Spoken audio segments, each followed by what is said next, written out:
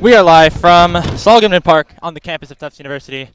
We apologize for some of the technical difficulties that had struck us during that first inning, but it was an exciting one, to say the least. 9 runs scored in that first frame, and we're going to be here to cover you through the rest of it on this best of 3 NESCAC quarterfinal presented to you by JumboCast.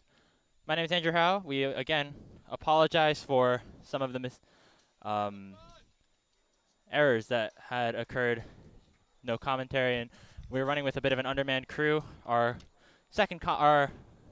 additional member, unfortunately, is dealing with a medical emergency at the moment, and therefore was not available, and which resulted in some things going slightly awry. But we are here, and we are going to be covering the remainder of this game along your side. Connor Kinney for the Jumbos remains in the game after giving up that 6th spot in the first inning. Amherst will be starting once again from the top of their lineup as they batted all the way through. We can take a look at the starting lineup for Amherst as well as the defensive alignment for the Jumbos just to refamiliarize you all, as we have Jack San Pedro going into the box, followed by McDermott, McIntyre, Padian, Dove, Raydell, Irizarry, Fagnan, and Boyle, with, of course, Giottino on the mound.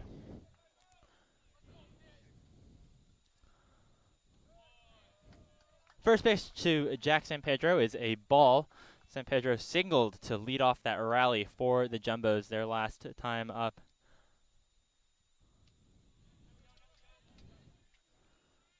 Star player here for the Mammoths. Does pitch a little bit as well, but is today stepping into that DH role where he has been for the majority of the season. That pitch is just low, and the count is now 2-1.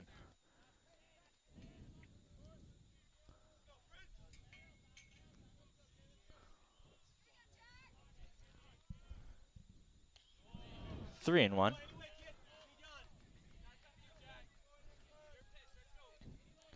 Entering today, San Pedro was hitting .398. Have to believe that batting average is up to 400 after that single. Takes that one for a strike. The count goes full. 34 RBIs, 9 strikeouts, which is very impressive. This Amherst team does not like to strike out very much, but as I say that, a K for Kinney as San Pedro is down on strikes.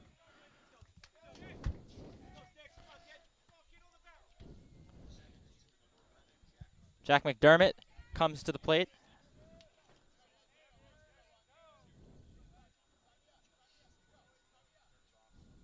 One away here in the top of the second inning. This is a rematch of the 2021 NESCAC Finals. The Jumbos falling here in Medford 2-0 to the Mammoths, who eventually, of course, went on to win the championship. Interestingly enough, though, it was Tufts to represent the conference in the NCAA tournament, as due to restrictions of COVID-19 and the like, Amherst elected not to attend.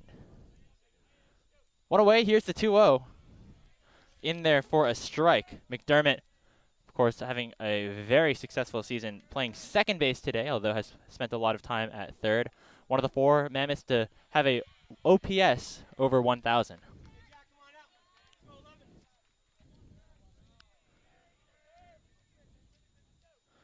Two balls, 2 strikes. That pitch is in there for a strike. McDermott thought it was in, but instead the second straight strikeout for Connor Kinney.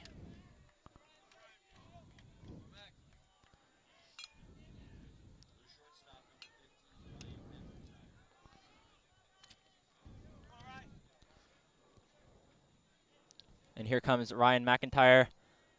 Was retired his first time up, and he's going to get that one through for a base hit. So each of the first 6 batters for the Mammoths have recorded a base hit, as McIntyre stands on first base with a 2-out single.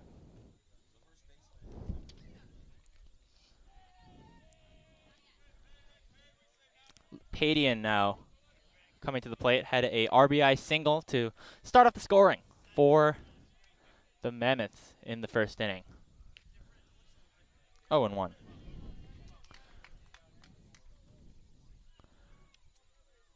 Padian really has blossomed into a spectacular player here in his junior season. Leads the NESCAC in RBIs.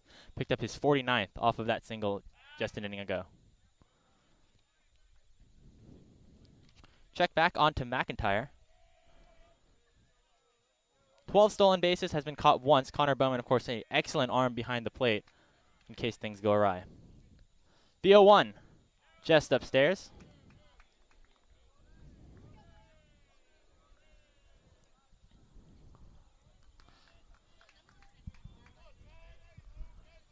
Jumbo's dropping their first game ever at Saul Gittleman Field earlier this week to ranked number 5 Endicott.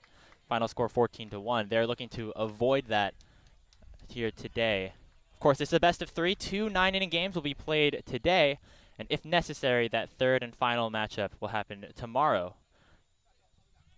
2-1, runner goes, pitches downstairs. The throw by Bowman is in time, and they got him to end the inning. What a throw by Bowman, and what a tag by Fleischer to get McIntyre off on the steal. That is his second time getting caught stealing this year.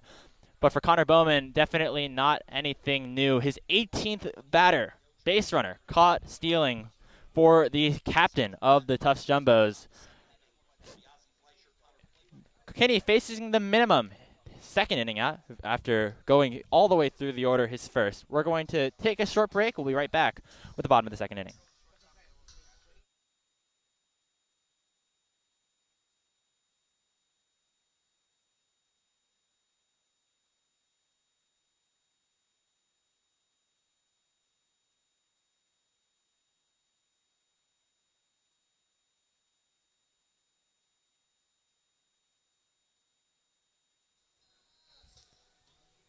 Getting ready here for the bottom of the second inning. Let's take a look at what the Jumbos have been rolling out. Of course, starting off, it's a very similar lineup to what they have been running. Henry Fleckner, followed by McCullough, Bowman, Evans, Brawla, the designated hitter, coming in.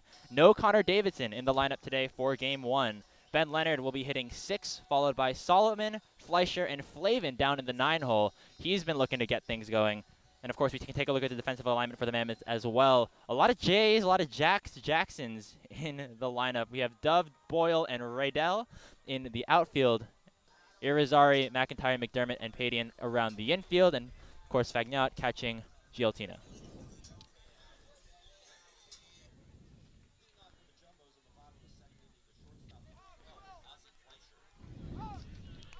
Jumbos will be starting from 8. Then going from Fleischer to Flavin back up to Fleckner, who started the inning off.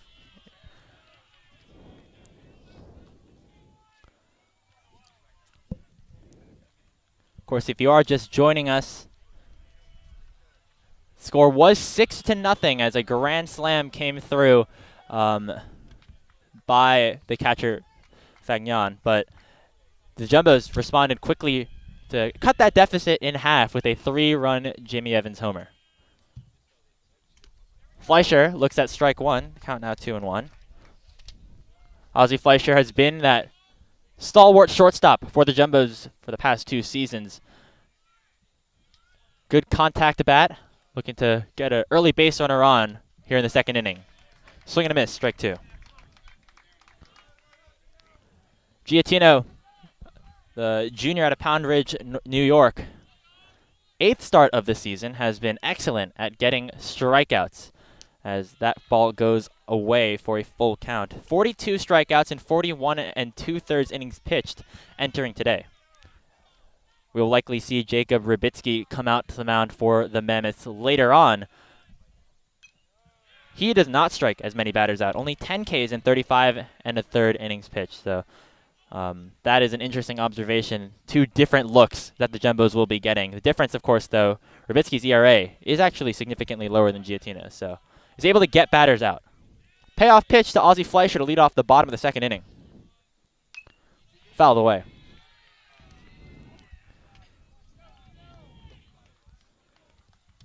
So both starting pitchers who have had good seasons overall. You know, Kinney having 2 complete games, one of them being a shutout. Gioltina having 3 complete games, albeit all of them being abbreviated 7-inning contests. 3-2, once again, fouled back.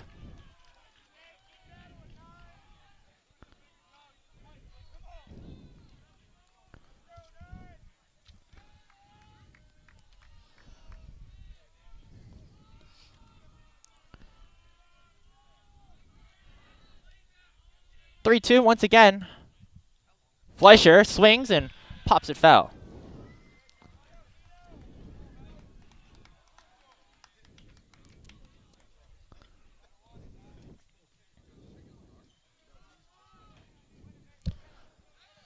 So Fleischer, who is excellent at staying alive and counts, getting bat on ball, will try once again on a 3-2, and a great at-bat to lead off the bottom of the second as Ozzie Fleischer works a walk.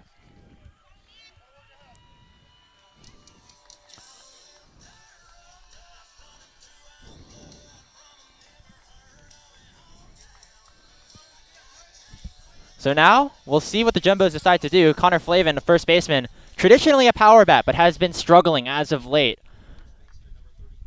is 1 for his last 21. And against Amherst earlier this year, also not the greatest success, just 1 hit and 11 at-bats. They will be swinging here. The ball gets past the catcher, and that'll be an easy advancement here for Fleischer. Giattino, I think, losing control of that one just a little bit. As now a runner in scoring position could be big.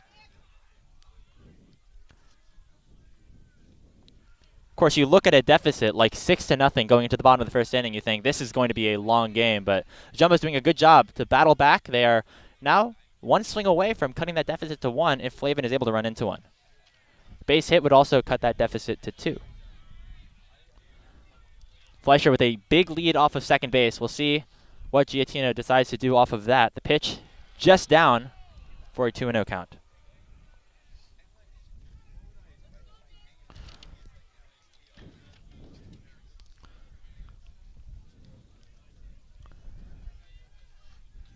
Giattino already with 2 strikeouts on the day.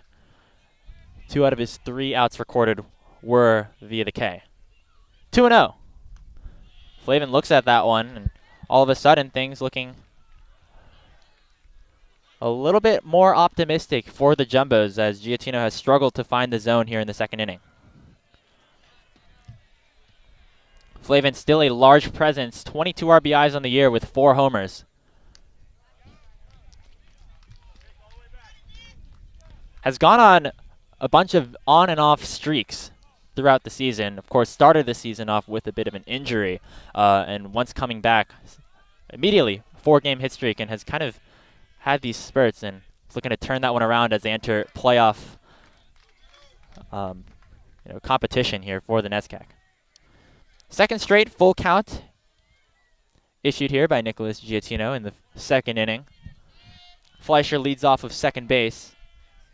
Jumbo's looking to flip the order around, and perhaps a little bit more on top of it.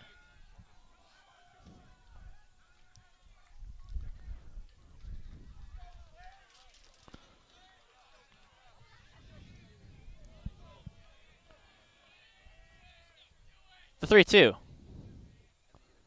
Swing and a miss. Tip going into the glove. And that is 1 away. A big strikeout, his 3rd of the contest. As there is still a runner on second, but now 1 away.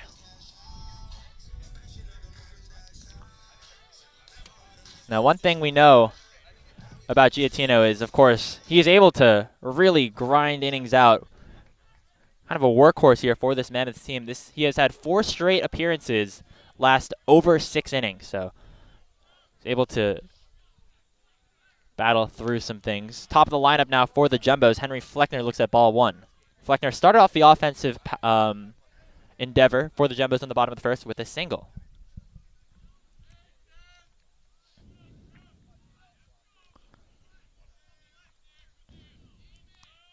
McCullough on deck. 1 ball, no strikes. The pitch. Swing and a miss. Got him on the breaking ball.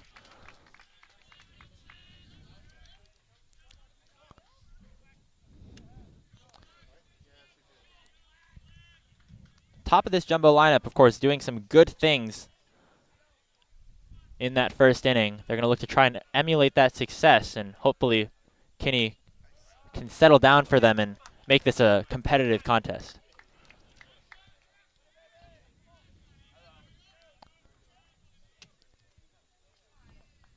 Tufts and Amherst, of course, already meeting this season. They competed in a 3-game non-conference series as Of course, Amherst being the 4th seed out of the West and Tufts being from the Eastern Conference. Their matchup did not count for NESCAC record and for seeding. The 1-2. Swing and a miss. Strikeout number 4 for Giattino as there are 2 away.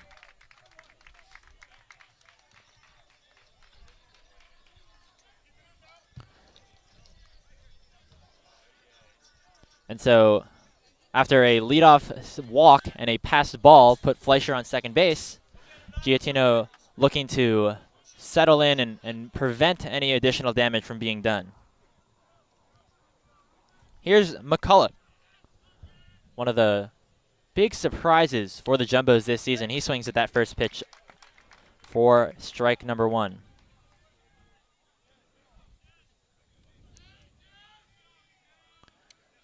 McCulloch walked in his last at-bat, eventually came around to score on that Evans homer. The 0-1. In the dirt, Fleischer thought about it and ends up retreating back to second base. Now, a 3-game series happened at Amherst between these two teams. The Jumbos took 2 out of 3 of them. However, if you look at the aggregate score, Amherst outscored the Jumbos by 11 runs. That is because, of course, 2 one-run victories for Tufts and a 15-2 loss for them as the Amherst bats really came to life in that second game of the series. It was looking like we could potentially see a little bit more of the same this time around as 6 runs came through for Amherst in that first, but for Kinney and for the Jumbo's sake, they were able to settle down against the top of the order and keep that deficit at 3. 1 ball, 2 strikes. Giattino deals, pitches upstairs, 2-2.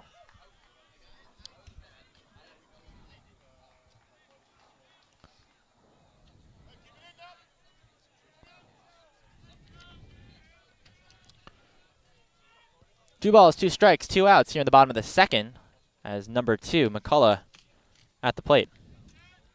Here's the pitch. Downstairs, that breaking ball dropping out of the zone right as it reaches the glove of the catcher. A good eye by McCulloch there. In his limited playing time entering today, hitting .361 with an .854 OPS, has been one of the Jumbo's hottest hitters since entering the lineup in mid-April. 3 balls, 2 strikes. Here's the pitch. Just outside. McCulloch knew that he had a good at-bat there, immediately tossing that bat aside and getting the Jumbos their second base runner with Bowman coming to the plate. So the second walk for Jesse McCulloch, and another very similar situation from what we saw in the first inning. Of course, the difference here is it is Connor Bowman coming to the plate with 2 outs instead of Jimmy Evans coming up with 1. Bowman, though, has had a very good last couple of games. Had 4 hits in the 3 games that the Jumbos played against Colby. Has been hot, and Coach Fagdis, of course, rewarding the captain with a spot in the 3-hole, bumping Evans down to 4.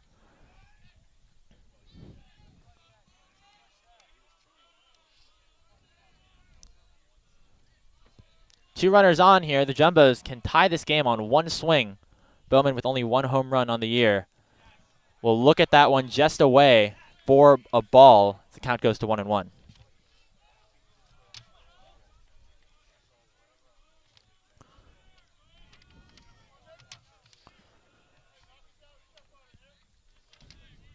Bowman hitting .292 on the season. Popped into foul territory, and it'll be out of play. Count goes to 1-2. Again, sending our best wishes to technical director and intended second commentator Jordan Burke. Unfortunately, has not been able to be here, at least for the moment. Hopefully we'll be able to get some extra commentary here in a little bit, as that pitch is grounded foul. Count stays at 1-2. Giattino has allowed 2 walks and has had 2 strikeouts. The defense not really playing a factor here in this inning so far. The 1-2, just outside. that outside corner not being called by the home plate umpire. We've seen that in the last 2 at-bats. As we are back to 2-2 once again with 2 away.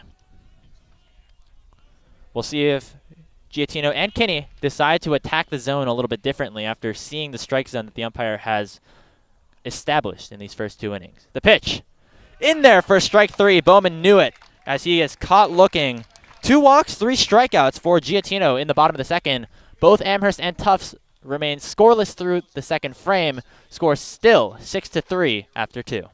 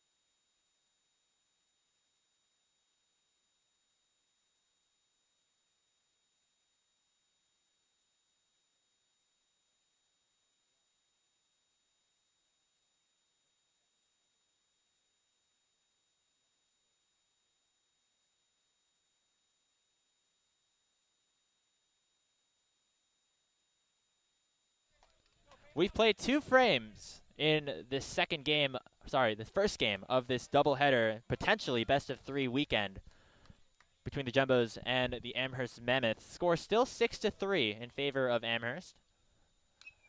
Pitch is grounded down the first baseline and foul. Luke Padian, the cleanup hitter, up to the plate. Padian, of course, saw his first at-bat, but then was forced to have that reset going into the third as Bowman caught McIntyre stealing to end the inning. The 1-1 from Kinney. Outside, 2-1.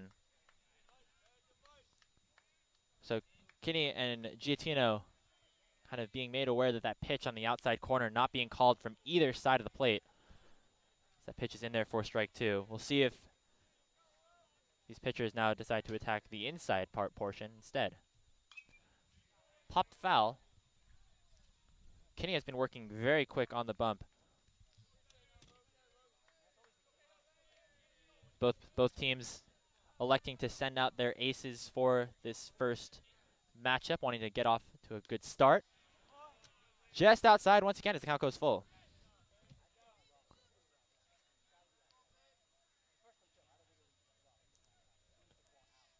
It's one of the first true blemishes for Kinney this season as that pitch just outside once again to walk Padian to lead off the top of the third.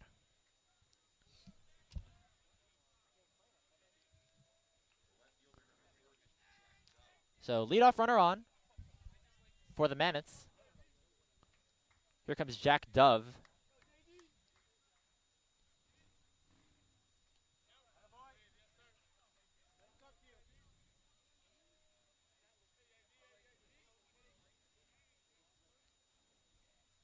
Lefty Dove singled and scored a run. He grounds that one to third. They'll see if the Jumbos can turn 2. That's 1 onto the first. And that's a double play. 5-4-3. Solomon to McCullough to Flavin. As one pitch generates 2 outs for the Jumbos as they're now 2 away.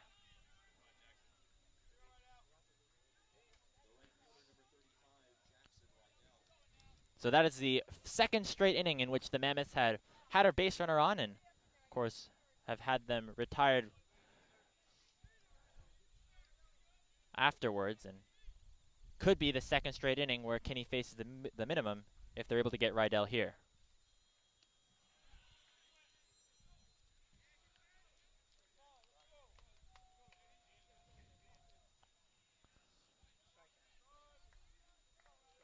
Rydell entering the day with a 270 batting average, 730 OPS, has been rather quick on the bases as well with 5 steals. Is 7 for 16 in his last 4 games, so on a bit of a hot streak after starting this season off a little bit colder than initially expected. He hit 330 in 2022 with an OPS over 900.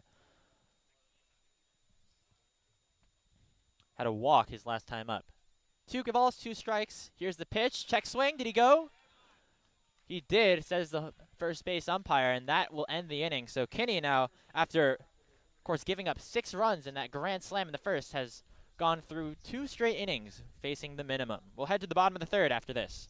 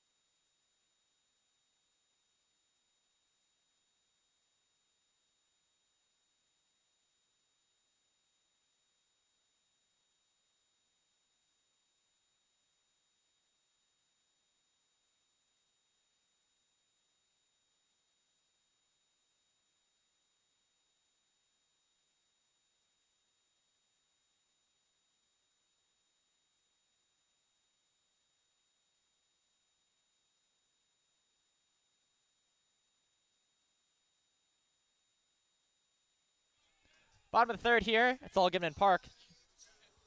The 11-1 NESCAC record Jumbos down to 3 early on in this ball game after a 6-run outburst from the Amherst Mammoths in the first inning.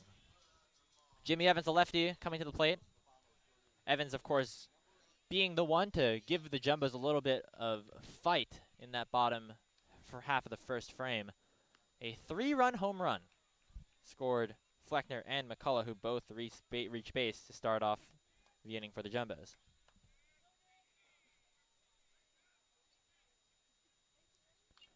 Evans fouls that one back.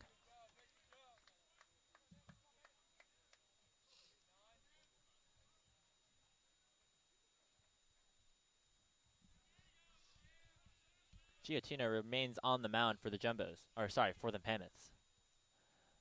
Evans waves at that one in the dirt.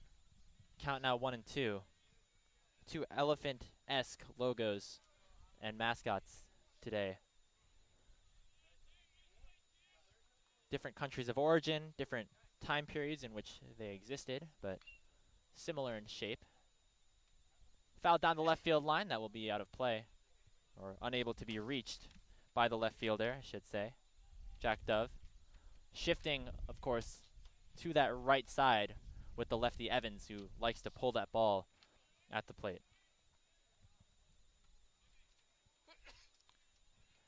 It's a full Jack outfield for the Mammoths, which is something that you don't traditionally see. Jack Dove, Jack Boyle, and Jack Rydell left to right. The 1-2. Just outside. And once again, not being called right there. 2-2 is the count. The Jumbos, while not having an entire outfield or infield consistent of the same name, do have a lot of players with the name Connor. You think of Bowman, Flavin, Davidson, Pedeswa. Skied high to center field. Boyle settles under it to make the play. Wind not super strong here in Medford, which is a bit of an anomaly. But it looks like Boyle adjusted himself a little bit as the ball started to come closer to him and was able to make the play for the first out.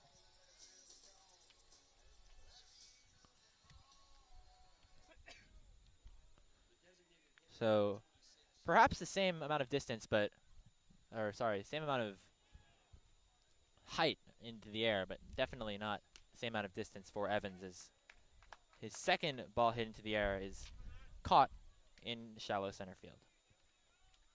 Here is Brawla, had a single his first time up. Connor Brawla serving as a designated hitter today. 3 for 15, so hasn't had a ton of opportunities at the plate. Plays a little bit of catcher, plays a little bit of first base today in that DH role. The 1-1 is outside. The Jumbos have been searching for something offensively. They've, of course, changed the order of their lineup a little bit over these last couple of games, with Bowman now hitting third and Evans now hitting fourth. And now Brawla getting an opportunity in the first game of the NESCAC quarterfinals. The 2-1, grounded foul.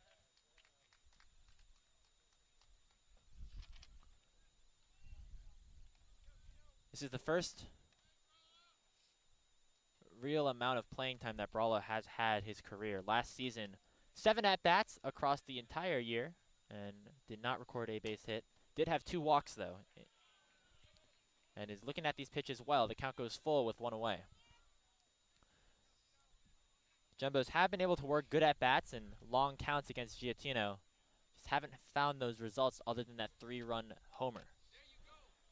Pitch outside, and that is ball 4. Brawla reaches for the second time today, as a walk with 1 away will potentially help the Jumbos start a bit of a rally.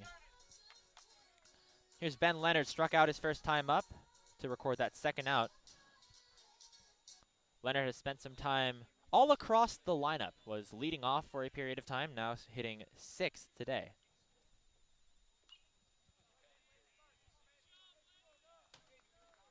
Brawla not necessarily a threat to steal, has not gone and attempted a swipe this season or last. Leonard, the lefty, has been able to sky some balls over that right field fence, that elevated fence. But this time pops one up into shallow left field. Dove makes the play. Brawla returning back to first, and there's 2 outs.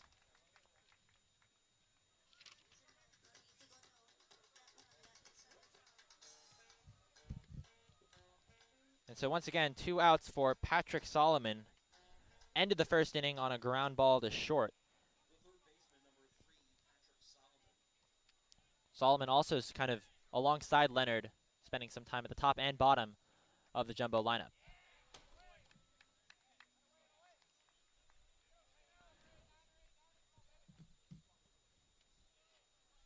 Started off the season, I believe, 0 for his first 12, and then has really started to pick things up. The 0-1 in there for a strike. Had 2 hits in that 1-run victory for the Jumbos over Amherst, Game 3 of that non-conference series. Now facing an 0-2 count. Giattino looking to escape the third. Here's the pitch. Downstairs.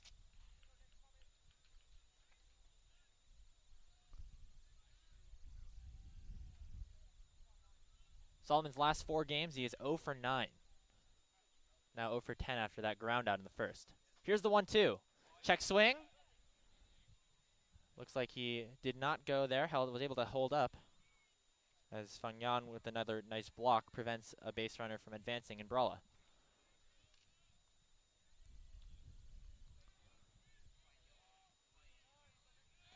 They check him at first.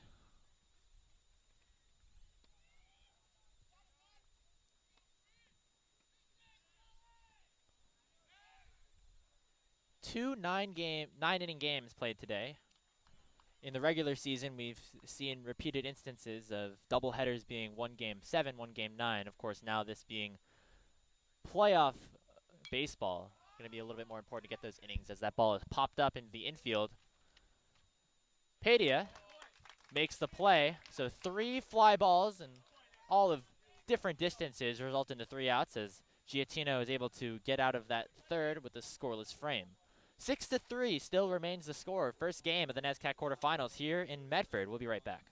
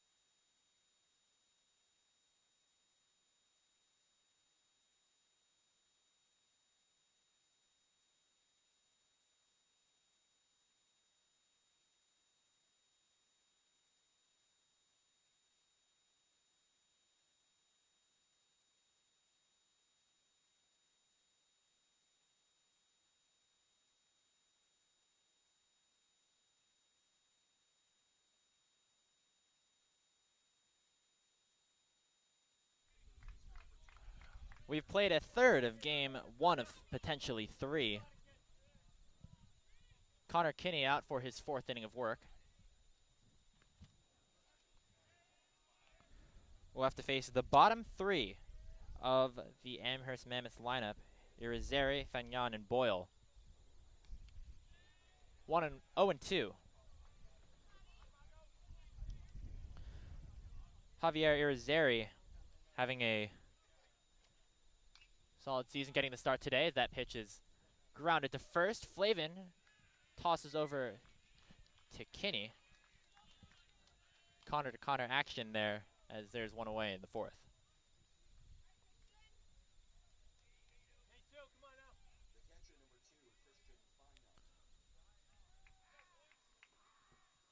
Here's Fagnan, hit that terrific grand slam in the 1st inning to lead off and really blow this game open in the 1st inning.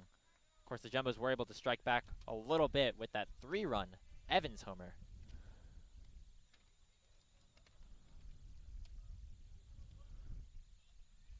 The lefty catcher having a great season overall, entering today hitting .250, but majority of his hits have been for extra bases, of course, including that home run earlier today.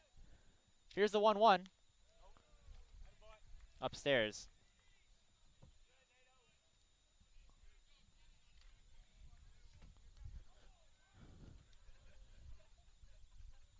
Breaking ball in there for a strike.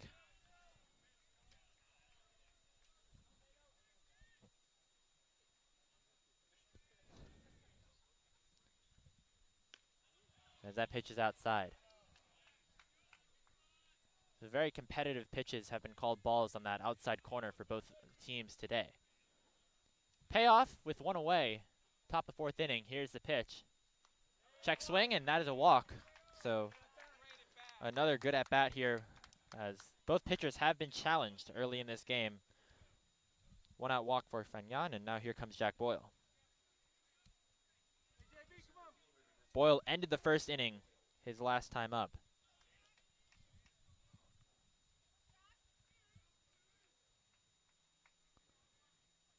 Was retired on a fly ball to left field, or right field, I should say. Runner on first. Fagnan with 1 stolen base on the season, so with Bowman behind the plate, I would consider it unlikely to see a steal here. Amherst, of course, not as aggressive on the base pass as Jumbos have been throughout this year. Pitch is swung on and fly deep into left field. Leonard, right on the edge of the warning track, will be able to make the play for out number 2. A nice piece of hitting right there by Jack Boyle, but just a bit short, as there are now 2 outs with San Pedro coming to the plate.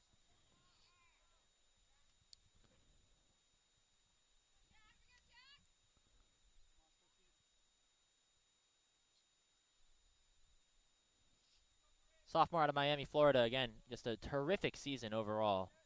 Not only is he one of the best hitters on this Amherst team with a 1.025 OPS, he's also been one of their strongest relief pitchers. 14 innings of work with 21 strikeouts and a 161 batting average against. So is really able to get batters out for the most part, in addition to, of course, being a menace at the plate. We'll see if that comes into play a little bit later on. I would imagine that the Mammoths would want to send San Pedro out for a later inning in order to retain their DH spot for as long as possible. And that one tags him on the elbow as the second straight base runner, or second base runner, I should say, for Kinney here in the 4th. So now there's runners on first and second. San Pedro on first and Fagnan on second. Here comes the lefty Jack McDermott.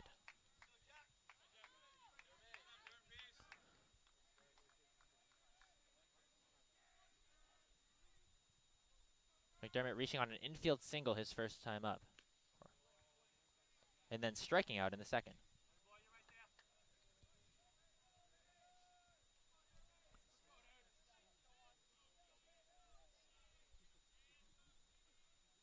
In McDermott's last game against Fitchburg State earlier this week, went 3 for 6 with an RBI. So has been hot as of late, and also was solid against the Jumbos earlier on in the season. Had 3 hits and 2 doubles in that 3-game set that was played a bit west of here.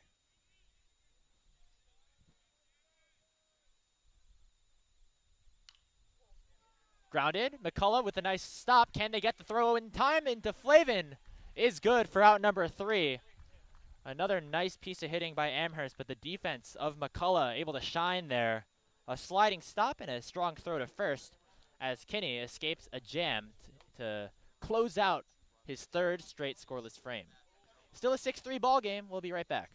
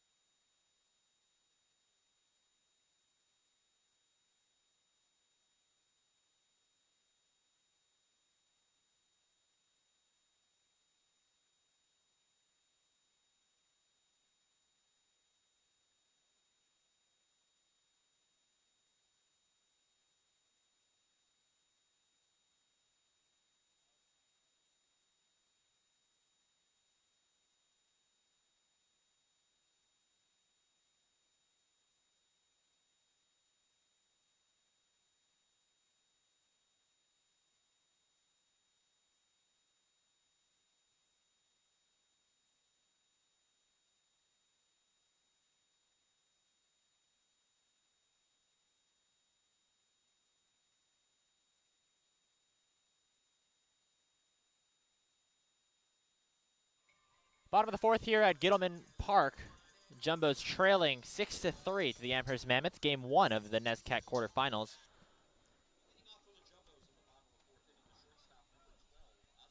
Fleischer once again leading off.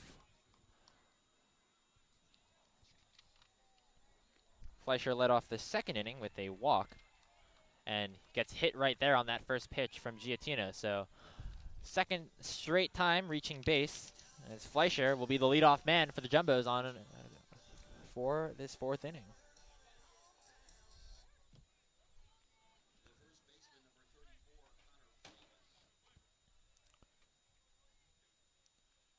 Winner of this series will head up to Waterville, Maine, of course the home of Colby, to finish off the NESCAC playoffs, that top 4 being finalized over the next 2 days all across New England.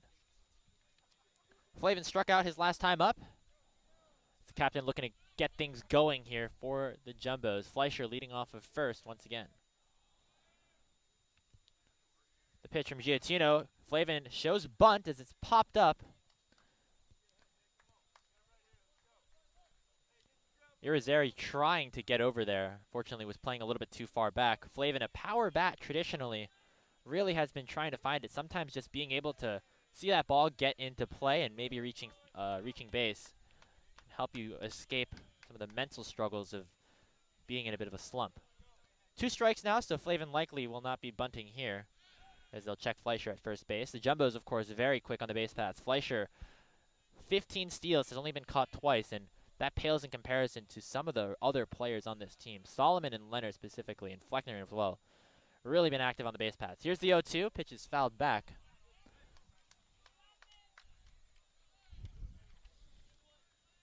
A lot of Amherst fans here. Of course, not just the baseball team in Medford today. The lacrosse teams also traveling up to participate in the NESCAC semifinals. The 0-2, fouled back once again. So Flavin has seen some good pitches and is keeping himself alive at the very least.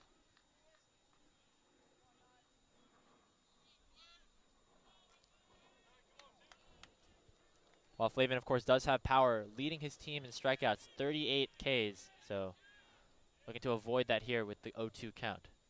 Fleischer goes. Pitches outside. The throw going to be a tough play by Fagnan. Not in time. Another stolen base for the Jumbos, this time by Ozzie Fleischer. That pitch was outside. Fagnan had to kind of rearrange himself after retrieving the ball. Taking that extra step, I think, definitely cost him. The throw over to McIntyre was solid. It's just when you have somebody with the speed of Fleischer, it's hard to get there in time. So now runner in scoring position for Flavin. Here's the pitch. Swung on and missed on a pitch up and away. As Giattino gets the first baseman to chase, there's one away. The Jumbos flipping their order back around for the third time. Despite being down 3 runs, they have had their opportunities at the plate. Of course, Fleckner with his third plate appearance in just 4 innings. They check him at second. Fleischer kind of caught looking there. It was a close play. Jack McDermott talking with the umpire situated at second base just to see how close that play really was. A nice move by Giattino, nearly got the shortstop. Fleckner is 1 for 2 on the day. Struck out in the second inning, had a single, and eventually came around to score to lead off the first. We'll see if Fleischer looks to steal third, pitches upstairs. Now, of course, this is the top of the Jumbos lineup, so perhaps swinging for hits is a good move, but you have a good string of quick, speedy, shifty ball players due up with Fleckner followed by McCullough with Fleischer already on second base. The 1-0 is swung on and foul.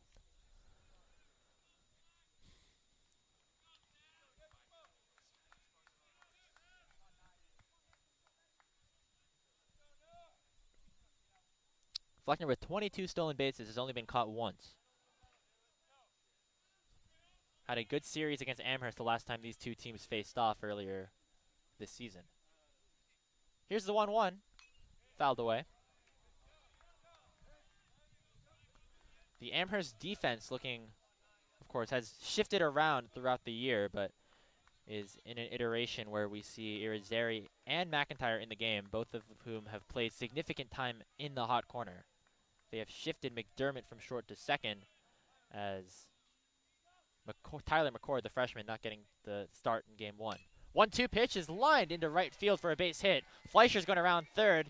They're going to stop him there as a strong throw comes in from Rydell. And not even the speedy Fleischer wanting to test the arm of the right fielder. It is a single for Henry Fleckner as there's now runners on the corners with one away.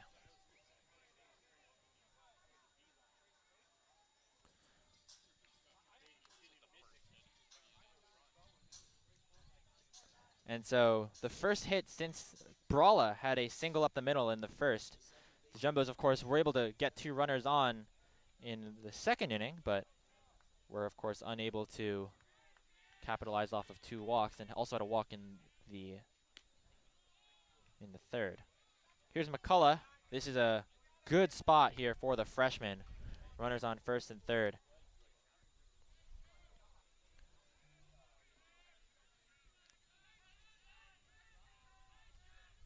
McCullough with 8 RBIs in his limited playing time. He's going to show bunt as it was kind of a safety squeeze. Fleischer took a few steps towards home and had to stop himself. McCullough's trying to argue that he pulled away after attempting to bunt, but they will call that strike against him. The Jumbos have been creative on their first and third plays in the past. When you have a base runner as fast as Fleischer on third base, you might see Fleckner attempt to steal on the 1-1 count. There he goes. Outside. They will check him there, and the throw. Dahl goes all the way to second base, and Fleischer's easily able to score. Fagnan was banking on being able to throw Fleckner out at second. Both throws from him and by McDermott at second base off the mark, and because of that, Fleischer's able to come home and score, and it's a 6-4 ball game.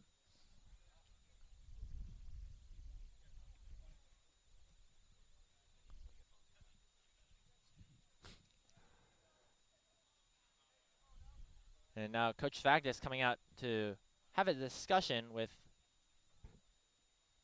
the third base umpire. I'm not entirely sure what that is for, as, of course, they were successful on the play. The run has been counted both, of course, on our stat sheet and also on the scoreboard out in right center field.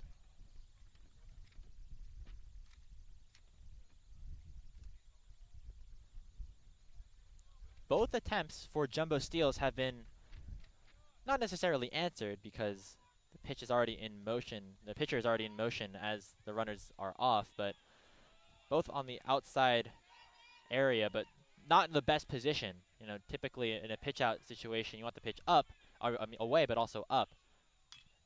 McCullough with a deep drive into the center field. Going back is Boyle. He's still back at the track, and that's going to be just short of the wall, but falling for a base hit. Fleckner will score. They're going to hold McCullough at second.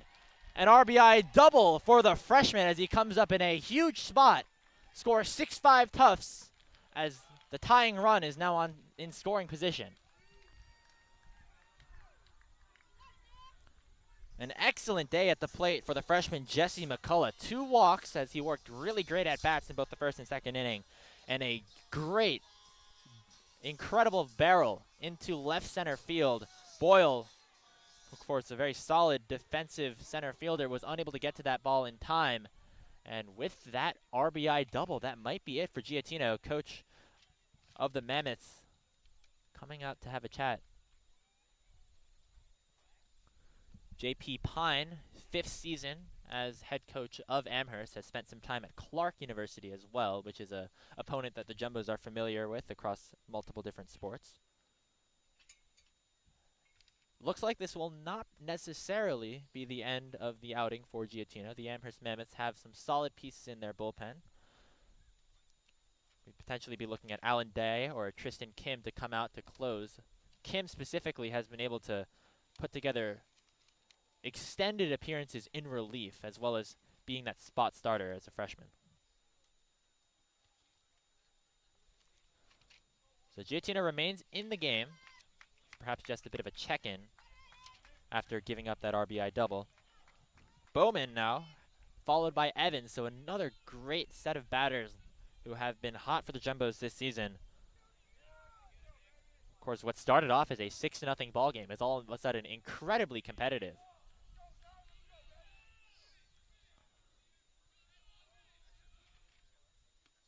Bowman looks at one away for ball 1.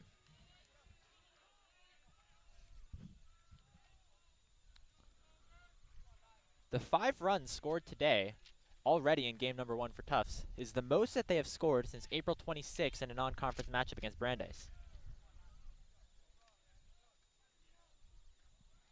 So the bats, of course, were a big question mark for the Jumbos. They rank last in many offensive categories, despite having that 11-1 conference record, and being ranked 23 on the baseball coaches' polls. And they've really been able to come through here in, of course, a game that means a whole lot for this team. Spot in the NCAA tournament potentially on the line. Checking Fleckner at second base, and again, sorry, McCullough, I should say, as the Jumbos have been aggressive on the base paths.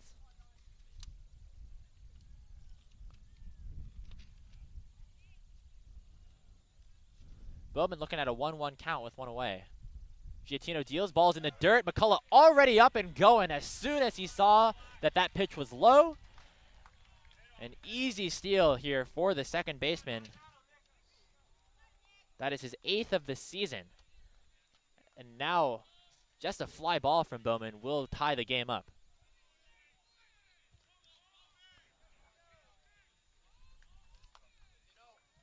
I say that, of course, acknowledging that on the hit from Fleckner, as Bowman swings and misses, they did hold up Fleischer at third base. And so perhaps Tufts is aware the Amherst arms are to be respected, to say the least. The 2-2 count upstairs, and Giattino works it full once again.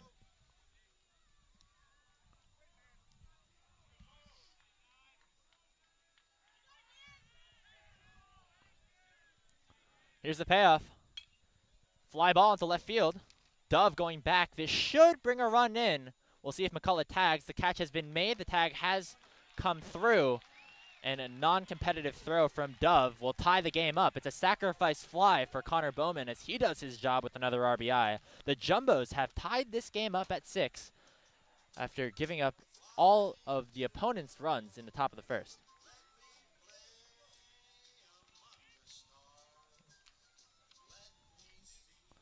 initially looking at this potential matchup, you see the opportunity for this first game at least to be a bit of a pitcher's duel. Giattino, of course, with a ton of really long outings and 3 complete games, just is dominant on the mound.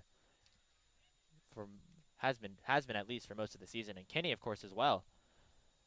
And I think both teams kind of being aware that this is a 3-game series, considering, of course, the competitive nature of the games that have taken place between these two teams historically. I think we're both likely hoping, at least for their starters here in Game 1, to go a significant distance. And that is still definitely possible, especially for Kinney, who has really settled down after that first inning. But now Giattino has to work his way out of things here. Of course, now the base is cleared for Jimmy Evans, so even a home run would not be entirely damaging. And of course, you always have to be afraid of that when Evans is at the dish.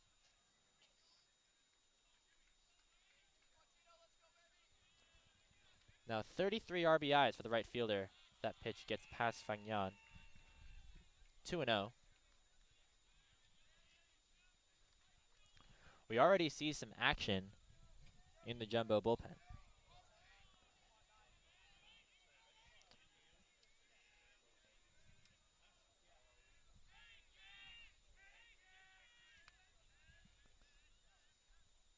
Here's the 2-0. Downstairs, 3-0 now the count.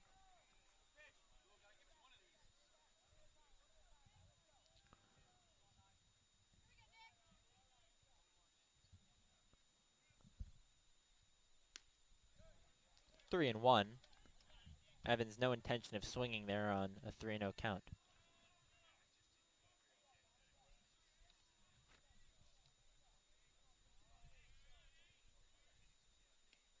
And that's a walk. So Giattino with an extended inning here in the 4th, as he is now about to face his 7th batter in Brawla.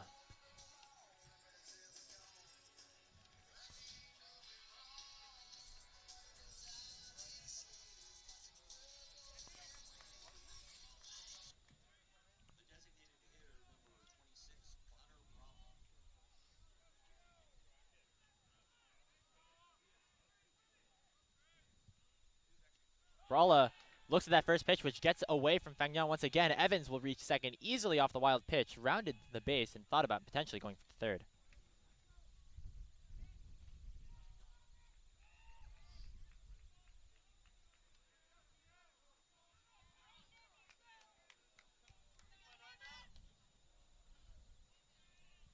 So 1-0 count, 2 away.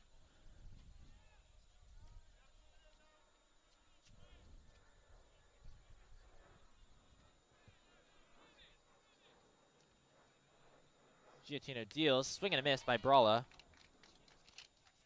Connor Brawla has reached base twice today with a single and a walk.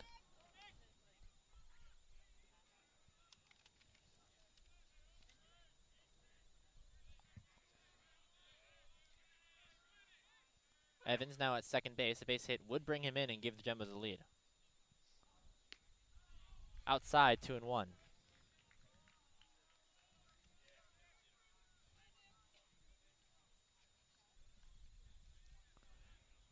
We apologize for some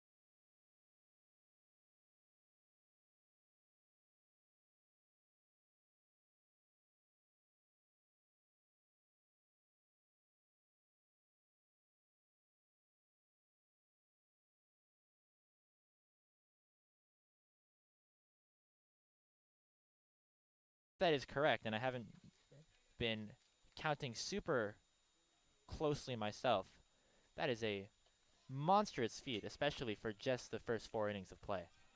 Of course, the Jumbos have been able to work really, really long counts in this first game.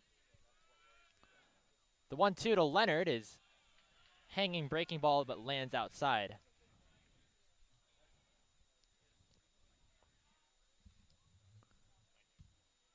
Narayanan, 18 2/3 innings pitched, has a 4.34 ERA. Pitches flying into center field. And it'll be the left fielder, Dove, to make the play.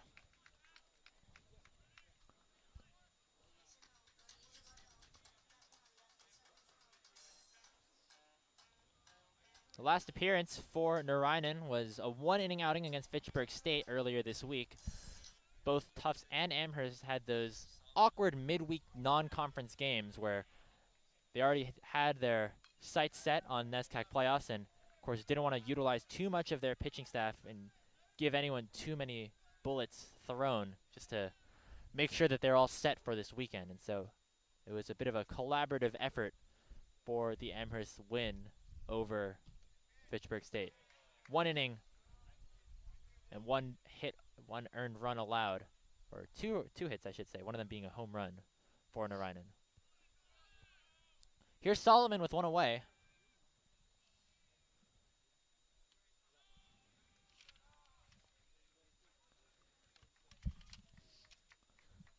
You see a very passionate group of players on both of these teams. The 2-1 count. Lined past the diving Irizarry for a base hit. Solomon rounds first. He's going over to second. He will get there in time. A hot shot down the third base line was unable to be retrieved by Irizarry. And Patrick Solomon with a 1-out double here in the 5th.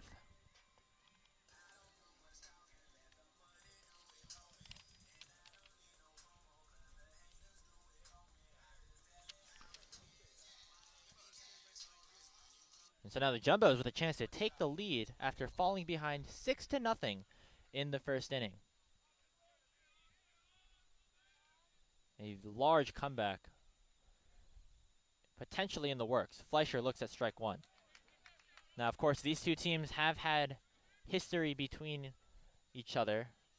If you go back to 2021, of course, that COVID-shortened season, it was the Jumbos playing against Amherst in that NESCAC final, and Amherst took that one 2-0 on the road.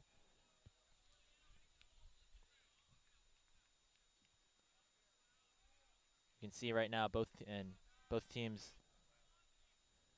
on the edge of the dugouts, just all standing passionate, eager to see their team succeed. Runner on second base, that is Solomon. Fleischer looks to knock him home. Here's the 1-1. Ground ball to short. McIntyre will make the play, but Fleischer does his job. Advancing to third is Solomon, and now 90 feet away is the leading run.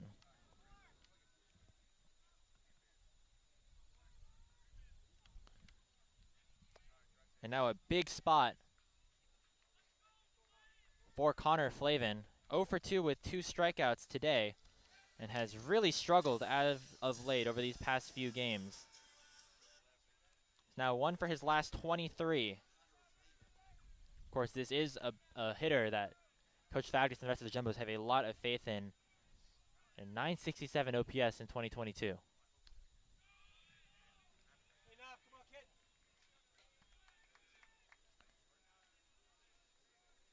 When Flavin's able to get the bat on the ball, it goes very far. Out of his 22 hits, 8 of them have been for extra bases, 4 of them over the wall.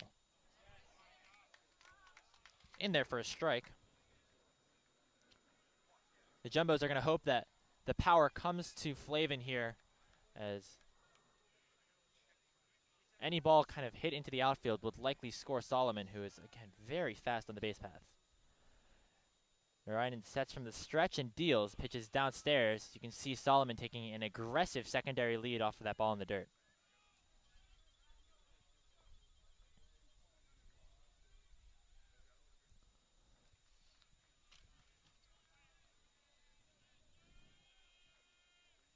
A 2-1. Swung on, grounded into the gap between third and short. That is an RBI, that is a base hit, and that is the lead. Going the way of the Tufts Jumbos, Connor Flavin coming up clutch for his first hit of the day and having a lot of value there. An RBI single for the first baseman gives the Jumbos the lead. It is 7-6 Tufts.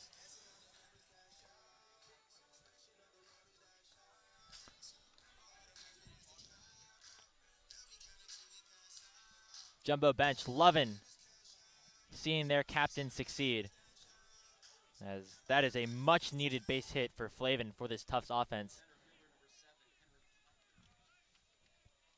Flavin is among a couple of Jumbos that have been struggling over these past couple of games, which is, not necessarily the spot you want to be in, having players in some slumps going into the year, or going into the playoffs. Ben Leonard is also 1 for his last 21.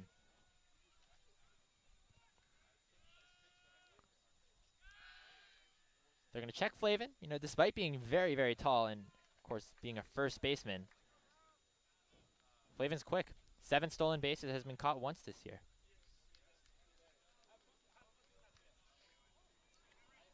So now the Jumbos playing with a lead, which is likely not where they would have expected to be in the 5th inning, especially after giving up those first 6 runs to the Mammoths. Fleckner gets a base hit as that pitch is looped into right field. Stopping at second is Flavin, and another nice piece of hitting by the Jumbos, as that is their 3rd hit of the inning. And Fleckner is now 3 for 4 with 3 singles.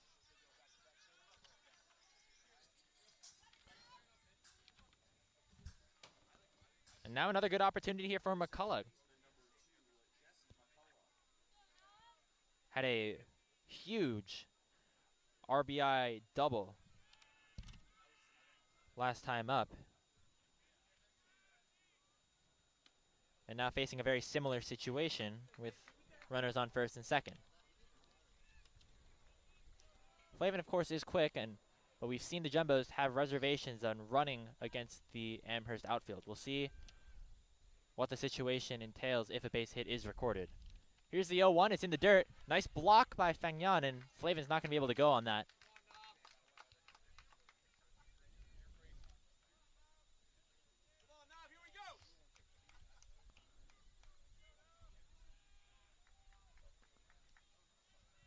Narayanan looking to escape the jam with only 1 run allowed. McCullough 1 for 1 with 2 walks, and that's going to be another knock for the Jumbos. His 3rd straight single, and it might be more. The throw in from right field. Flavin's going to come in and score. Advancing to second off of the throw is McCullough, and he's had himself a day. 4 straight plate appearances reaching base, 2 straight base hits for RBIs, as the Jumbo lead goes to 2 off of an RBI single.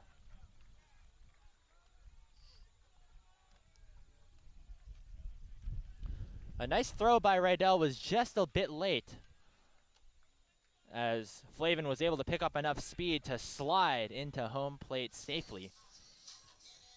And what a turnaround it has been for the Jumbos after, of course, being down so much with an offense that has been struggling as of late. A very promising sign both for this series and for the remainder of NESCAC tournament play to see the bats come to life, especially in a comeback scenario.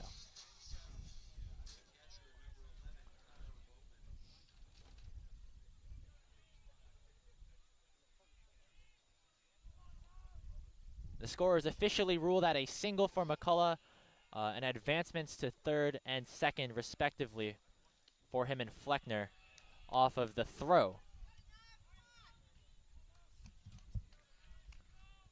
Of course, the RBI picked up regardless for McCullough, because he's been kind of racking them up over these past few weeks ever since he's entered the lineup.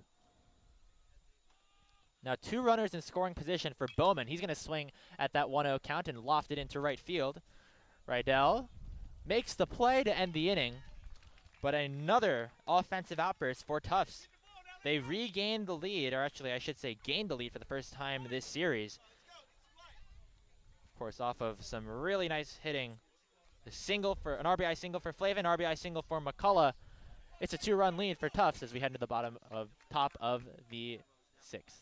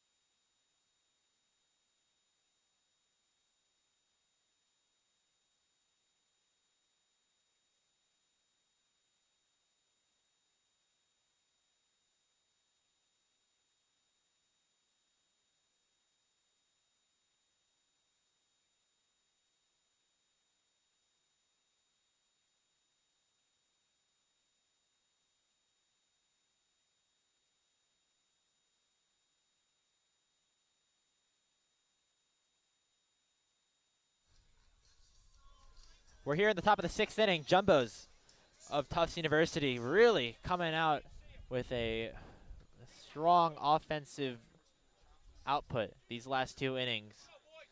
3 runs in the 4th, 2 in the 5th. Those 2 runs giving Tufts the lead after they tied it in the previous frame.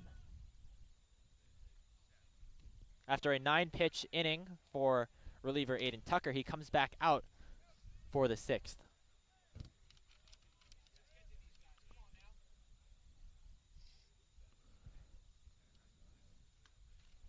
Amherst will send out Rydell, Irizarry, and Fagnan.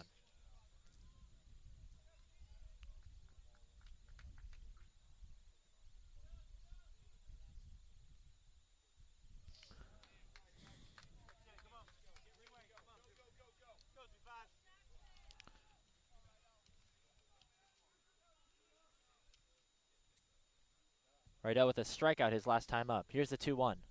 Swing and a miss.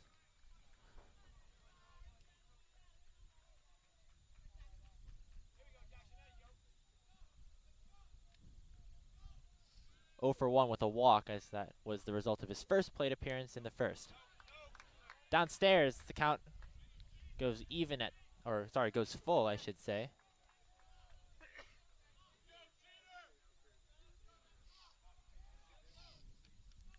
Here's the pitch. Pop foul. We'll do it again.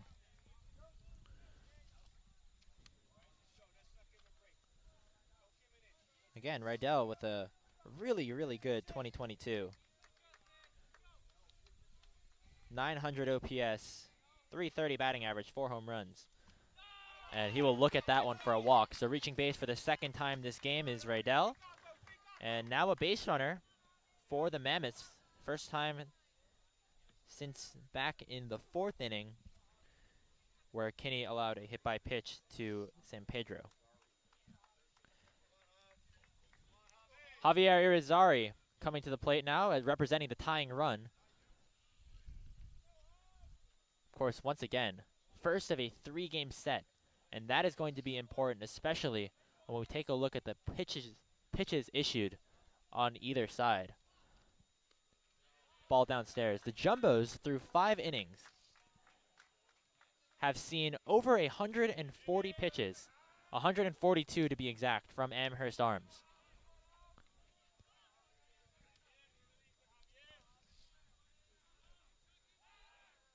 Of course, with Amherst not having a super large lineup, of course, they do have a number of relievers that can come in. But especially considering that this is a 3-game set, getting some of these pitches and working these at-bats is going to mean a lot this weekend. Again, this is a very competitive matchup, despite Jumbos being the 1 seed and Amherst being the 4 seed out of the NESCAC West. I mean, these teams have played competitive games for the past couple of years, including earlier this season. Important to note that even though the Jumbos won 2 of those 3, that second game was a bit of a blowout, 15-2 final in favor of Amherst.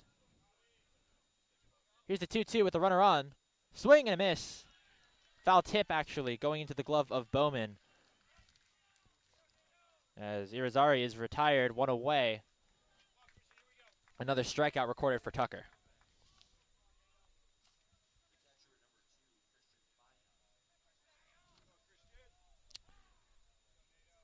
Here's Sangyan.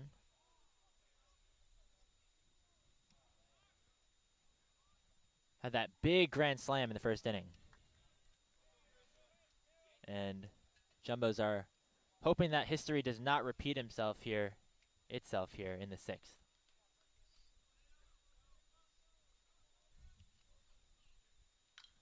And another fly ball to right field, but this time Evans has some room. He'll make the play, returning to first base is Rydell. There's 2 outs.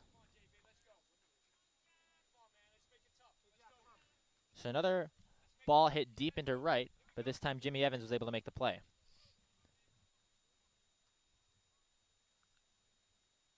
We'll see how long Coach Fagdis decides to keep Tucker out here. Of course, with Kinney only going 4, the Jumbos perhaps expecting him to go a little bit longer. Tucker has been able to put out long relief appearances this season. 3 innings pitched against Bowdoin a couple of weeks ago, and if you go back further, had another 3-inning outing on the 31st of March against Bates. Boyle comes to the plate, representing the tying run once again. Swing and a miss to that breaking ball, once again doing wonders for the reliever.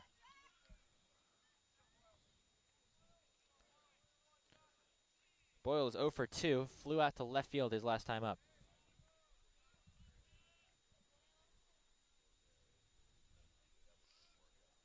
Tucker deals. That breaking ball falling in for a strike.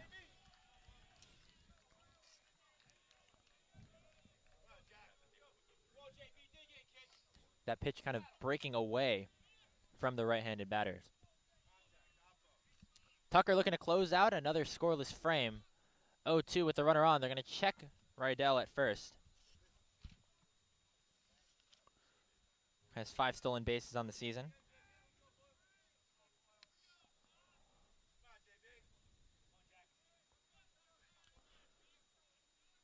Tucker deals the 0-2 just outside.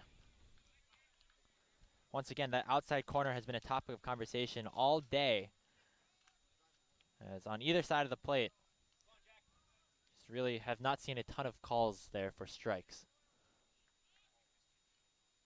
Here's the 1-2. Once again, very similar spot. You know that Tucker and the rest of the Jumbos like that pitch, but they're not calling it either way, so fair game overall.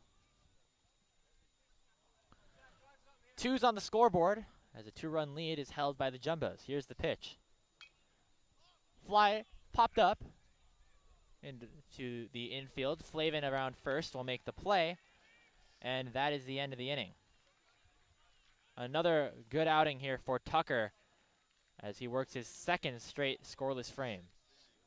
We'll head to the bottom of the 6th after this. Score still 8-6 Tufts.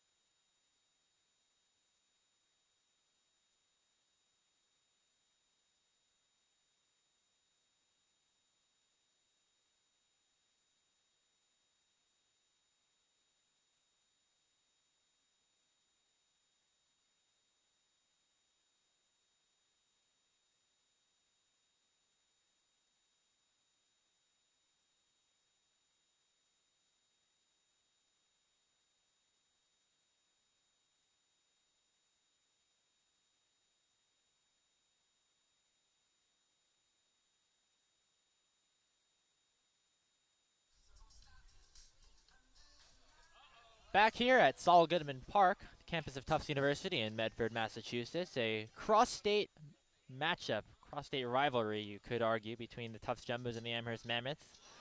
Two teams constantly at the top of the athletic standings in the NESCAC, matching up against each other for a rematch of the 2021 Conference Championship here in the quarterfinals of 2023.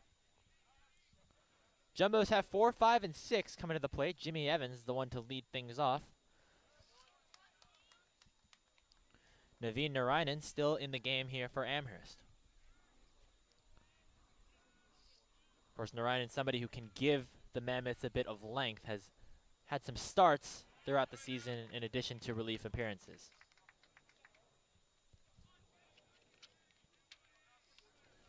Evans is 1 for 2 with a walk, that one being a big home run in the first inning. The 0-2 count. Grounded to second. Going the other way is McDermott's going to be a tough play. The scoop is not in time. Padia making a nice play as well as McDermott off of that, but Evans was just fast enough to beat the throw and a leadoff infield single for the Jumbos in the 6th.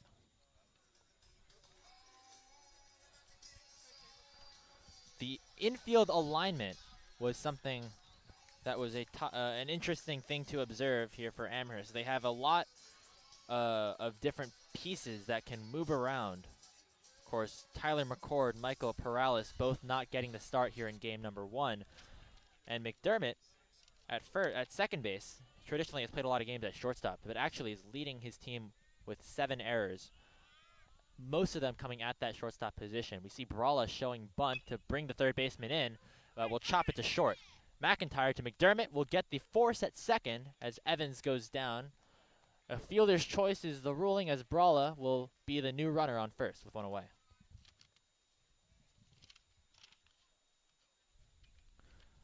An interesting fake bunt situation there, as it looks like Brawla's day will come to an end. See Malcolm Whitfield, I believe, coming out to pinch run for the Jumbos. Whitfield has been used both as a backup catcher and as a person who is able to pinch run. Not necessarily the combination you see super often in baseball, but has been able to work out pretty well for the Jumbos so far this season.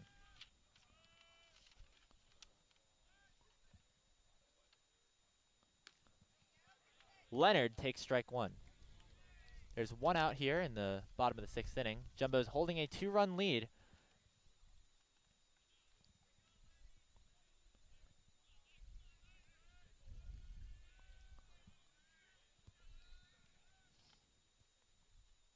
Leonard is 0 for 3. Takes that one in the dirt. Runner goes. Whitfield going to be caught easily at second base. It was a attempted read at the ball in the dirt, but Fagnan was able to come up with it easily off of the bounce and have a nice throw over to second, as Whitfield wasn't able to get the greatest jump as he took off after that ball basically was in the glove of the catcher.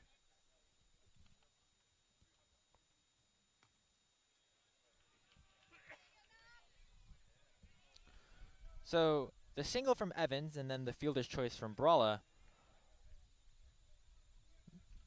neither of which are now still standing on base. Leonard lines that one into left center field. Going to be a tough play, and it's going to get down for a base hit and go to the wall. Boyle and Dove both surround it, as Boyle will be the one to throw it in. Leonard reaches second base with a 2-out double, and that is another big hit for the Jumbos and just for their lineup as a whole. Leonard has been struggling mightily over these past few games. Was 1 for his last 21 entering that at-bat and comes out with a big hit. Despite there being no base runners on, it, of course, instills confidence and now puts a runner on scoring position for the next hitter, Patrick Solomon.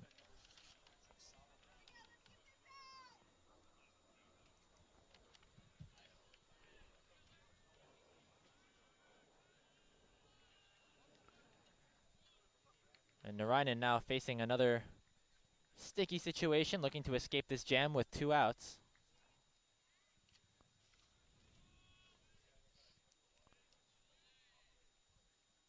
Pitches in the dirt once again. Leonard thought about it, but going to be much more difficult to reach third from second than from first.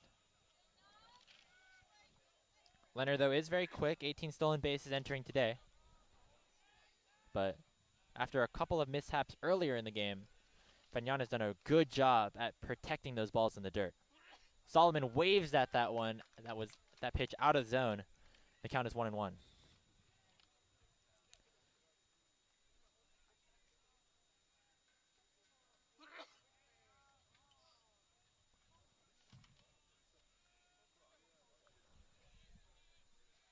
Here's the 1-1. Down low once again, 2-1.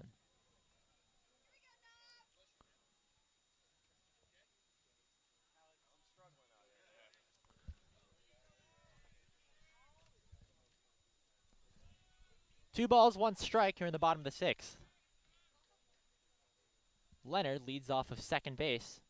Pitch to Solomon is lined right past the glove of Irizarry, and that comes through for a base hit. Rounding third and scoring easily is Leonard, as the Jumbo Bats have come to life today. An RBI single for Solomon as he picks up another hit, and the lead for the Jumbos has gone up to 3. 9-6 is the score.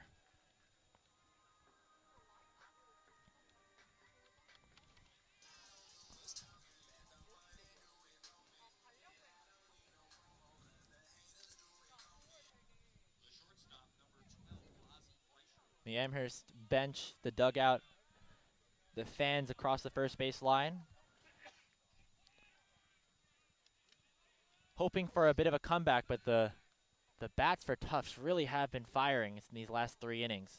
12 base hits total over these first 6. Here's Fleischer with Solomon leading off of first. There's 2 away, so no hit and run necessarily in play, but we're going to go for that anyway. And because of the attempted steal, the ball nearly got past McDermott, but Leonard, or Solomon, I should say, got hit by the ball that Fleischer chopped up the middle. And because of that, it was a offensive interference, base runner's interference. Solomon is called out, and that's how the inning ends. So a bit of an awkward situation, but nonetheless, you're going to take it if you are the Mammoths, as the Jumbos tack another run back onto the board. Amherst has the top of their lineup coming to the plate. We'll be right back here on JumboCast.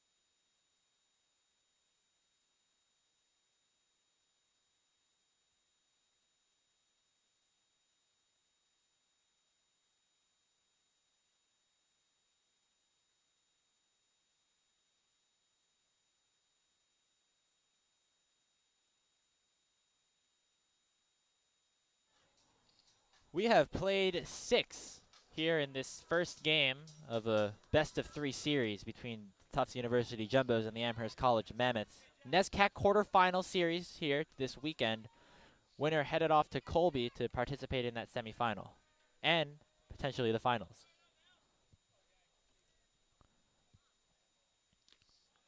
It was a 6-run first inning for Amherst, capped off by a grand slam by the catcher Fagnan.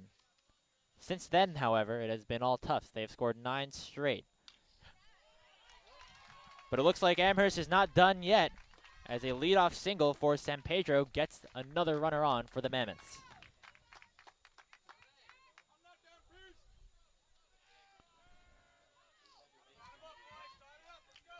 And now, of course, this is the same situation in which Amherst initially got off to their scoring, with San Pedro leading things off with a single.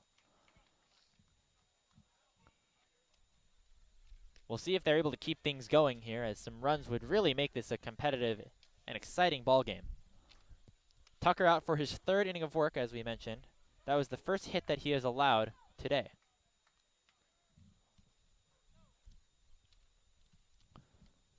Pitch to McDermott is in the dirt.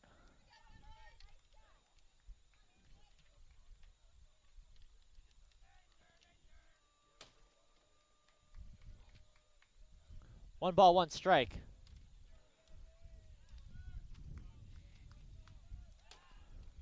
They will check San Pedro at first base. He has 8 stolen bases, has been caught 4 times, however, and of course have to be wary of that with one of the best defensive catchers in Division III, Connor Bowman, behind the plate. Here's the 1-1. Line drive into deep center field. Fleckner initially coming onto it, but is able to run back and make the play. A barrel out of McDermott as he was expecting that ball to drop for a base hit. San Pedro heads back to first, but you can see Tucker being challenged here by Amherst in the 7th inning. 2 straight balls with high exit velocities, both of which line drives. One of them resulting in a hit, one of them resulting in a hard line out to center field.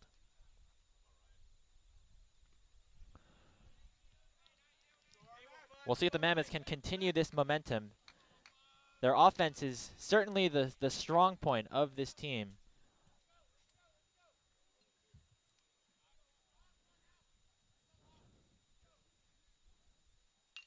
And that pitch is flying into right field.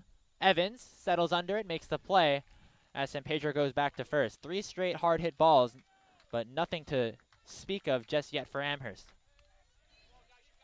Mammoths are first in the NESCAC in batting average and on base percentage, and are 3rd in slugging. So they are certainly able of stringing together hits, getting a rally going while down 3. They haven't found it yet, especially since that first. But some promising signs of life, especially against a pitcher as dominant as Tucker. Here's Padian.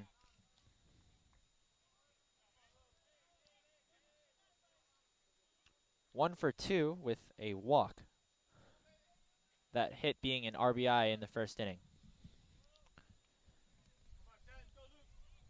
San Pedro gets checked at first base. He leads off of first.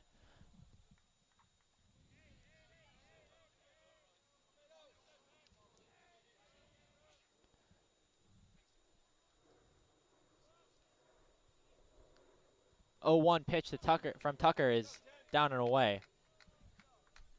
You know, one could make an argument that since Tucker and the rest of the Jumbos have gotten through the top of the Amherst lineup, that things might be a little bit smoother, but that is not something that you can say against this team that just has power bats and really strong offensive players 1 through 9. The 1-1 is swung on and drilled to center field. Flecker's going to have to tough play. He barely reaches over and makes a spectacular grab in left center field as he bounces off the 370 sign that on the fence. A ton of hard hit balls by Amherst, but 3 of them finding jumbo gloves means that they are able to escape another inning without a run going over to Amherst. It's time to stretch here in Somerville. We'll be right back.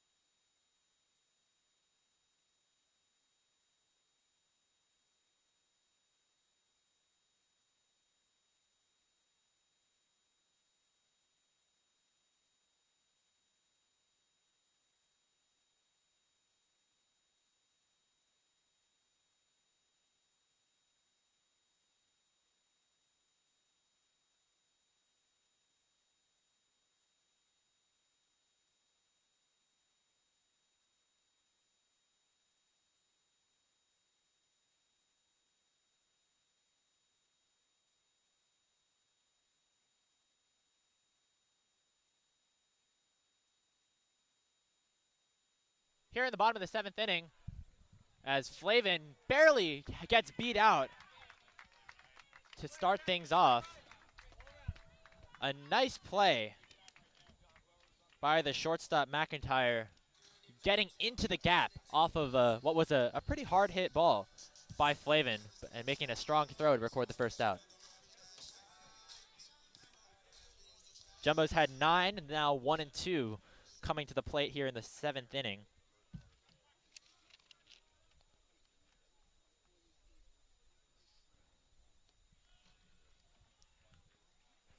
Lead still 9-6 in favor of Tufts. They have scored on each of their last 3 innings.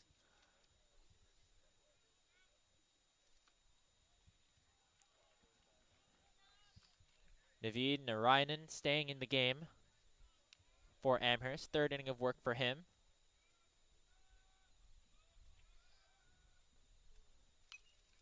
Fleckner had a big hit his last time up. It was a single that, of course, eventually scored Solomon around from second base.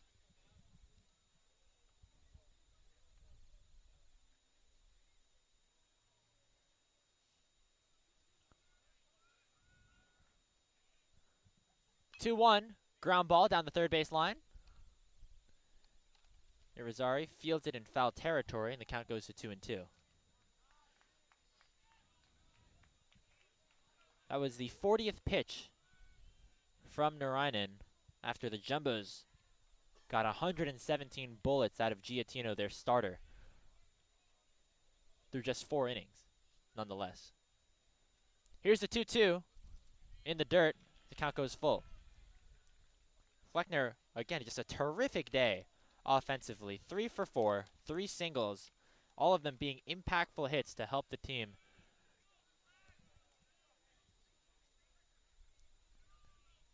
Enter today hitting 261. That number is surely to go up as he swings and misses. And a quick tag by Fengyan will get the first out of the inning. A strikeout for Narayanan.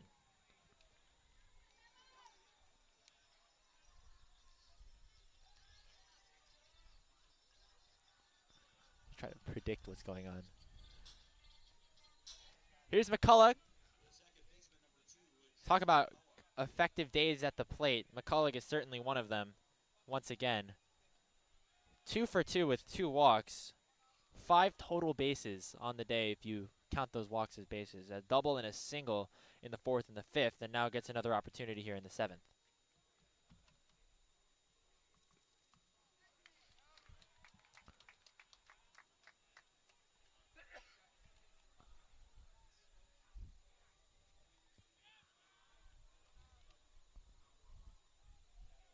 Narayanan delivers. Ground ball in the gap between 3rd and short. Nice play by Irizarry. The throw is in time, and that will end the inning. A 1-2-3 frame against some tough Jumbos batters. A definite sign of success for Naveen Narayan.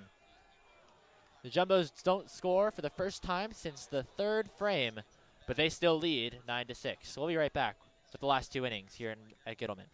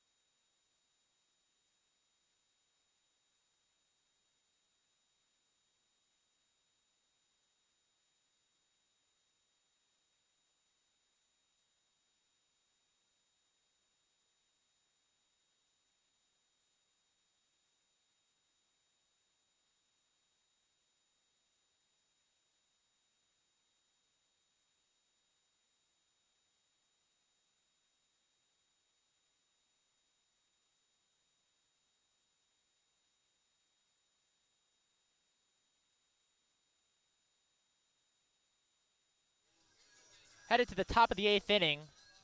Once again, NESCAC Baseball presented to you by JumboCast. My name is Andrew Howe. Have been alongside you for this journey. And the journey at that, we've had some technical delays and 15 runs and 20 hits across the first 7 innings between these two ball clubs. We'd like to give a quick shout out to Max Antonini and Henry Stahl, who are battling through some tough allergy conditions on a beautiful Saturday afternoon up in Massachusetts. They'll be with us the rest of the way, and of course sending our well wishes to Jordan Burke, who unfortunately unable to join us for today. It's all right. Just wanted to make that clear, but just some allergic reactions yielding him unavailable for at least the first game today. Aiden Tucker coming out for his 4th inning of work after what could have been the highest exit velocity inning that only resulted in 1 hit through the first 4 batters of the Amherst lineup. A line drive single by San Pedro led things off, and then it was a hard line out to center, a fly out to right by McIntyre, and then Padian hit one to where many people would have assumed would have been the gap between left center field, and a great play by Henry Fleckner to run all the way down and grab that one, just reaching out almost to the heavens to collect that ball. The 1-2 is downstairs to Jack Dove, senior out of Norwalk, Connecticut, which is also the same town that Jimmy Evans comes from.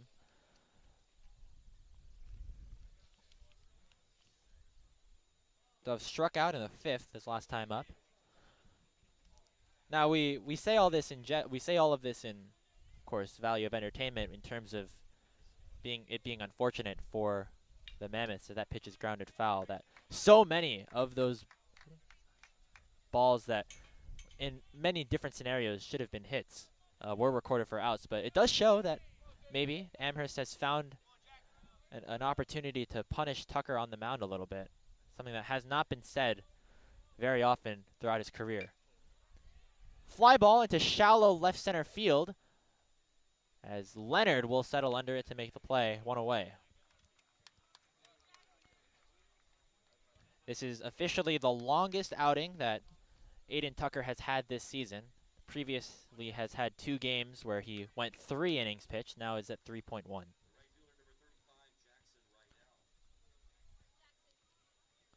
Now here comes Rydell. Walked in his last plate appearance, I should say.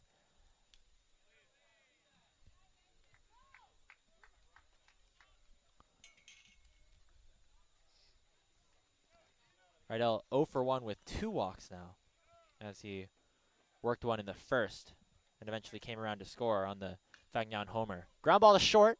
Fleischer going away from the ball.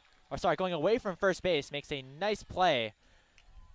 Of course, the momentum of his body working against him there, but he's able to get that throw over to Flavin and record the 2nd out of the inning.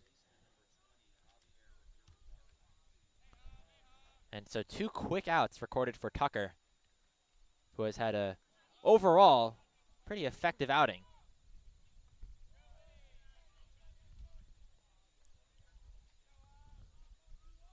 Kinney in the 1st, of course, gave up a ton of pitches. He went through 4 innings, 76 pitches thrown. And Tucker, who has succeeded him in relief, has gone through 3 2/3 with just 45 pitches being thrown. The 1-1, grounded foul.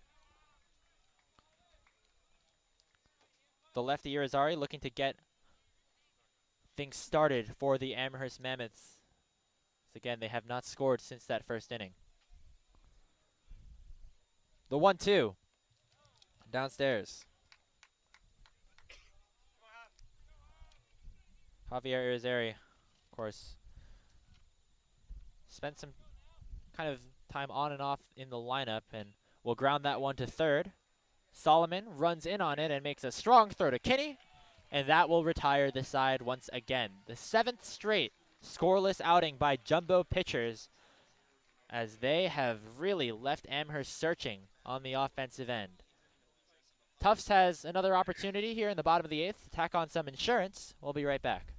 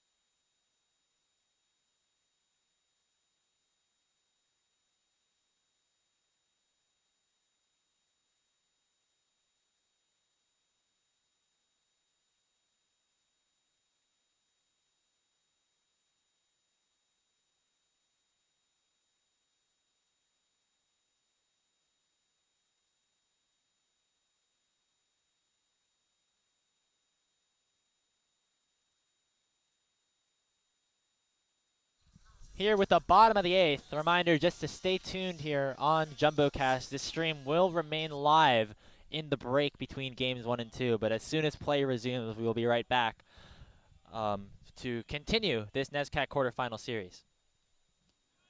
You can also check out our other stream on JumboCast. Tufts softball team is currently playing a doubleheader versus Bowdoin.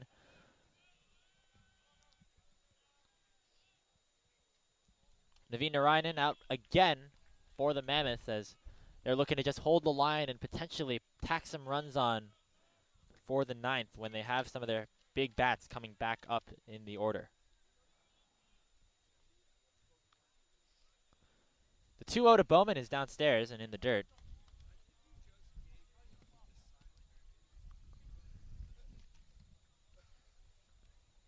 It'll be Fagnan who hit that home run in the first inning, then Boyle, and then the top of the order with San Pedro.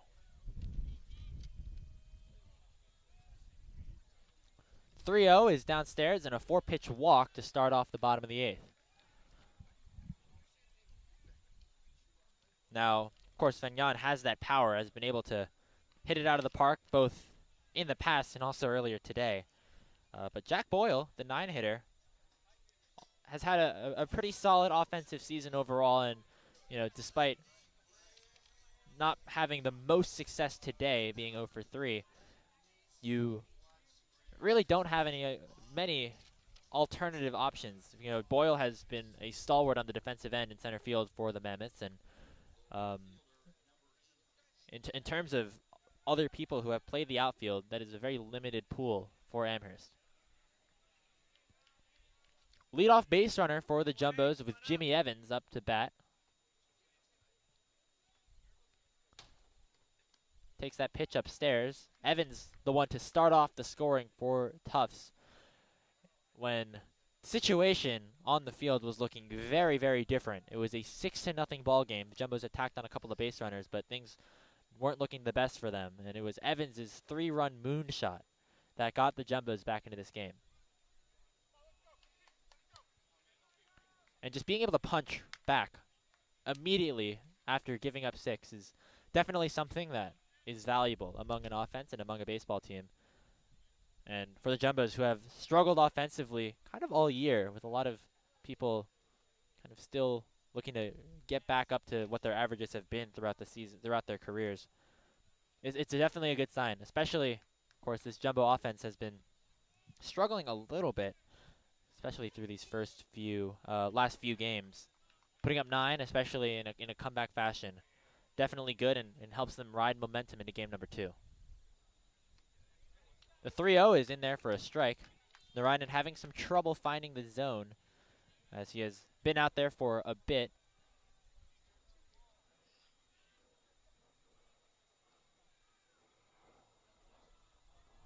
This is his 4th inning of action.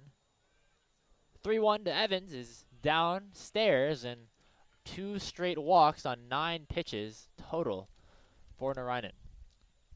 Now, regardless of win or loss, both parties would be happy with kind of making sure that a lot of their arms and a lot of their pitching staff is available for the remainder of this series. We saw how close this game and how competitive it really has been, especially in this comeback fashion for Tufts, as we will see a call to the bullpen actually being made. And so Amherst still holding out hope that they can put up together a big comeback, the same in a scoring outburst similar to the first inning.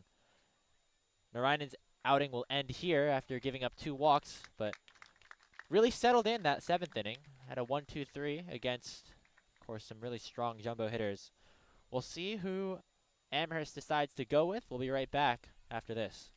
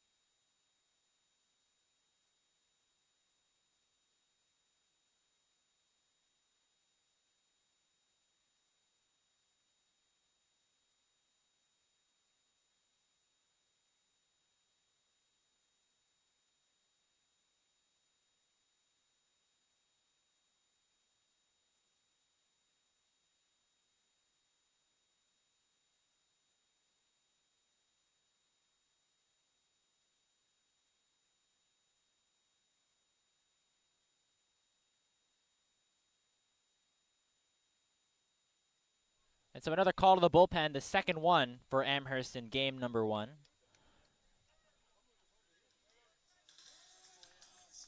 It'll be Tyson Luna, the sophomore, out of Houston, Texas, coming to the mound. The 6'3" left-hander.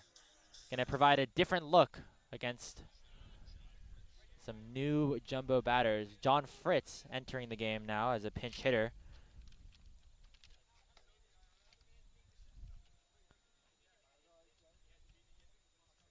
You remember back in the 6th inning that the batter originally in this spot, Connor Bralla, was pinch run for by Malcolm Whitfield, and I believe Whitfield is actually currently, or was at some point, warming up some arms in the jumbo bullpen. And so instead, the Jumbos will put Fritz in this spot with 2 runners on. Nice opportunity here for the outfielder. Showing bunt, actually, and going to barely have that one go foul.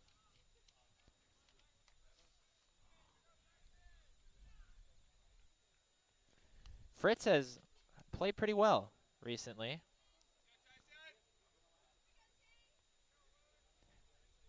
.250 average on the year with a .721 OPS. Had his shining moment of the year on the 31st of March against Bates, where he went 2 for 5 with a home run. He's going to show bunt again. That'll get the runners. If the ball does not get past the third baseman there, Irizarry has that one get by. It would have been Bowman called out off of the bunt. But with that ball sailing into left field, another run scores. Fritz advances to second, Evans to third. And it's now a 10-6 ball game as that one going unearned into the scorecard of Amherst.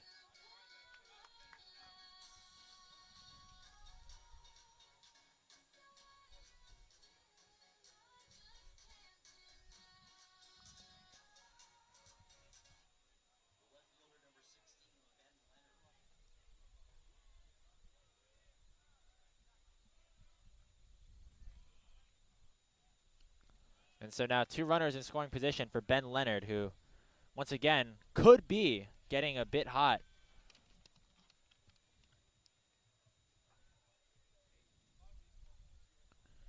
Had a double his last time up. Unfortunately, no runners on to bring anyone home. Leonard gets plunked in the shoulder as that one gets away from Luna. Luna has seen extensive time in the bullpen this season. This is his 11th appearance, has had 11 innings pitched.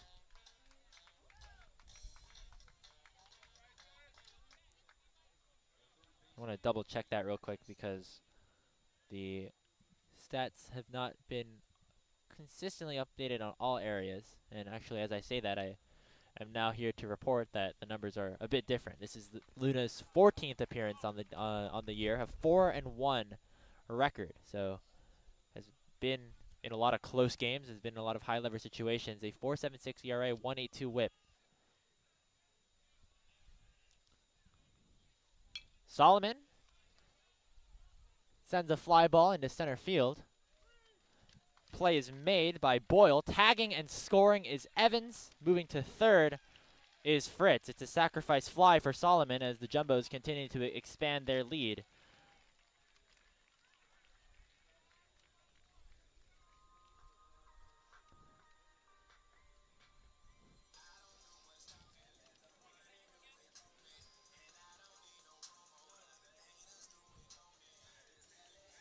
So after 2 walks to open up the inning by Narayanan, Luna has come in, allowed a bunt, which resulted in an error, a hit by pitch, and then a sac fly.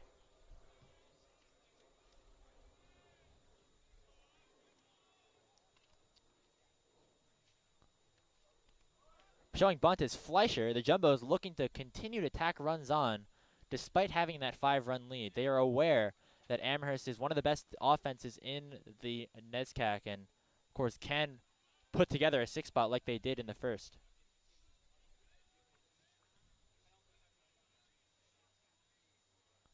The lefty Luna deals, going on the pitch.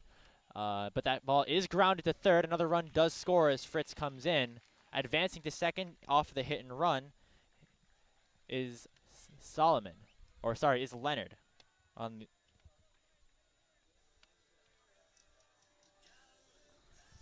So the third run scored here in the bottom of the eighth as the Jumbos doubling their lead.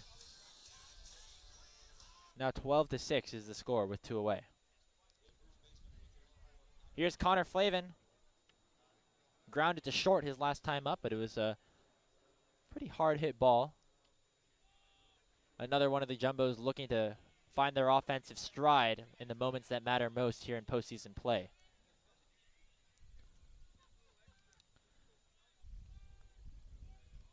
Leonard leads off of second base. The pitch is upstairs, 2-0. We'll see if this 3 runs collected by Tufts influences their decisions on who to send out to the mound in the ninth. Tucker, of course, has pitched 4 incredible innings. That pitch is grounded softly back to Luna. He'll make the easy play at first, and that will retire the side. The Jumbos get 3 runs back. They lead 12-6 and are 3 outs away from securing game 1 of the best of 3. And with the defense of Amherst coming off of the field, we want to double check. I believe Aiden Tucker is coming back out for his 5th inning to try and close this game out. We'll be right back for the potential end of the game.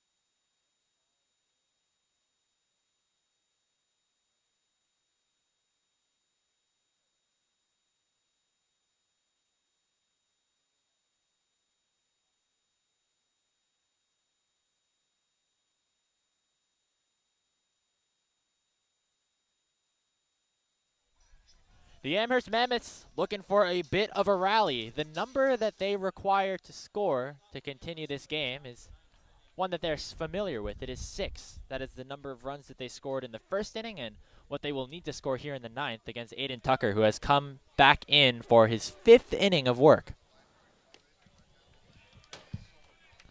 Mammoths have 8, 9, and 1 to try and salvage this game in what would be a great come-from-behind victory for the Jumbos to open up their tournament play.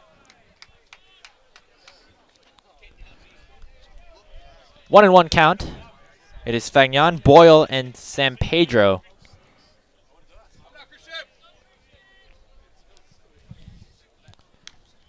Now, Tucker has been a reliever this entire season, but if you go back to earlier in his career, has had opportunities to really be stretched out. 59 innings pitched in 2021, had 6 starts and 1 complete game as that ball goes into the dirt for ball 2. Unfortunately for Tucker, and missed a large portion of the last few years due to, of course, having some surgery on his arm, and has come back in a big way in 2023 as a swing and a miss comes through, or sorry, foul ball, I should say, by Fagnan. It's a solid batter to have in the ninth inning to lead things off, and Young, of course, hitting that grand slam in the first inning to cap off their scoring in that opening frame. Here's the pitch downstairs, and a good at-bat to start off this ninth. Now, it was a very solid 8th inning for Tucker, but that 7th inning, we have to recall, a lot of hard-hit balls and potentially see an opportunity and an opening for Amherst. No arms active currently in the Jumbo bullpen. Of course, we do see Brendan McFall around getting potentially warmed up if things get out of hand. The 3-2 is in there. Breaking ball, strike three, caught looking as Fignon is the first out for Amherst.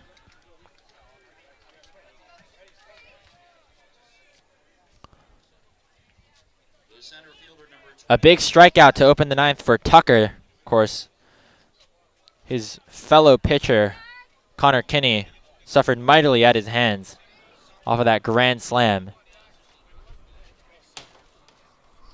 2 more outs available here for Amherst as Jack Boyle comes to the plate. Boyle is 0 for 3.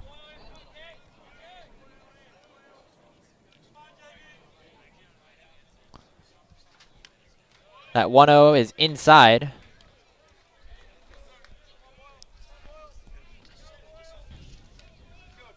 San Pedro is on deck.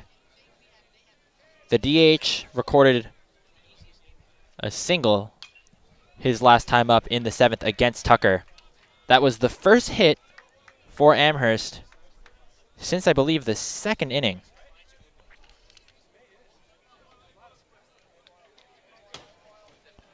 Of course, some hard hit balls by the players that followed San Pedro in the order. As that ball, a lucky break for Tucker as the check swing finds the bat for a foul ball. 2-2 the count. Boyle has struggled today, but overall a solid hitter in center field in that 9-hole. 773 OPS with 27 base hits. Here's the 2-2. Strike three. Ball is dropped by Bowman, but they're going to get the out at first base as Flavin will collect it. As 2 powerful strikeouts for Aiden Tucker will bring the Mammoths to their final out.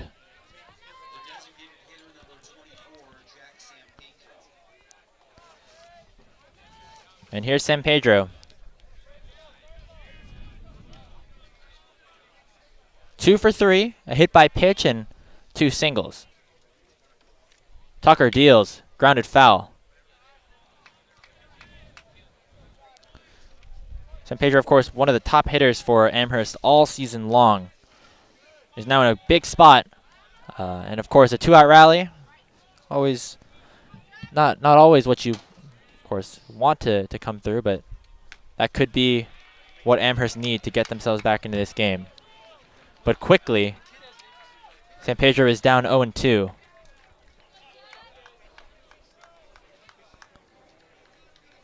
Tucker looking to close out Game 1 of the NESCAC quarterfinals. The pitch just up on the hanging breaking ball. A good take by Jack San Pedro to keep himself alive.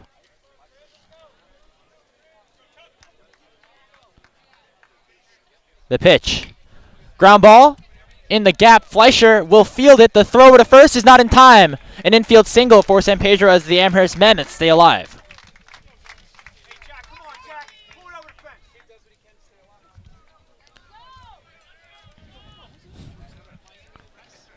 And so that is the 3rd single of the day for the Mammoth leadoff man. Has reached base 4 out of his 5 plate appearances today.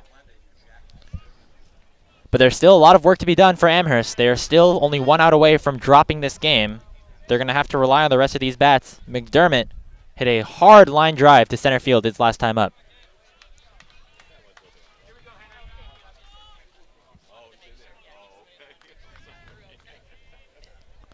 This is the longest appearance of Tucker's season.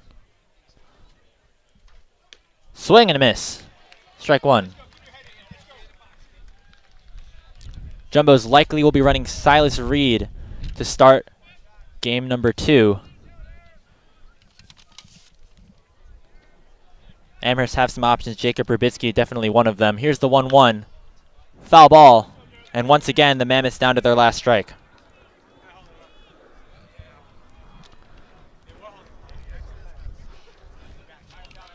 Runner on first base is Jack San Pedro. McDermott trying to keep Amherst's game alive.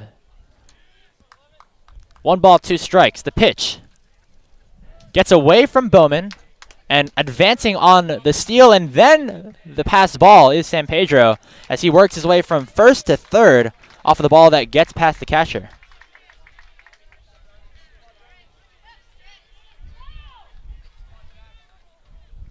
That is not a situation you frequently see, but of course, Amherst happy to capitalize upon that opportunity. 2-2. Tucker deals downstairs. The count goes full.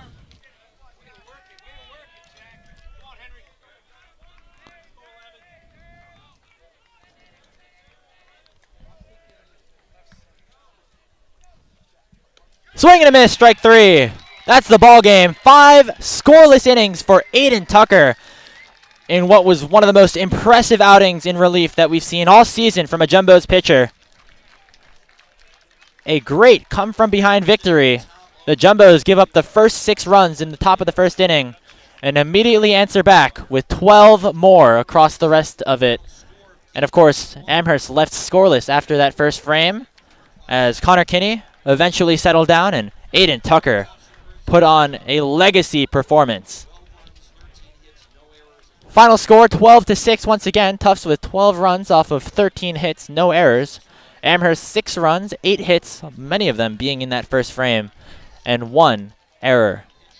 The Jumbo lead is now 1-0 in the NESCAC quarterfinals, as our day is not done yet here on JumboCast. We'll be back in approximately 20 to 25 minutes to see if Tufts can potentially close out this series.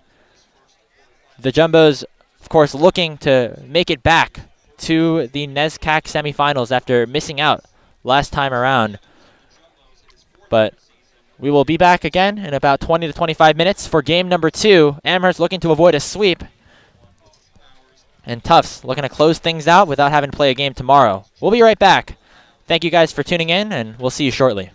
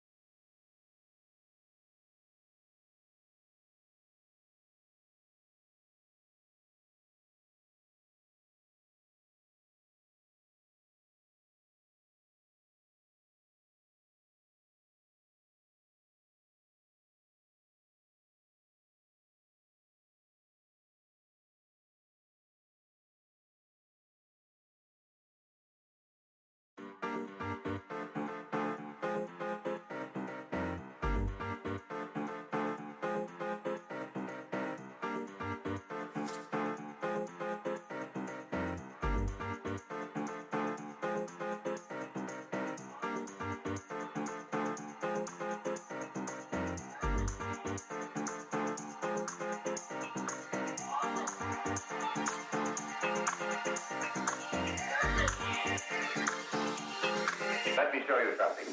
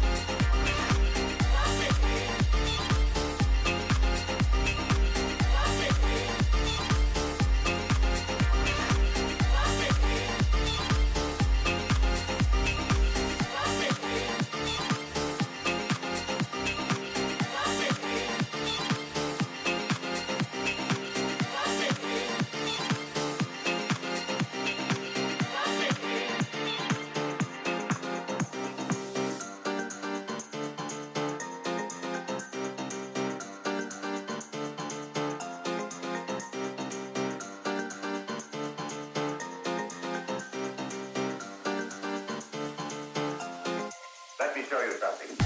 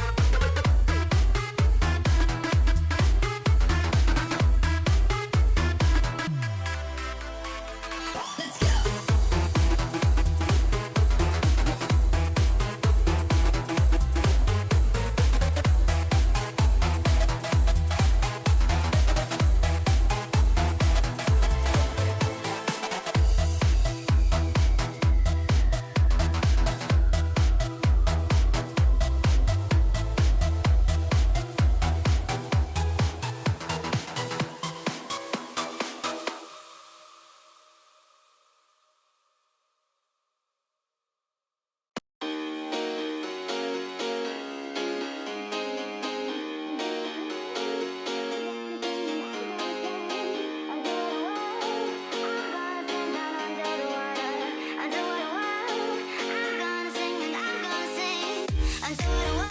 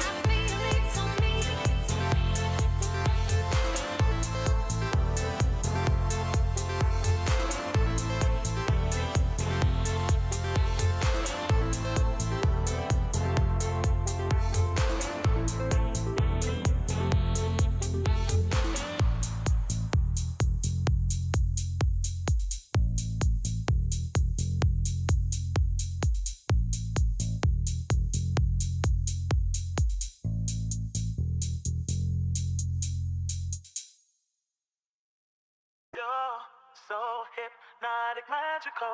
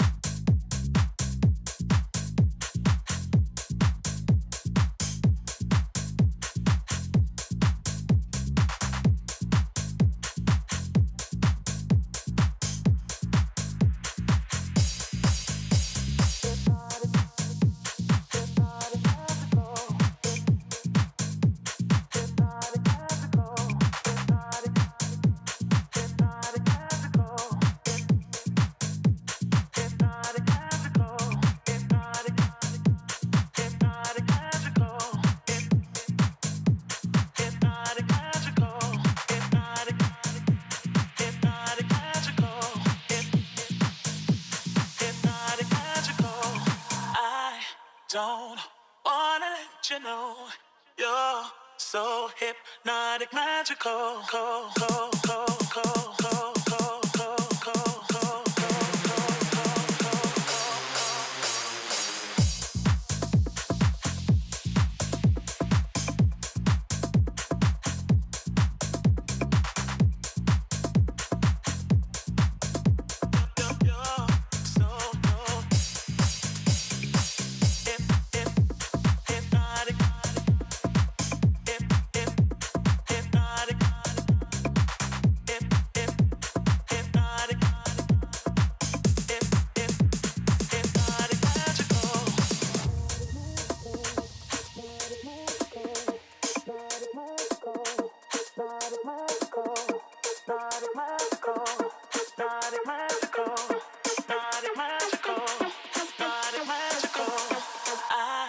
Don't wanna let you know you're so hypnotic, magical.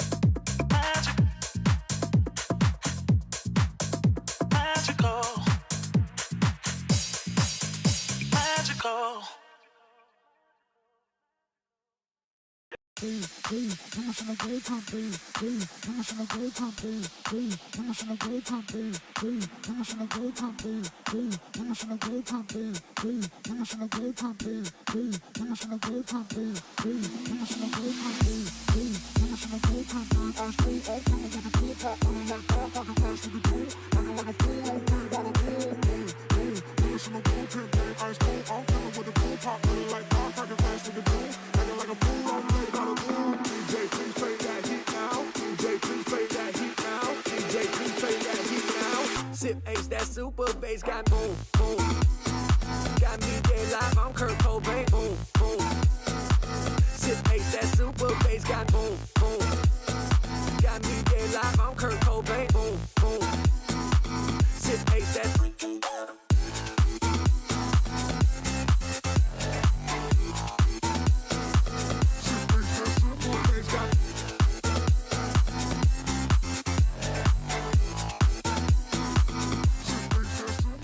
Hello, everybody, and welcome back to Saul Goodman Park on the campus of Tufts University. We're here for game number 2 of this NESCAC quarterfinal series. The Tufts Jumbos with a 12-6 win over the Amherst University Mammoths, Amherst College Mammoths, I should say, in game number 1. A big come-from-behind victory as the Jumbos gave up 6 runs in that top of the first. And for Amherst, it was no runs scored after that, and the Jumbos were able to tack on a bunch with some clutch hitting of members that really needed to get going a little bit. We're here for game number 2. Silas Reed on the mound for the Jumbos. My name is Andrew Howe. I'll be guiding you through the commentary for today's game. I believe we have some additional camera angles for this time around. We're able to get those figured out. We'll get to the lineups in a little bit, but for now, we can just tell you that Jackson Pedro is leading off once again for Amherst, and will swing at that pitch and get it through on the right side for a base hit.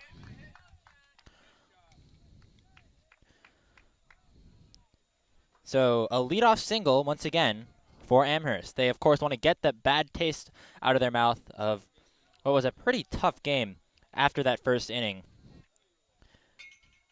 And this is exactly how game number 1 started as well. A single line drive for San Pedro, one of the college's best hitters.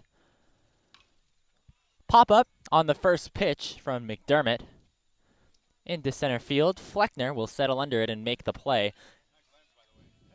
Things look very similar for both teams, both in the lineup and defensive arrangements. We can get to those a little bit later, but all things considered, the only difference for the Jumbos is, of course, the pitcher on the mound, Silas Reed. And so far, things looking the same for Amherst as well, as McIntyre will come to the plate.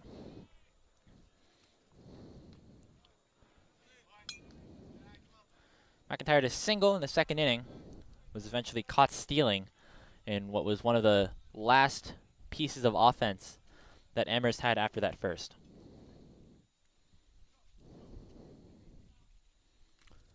Foul tip into the glove of Bowman. Some very slight differences in the Amherst lineup, essentially just to replace their catcher, Fagnon, who hit that big home run, a grand slam in the first. Of course, unless you're Connor Bowman, it's not common for pitchers at this level or catchers at this level to play both sides of a doubleheader, especially in a 9-inning game. And so, in his place, Ben Smith, the freshman out of Chapel Hill, North Carolina, will be taking a spot behind the plate. He is hitting 7th, as it will be Irizarry moving down to the 8 hole.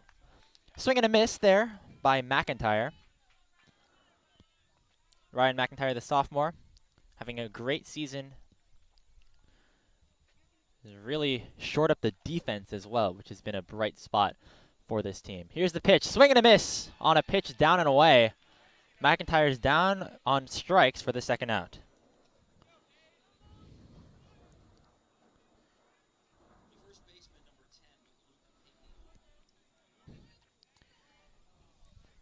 And so already a different outlook in this first inning. Despite the leadoff single from San Pedro, it has been 2 straight batters retired after that by Reed.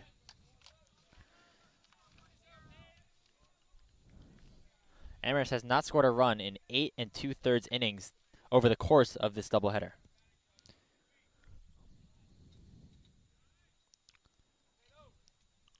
The 1-0. Downstairs, 2-0. Silas Reed, the junior out of Brookline, Massachusetts, has had a very successful campaign this season. Has had 10 appearances. This is his 7th start with 40 1/3 innings pitched, 55 strikeouts. Just outside 3-0. The strikeouts have been a specialty of Reed's throughout his career, even when he was a reliever in 2022. You take a look at the numbers there. Even the ERA was not as great. In 19 1/3 innings pitched, had 24 punch-outs. And so averaging over a strikeout per inning is always a very bright spot as a pitcher, and that is normally the sign that you're somebody who can pitch for the K's, and that is something that Reed has done successfully. The 3-1 popped foul. There was some speculation on who would get the ball for Game 2. It was pretty clear that Connor Kinney would have had the nod for Game number 1, but with Connor Pedeswa available, Cameron Mayer, who has sometimes been the one to kind of replace Reed in these back-and-forth situations, is him getting the call, and he will issue a walk on a 3-2 pitch, allowing Padian to reach. So 2 runners on for the Mammoths here in the top of the first inning.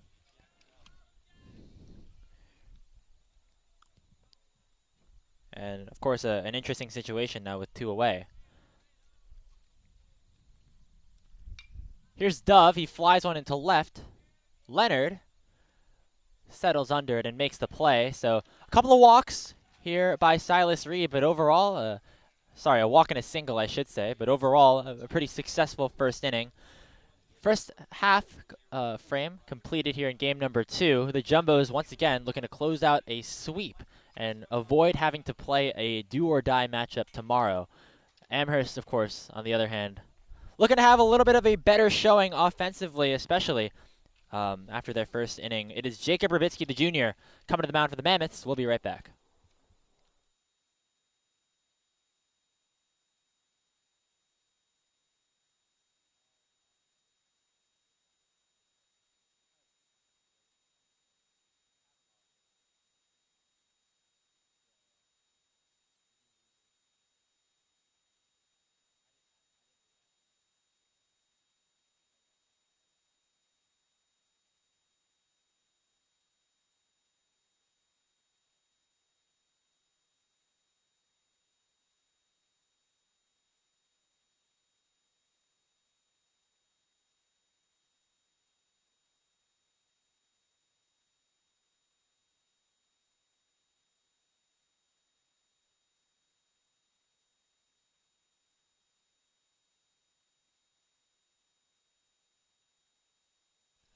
Here in the bottom of the first inning, after a scoreless top of the first from Jumbo pitcher Silas Reed, Tufts looking to, once again, this time, be the one to score first in the second iteration of this contest, second half of a doubleheader.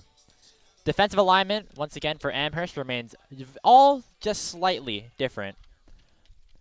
Ben Smith, the freshman behind the dish, receives that first strike. And for the Jumbos, starting lineup, batting order, all identical to game number 1. Pitcher on the mound for Amherst is, once again, Jacob Rubitsky. Has been the second half of this 1-2 combo between himself and, of course, Giattino, who we saw earlier today. Pitch fouled away for a 1-2 count. It is interesting to note that these two pitchers have some different tendencies, as we alluded to a little bit earlier on the broadcast.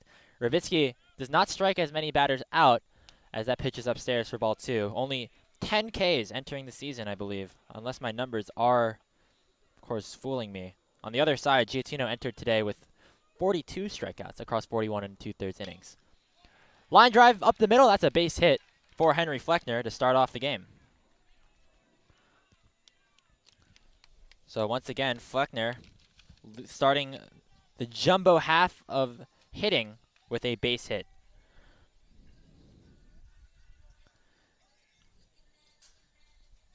If you go back with some similarities, as both halves of the first inning in game number 1 also were started by a leadoff single. Jesse McCullough comes up with a runner on. And he will line that one straight to the shortstop. The throw back as Fleckner has to get back in time is there. A beautiful play by Ryan McIntyre. Right place, right time. Snagged the base hit right out of the air. And doubles up the Jumbos 1 and 2 hitters. Some luck finally breaking Amherst's way. You recall back in that 7th inning where maybe they had a chance to come back a little bit. 4 extremely hard hit balls, 3 of them resulting in outs. Now, the Jumbos get a bit of a taste of their own medicine. So 2 away now in this bottom of the first after the 6-3 double play. Bowman sends that one into right center field for a base hit. And this is sometimes the problem when it comes to the style that Jacob Rubitsky does present. A 274 batting average against. When you compare that to Giattino's 224, a clear difference. It is interesting to note that Rubitsky's ERA is significantly lower. Some of that is due to the fact that over half of the runs that he's allowed are all unearned. So 2 singles and a line drive straight into the glove of McIntyre has, of course, signaled that the Jumbos are able to put the bat on ball as Jimmy Evans skies that one into shallow right center field. Going to be a tough play, and it ends up dropping miscommunication on that play between McDermott and Boyle. Bowman advances to third. Evans with perhaps the highest single I have ever seen. The definition of a major league pop-up right there. And unfortunately for the Mammoths, just unable to communicate enough to grab that ball.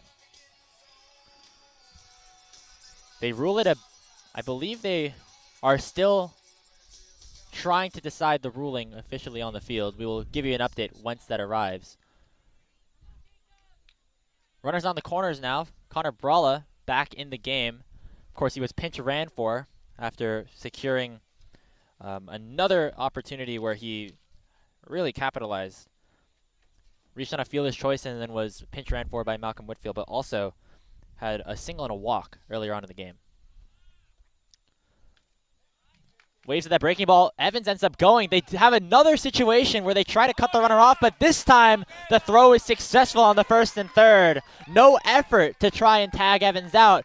Instead, the ball goes right back to the freshman Smith, and that is how the first inning ends. Hard hit balls throughout for the Jumbos in the bottom frame, but they unfortunately are unable to come away with a single run. 3 hits, no runs. Of course, suppose one man left on base after the eventual tag at home onto Evans. We'll be right back. We played one, scoreless here in game number 2.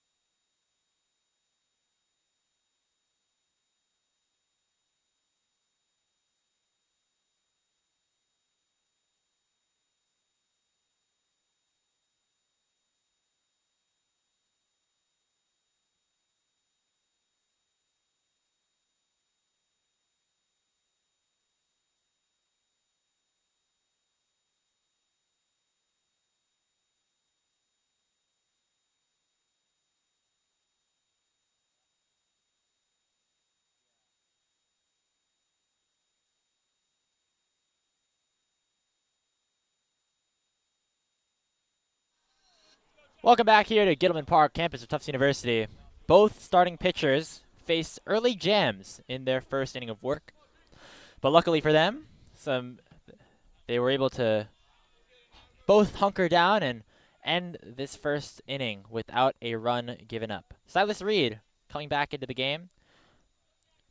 Just a quick update, that pop-up that was not retrieved by either player into shallow center field by Jimmy Evans was ruled a hit.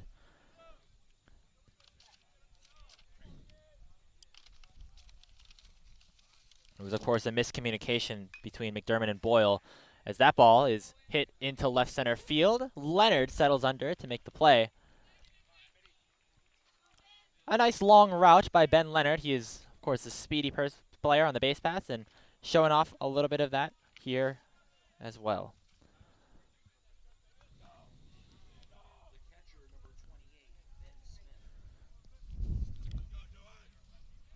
Here's the freshman, Ben Smith. Of course, Fagnan was the catcher in game number 1, and they have brought Smith in to relieve him of his duties. Of course, the offense might, miss Fagnan a little bit, as he has been really, really good, including that grand slam. But Smith has been no slouch on his own, entering today, hitting .229 with a .728 OPS, 8 hits and 3 of them for extra bases. But he swings and misses on that one. A 3-pitch strikeout for the freshman as Silas Reed looking to put together a quick second after allowing some base runners on in the first.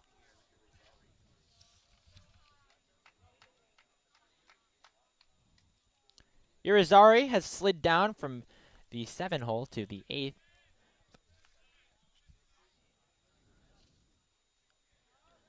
junior native actually to Amherst, Massachusetts. The 1-0 hanging breaking ball outside.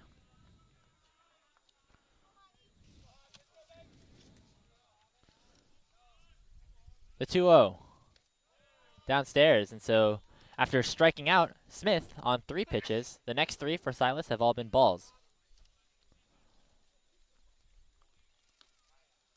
And there's a 4th.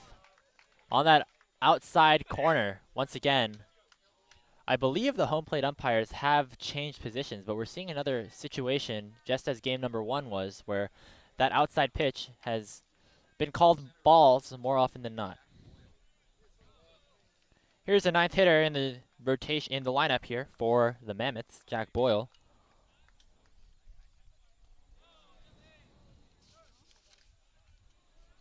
Boyle struck out to record the 2nd out of the 9th inning, his last time up.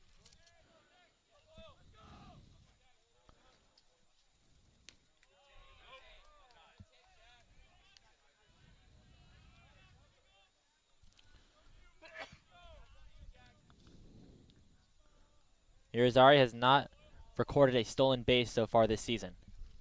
The 2-0 fouled back. That ends a streak of 6 straight balls thrown by Reed. Interesting to see Boyle electing to swing on that 2-0 pitch. Normally a hitter's count, but with, of course, a 4-pitch walk directly preceding it, it is often precedent to just let another one go by until you see a strike. Here's the 2-1. Ground ball to third. Solomon takes his time and fires to first. A perfect strike to Flavin to end the 2nd frame. No runs, no hits, 1 walk, so 1 man left on base. Go to the bottom of the 2nd inning, still scoreless here in Medford.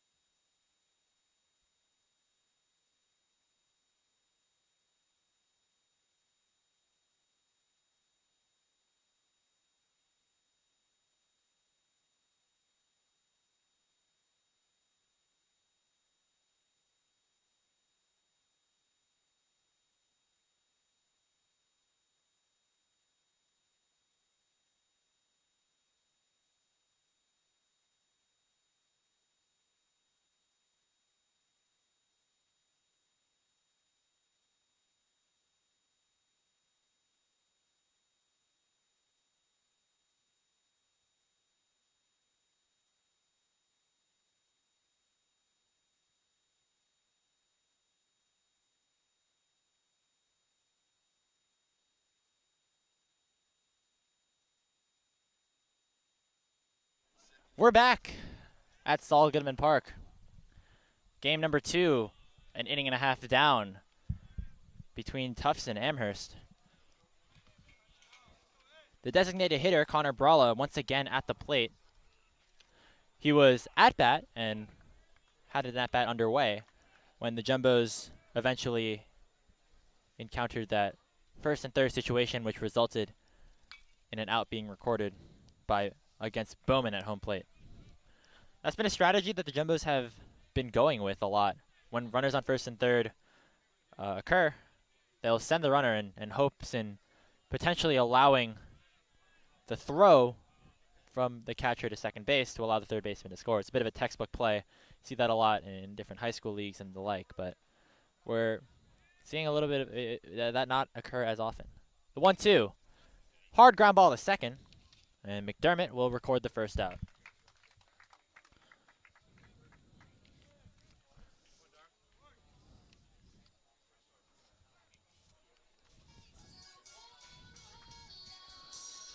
So 1 out here in the bottom of the 2nd inning. Ben Leonard, the left fielder, coming to the plate. The lefty entering today on a bit of a slump, as we mentioned a couple of times in game number 1. Takes that 1st pitch for a strike. But Leonard has, of course, turned things around at least slightly in game number 1. You go back to earlier on in that 6th inning. ended up having a double, stand-up double at that. A really nice piece of hitting in the left field corner. There's some reaction by some fans of that ball. Not entirely sure what happened. Perhaps there was somebody in the Amherst bullpen that made a nice catch. Here's the 0-2 to Leonard, fouled back.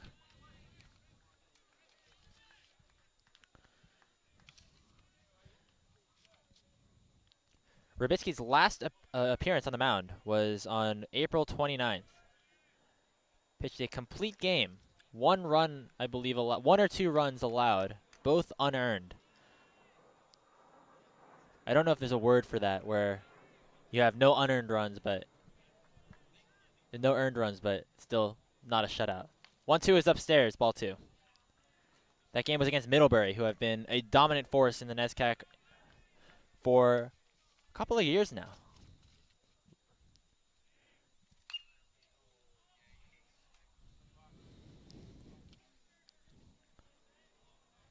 Two balls, 2 strikes, as that pitch was fouled off. Leonard working a great at-bat here in the bottom of the 2nd inning. Pat Solomon is on deck.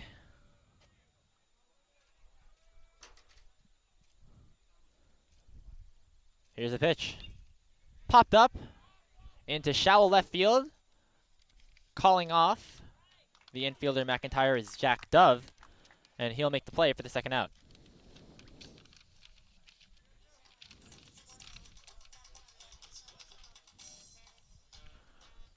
So 2 quick outs once again, as this is now shaping up to be the potential pitcher's duel that we were perhaps expecting in game number 1.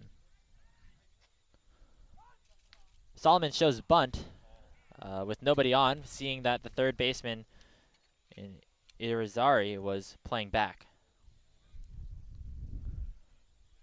The 0-1 in the dirt.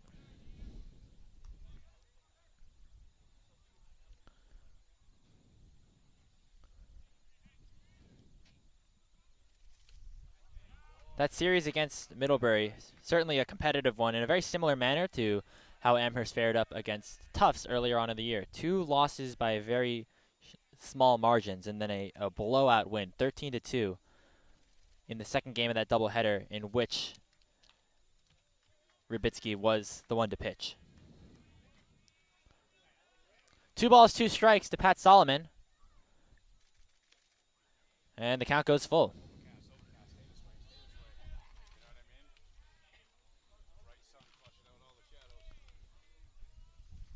Here's the payoff. Solomon thought it was low. The umpire thought otherwise. Rung him up with a called strike 3. Solomon still in the batter's box as he cannot believe the call. Coach Paul Svagdis out to debate a little bit. Balls and strikes have been a contentious point so far in this doubleheader. But it will be this end of the 2nd inning off of a strikeout to Patrick Solomon. A 1-2-3 inning for Jacob Rybicki, as he has had a much needed solid start to this game for Amherst. We'll be right back.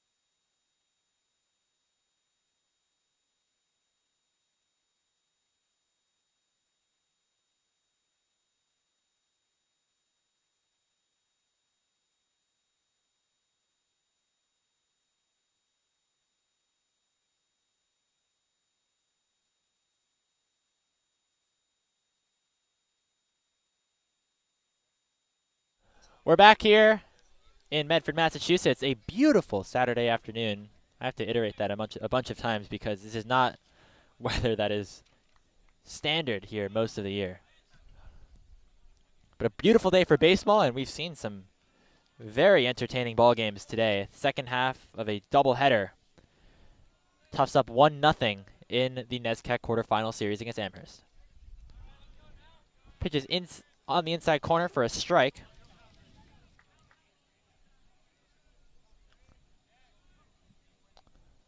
And another swing and a miss. Back to the top of the order are the Mammoths. Jackson Pedro started off this game with a single. The 1-2 upstairs.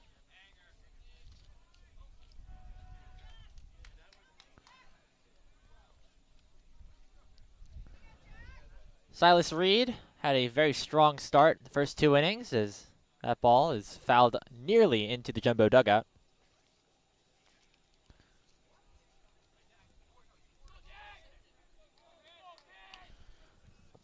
Here's a 2-2.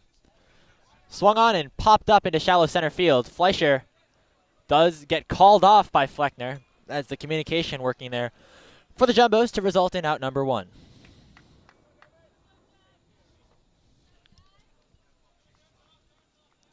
And from jack to jack they go. San Pedro recording the first out, and now McDermott here for another potential appearance.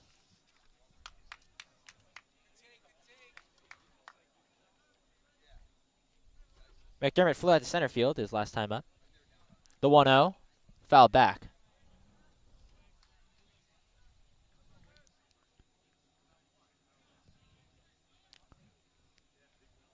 The Jumbo's only loss here at Gittleman Park being a non-conference matchup that occurred earlier this week against the number 5 ranked Endicott.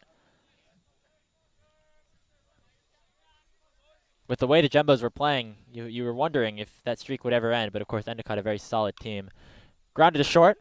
Fleischer makes the play. Second out. And of course,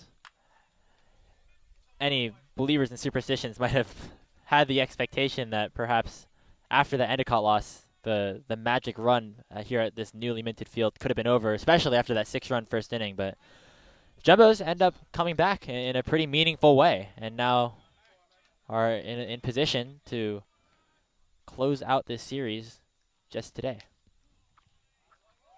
Here's McIntyre, struck out his last time up.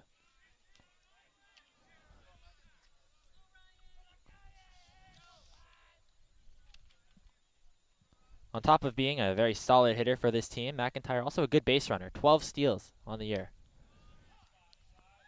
Of course, was caught last time around in the second inning, where the arm of Connor Bowman really shined through. Here's the 1-1.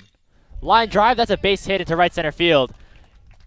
Nice cutoff by Fleckner to prevent this from being extra bases. McIntyre will stop at first. He has himself a 2-out single.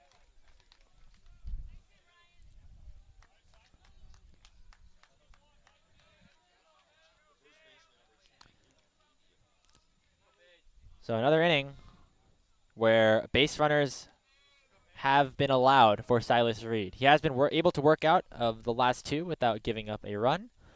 And now with 2 outs, he'll have to face Luke Padian to attempt to do the same. Padian walked his last time up. The power-hitting lefty will ground that one to McCullough. Fields it cleanly, fires to first, and that's the end of the third. Top of the third inning now in the books as another clean inning from Silas Reed, who is really feeling it so far in this game. We'll be right back with the bottom half of the frame.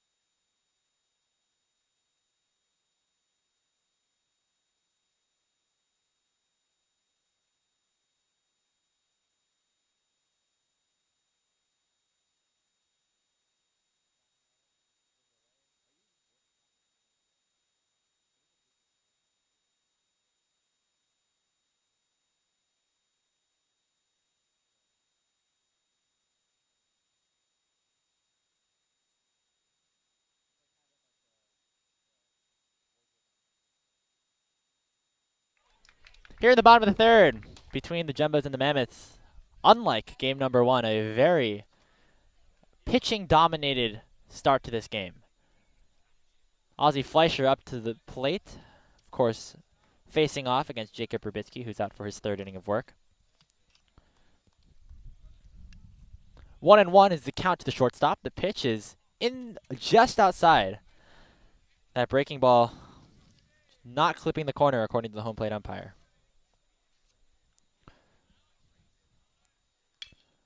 Grounded to short. McIntyre makes a throw, scooped up by Padian to record the first out.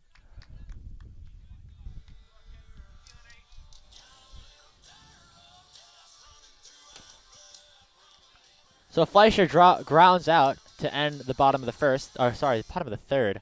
It's been a long day. As the first baseman, Connor Flavin, comes to the plate. Flavin coming through in a big way earlier on in game number 1, an RBI off of a single in the 5th inning. Broke the game open a bit for the Jumbos.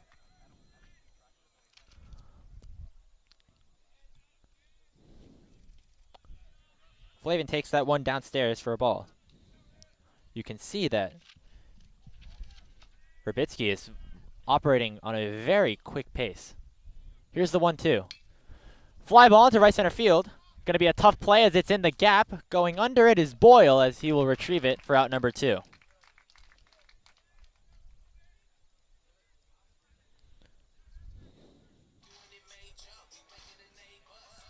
So 2 quick outs as both pitchers working really, really well through their first time around the order. And now they'll have the opportunity, the Jumbos will, to see Rubitsky a second time. Fleckner coming up once again, and he's going to drill that one into the right center field gap, and that's going to drop for a base hit and go to the wall. Fleckner rounds first. He's going to head to second. The ball was mishandled slightly by Boyle, which allowed for a potential move towards third, but Fleckner thought better than that, as he has his second hit of the game, and I believe it's his 5th of the afternoon, as he is really rolling here.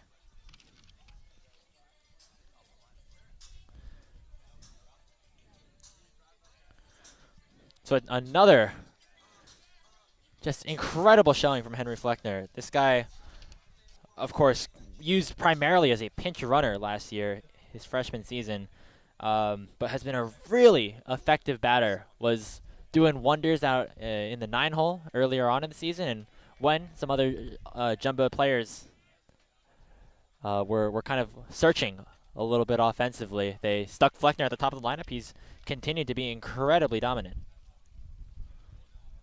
He's been able to play multiple positions as well. Started the year off as the starting second baseman, and was transitioned into center field to make space for McCulloch. Speaking of McCulloch, he grounds one to second base, and McDermott will make the play to end the inning. So the 2-out double from Fleckner, albeit impressive, does not result in any runs given up for the Jumbos. We head to the top of the 4th inning, as it's been a very quick game number 2. Still scoreless here at Gittleman.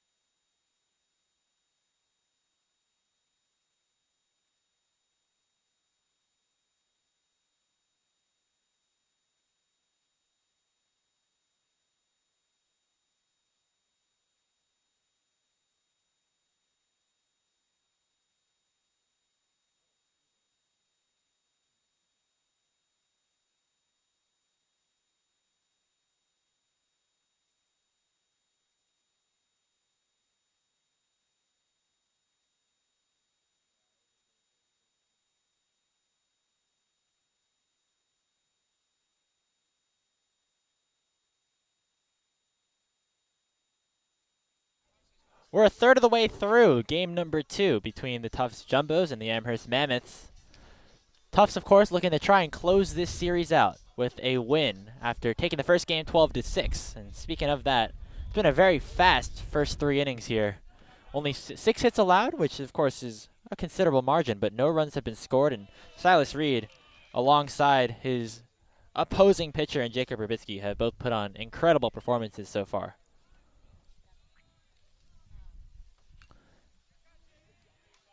Jack Dove fouls that pitch back. Dove ended the first inning with a fly out to left field his last time up. And another ball hit high into the air, this time to left center field. Fleckner drifting back, will they be able to make the play for out number 1?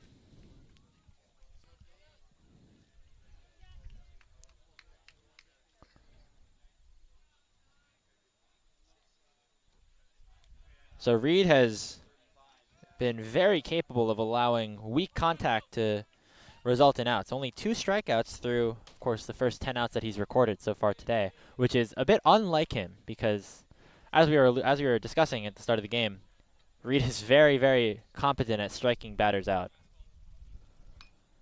Not going to happen this time, though, as it will barely be unable to be looped into right field for a base hit. McCullough with a nice route to get under that ball and record the second out.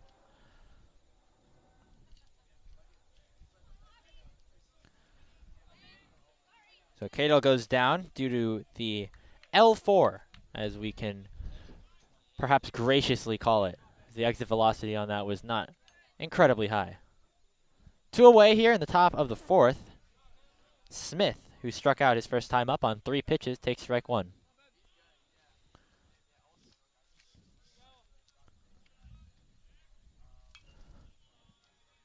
Smith played game 3 versus Middlebury. That was the game that they were able to win out of that 3-game set. And Smith had a good game. 2 hits, 2 RBIs in the last 2 games that he played. They call that one outside once again.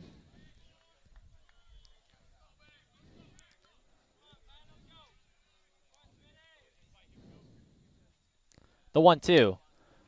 Hit high in the air in right center field.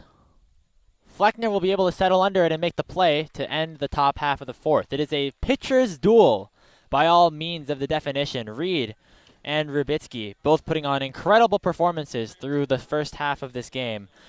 The Jumbos will try to be the first to get onto the board here in the bottom of the 4th. We'll be right back on JumboCast.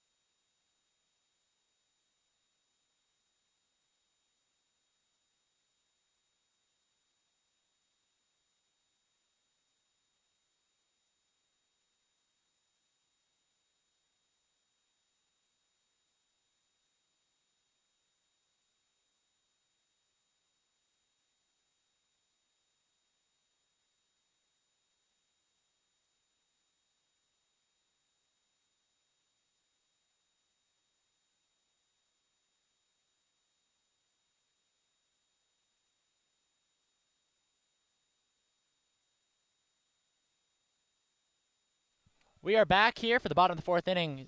Tufts looking to be the team to score first in game number 2 of the NESCAC quarterfinal.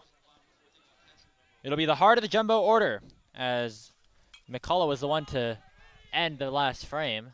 Bowman skies one behind home plate, and unable to make the play is Smith, who ends up colliding with the wall. Backstop playing a big role, and perhaps the netting as well, in allowing that foul ball to not be caught.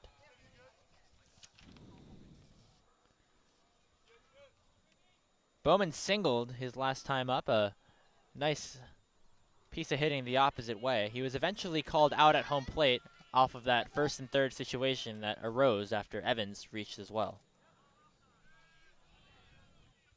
Another ball on that outside corner. You can hear both benches reacting to in different ways depending on who is the one in the box. Ground ball to second. McDermott makes a nice, easy play for the first out.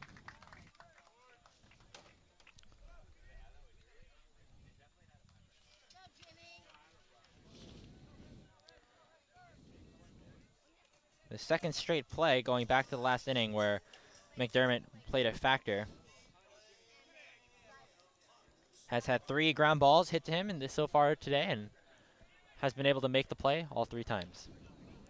Here's the lefty Evans, had that very awkward single, to as the scorers generously called it.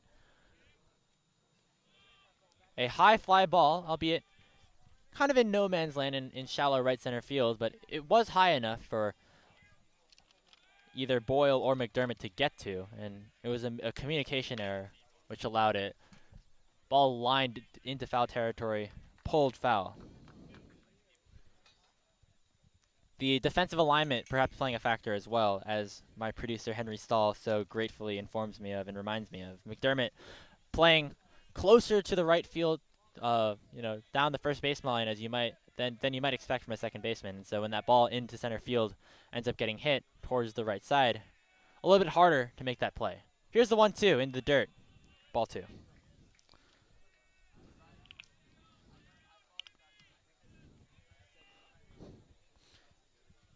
A hot day here in Medford. Here's the 2-2 count. Evans will foul that one back right towards us in the broadcast table.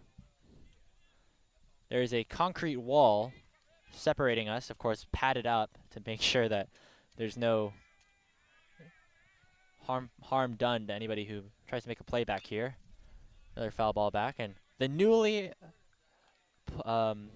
installed, I should say, netting that has been placed all across the back half of the infield, going from end of the dugout to end of the dugout. Evans hits another one the opposite way, but goes foul.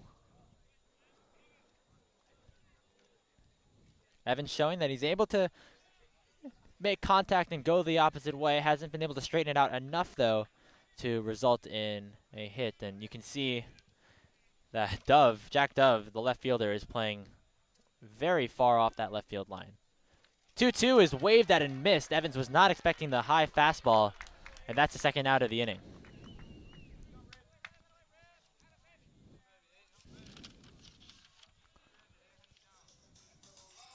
Second strikeout of the contest for Jacob Rybitsky.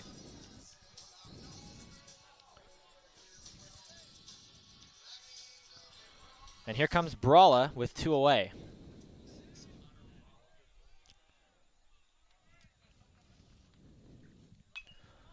Popped up into foul territory and will go out of play.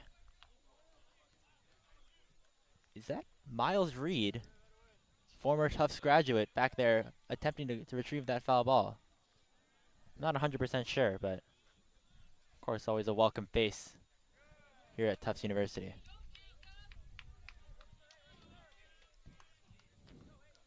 Brawla grounded out to second his last time up. He effectively has gone to the plate in 3 innings, but of course only up at bat for the second time. The 0-2, check swing, did he go? No, says the umpire. There was a lot of positive reaction from the Amherst side, which is where we are right now in the broadcast table, and it looks like the home plate umpire did not agree with them. 1-2 count, 2 away here in the bottom of the 4th inning. The pitch from Rybitsky hits the plate and bounces back. Now, that pop-up into foul territory, we were talking about the net a little bit earlier on in this inning, and it is interesting to see that, despite the intention being to prevent balls from going out of play, we've still seen a lot of them. The 2-2 is crushed into deep center field. Going back under it is Boyle. He's able to make the play. A nice barrel out of Brawla, but unfortunately for the Jumbos, they end the 4th without a run being scored. 1-2-3 as another successful inning comes through for Rybitsky. We've played 4 at Gittleman. We'll be right back.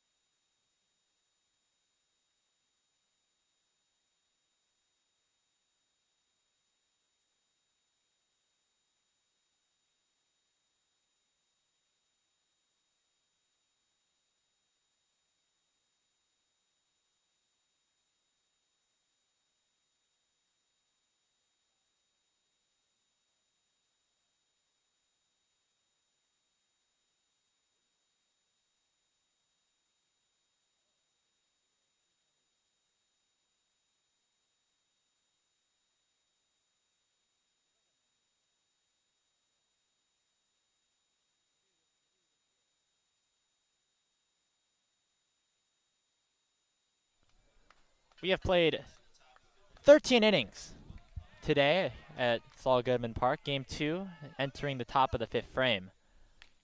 Still scoreless, as both pitchers have put on quite a performance through their first 4 innings pitched.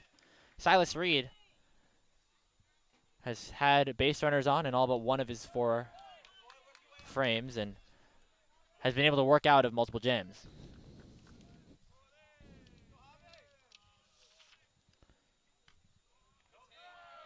Javier Irizarry takes a ball. 3-0 is the count.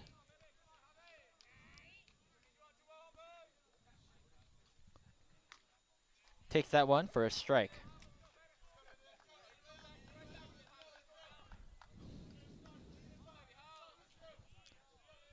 The 3-1. Grounded to second. McCullough makes the play. 1 away. Reed has allowed 2 singles and 2 walks so far today.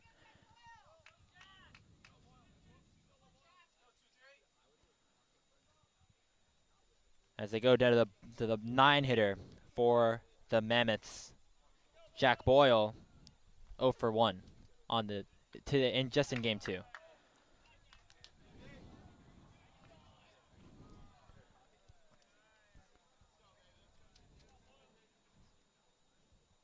Because of the walks that Reed has allowed, some extra base runners, of course, along with the fact that the Jumbos were called out on the base pass a couple of times, the pitch count for Reed is significantly above that of Rubitsky. Fly ball into left field, gonna be a tough play. Fleckner dives and can't make the play, and that's gonna go in for a double.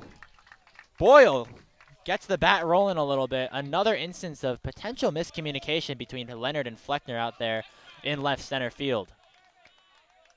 You saw Leonard was looking to settle under it and then perhaps hesitated just a tad as Fleckner went for the diving play. Unfortunately for the Jumbos, it was Leonard who was a little bit closer to the ball. And because of that, there is a runner in scoring position for the Mammoths. They rule that one a hit, which frankly they should.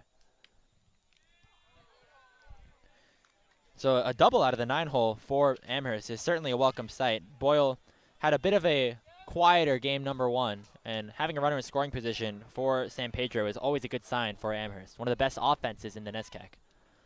0-1, fouled back, count goes to 0-2, so already a hole for the designated hitter.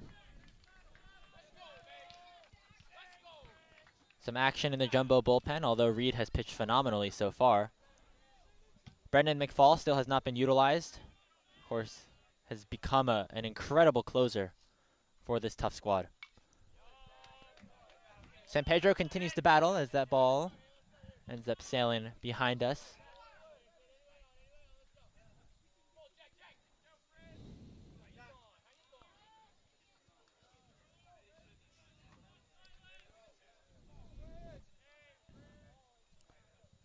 Reed sets from the stretch and fires. The high fastball is popped into foul territory. Going to be a tough play for Solomon. He will stretch and make the play for the second out. Nice job by the Jumbo third baseman to slowly track that one down. Those foul balls often have a ton of spin and are maybe a little bit more difficult to read. But a nice play by Solomon to record out number 2. Because the ball was hit towards the left side, no possibility for Boyle to advance on a tag. Still a runner on second now with 2 outs as McDermott steps into the box. The lefty is 0 for 2. Fly out and a ground out. Pitch. Outside. You saw Bowman immediately pop up upon receiving the ball from Reed. Boyle, of course, fast on the base paths when given the opportunity. 14 steals has yet to be caught. The 1-0. Upstairs. As a spot was missed a bit there by Silas Reed.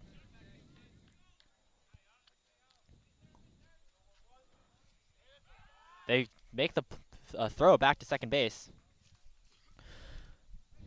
You can see them, the Jumbos are able to do this, of course, because the lefty McDermott is up. Fleischer kind of just tracking Boyle as he takes his lead off of second base. They're leaving that left side of the infield very open. We'll see if McDermott tries to go the opposite way. Another pitch outside. You wonder if Coach Svagdis is calling for these balls as pseudo pitch outs in a way, as Bowman has been able to continue to jump up and attempt to make a throw. And with the count 3-0 off of that, they decide to intentionally walk McDermott instead of trying to pitch his way out of a 3-0 count with a runner on second base. It makes a lot of sense, of course. You get the force now at second and third off of that walk. And McDermott has been a solid hitter all season, a 1.073 OPS. Ball gets past Bowman a little bit, and that will allow Boyle to advance to third. A rare mistake by Connor Bowman, who has been one of the best defensive catchers for the 4 years that he spent in this Tufts Jumbos program. And with runners on first and third, Tufts is very aware that situations like this, when, of course, it has been scoreless through the first four, can result in some base running shenanigans that the coach just wants to make sure the infield is aware of before heading back to the dugout.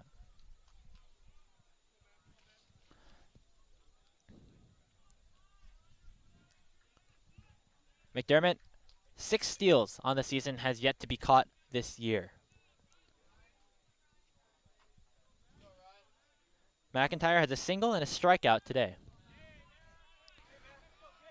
We'll see if McDermott goes off of this pitch. Does not. Ball in the dirt once again, as Reed has suddenly had a bit of trouble finding the strike zone after what has been a very, very solid and successful first 4 innings. This is the 5th straight ball that he's thrown. And there's the 6th. A nice block by Bowman to prevent that one from scoring a run. Mammoth's in a really good spot despite there being 2 outs. It's a 3-0 count, and they have their 2 best base runners on the paths. Reed needs a strike here, and we'll get it.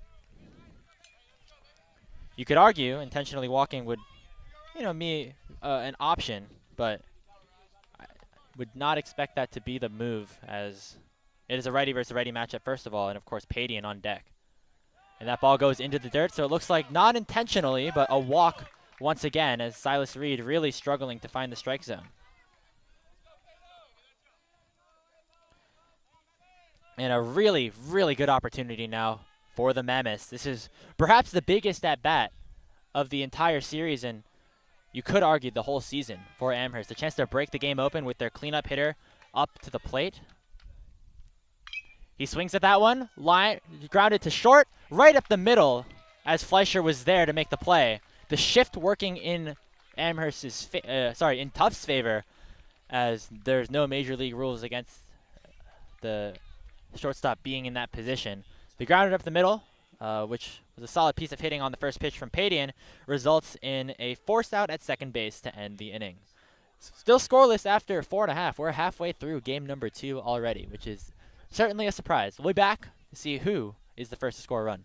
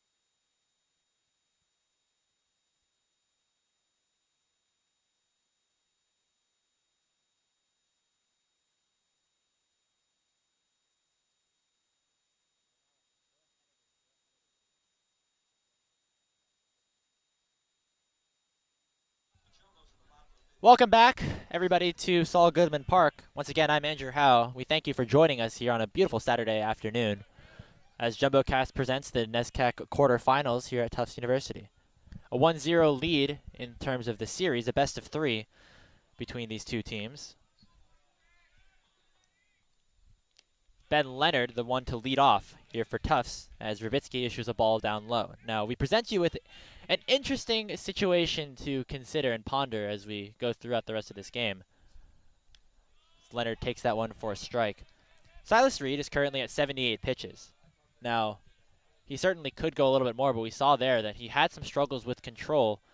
Would not be surprised if, despite having 5 shutout, the Jumbos could go to the bullpen. We see Brendan McFall warming up there right now. Now, McFall has been far and away the greatest reliever, maybe alongside Aiden Tucker, who we know is likely out for the remainder of the series after throwing 5 shutout innings of his own in game number 1. But McFall, of course, being that closer, you wonder if they try to pull off a similar situation to game number 1. Ball chopped up to third. A nice place by Irizarry, and the throw not in time as the speed out of Leonard is enough to get him on with an infield single.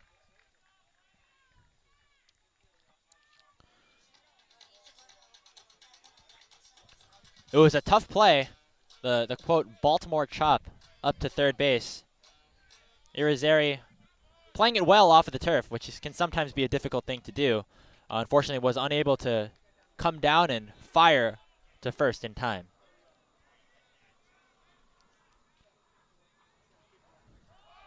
Showing bunt here is Solomon as he lays a beautiful one down to third. Irizarry will make the play at first, but advancing to second is Leonard. We see some small ball being played as the Jumbos wrap around to the bottom of their order. A bunt by Solomon will put a runner in scoring position for Fleischer. Now, Fleischer, also a very proficient bunter.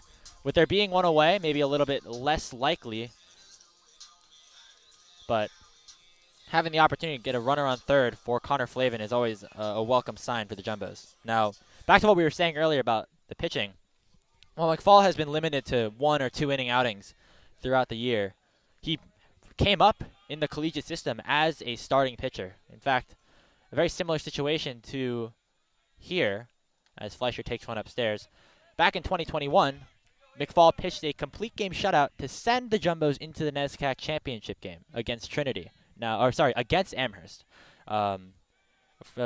They've played against Trinity to face Amherst after winning. And so we'll see if McFall's length is tested. He's shown that the stamina still remains despite him being this dominant closer in a bit of a newfound role, but has been able to throw both games of a doubleheader and maybe will be out for an extended period of time to clinch this series for Tufts. 3-0 is the count as Fleischer has seen the ball well on his at-bat. Shortstop grounded out to shortstop, his home position last time up. Sees one in there for a strike. Leonard is quick on the base paths. You could make the argument that a single easily scores a run.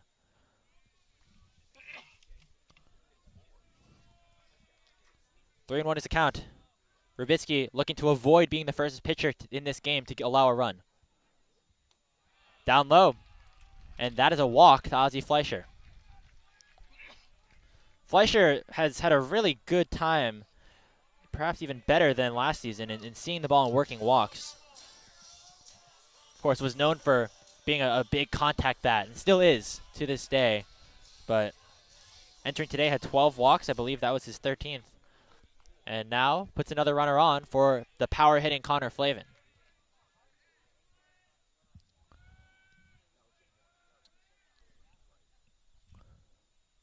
Flavin hits a drive deep to right field. At the track, at the wall. That is long gone over the brown monster. Connor Flavin, have a coming out party, my friend. A 3-run blast for the senior. Puts the Jumbos up on top. They strike first in game 2 and lead 3-0 in this ball game.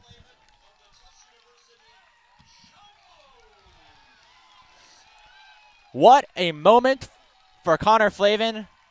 The senior had been struggling over the past couple of weeks. Had a clutch RBI single in game 1. And perhaps an even more clutch 3-run shot over the right field fence.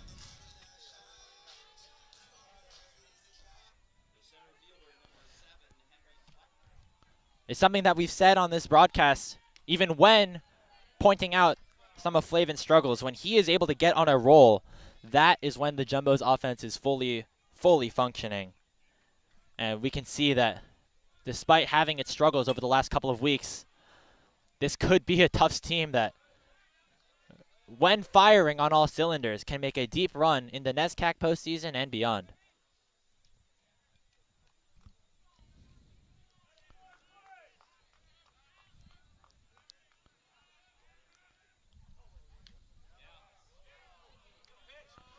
Fleckner sees one down low for ball.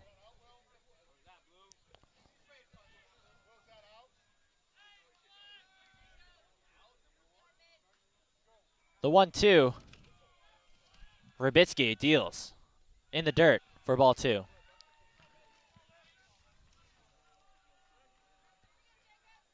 So after a very, very strong first 4 innings, Jacob Rybitsky falling victim to Connor Flavin's home run. Ball strike at the knees perhaps was lower than the ball that was called on the 0-2 count. You can see some conversations brewing around the stadium, as the strike zone has been something that both teams have taken issue with throughout the day. 2 outs here as Fleckner is down on strikes. You could argue maybe a gimme call or a give back, but should not be how the game is operated under. McCullough is 0 for 2 on the day. Rips that one foul.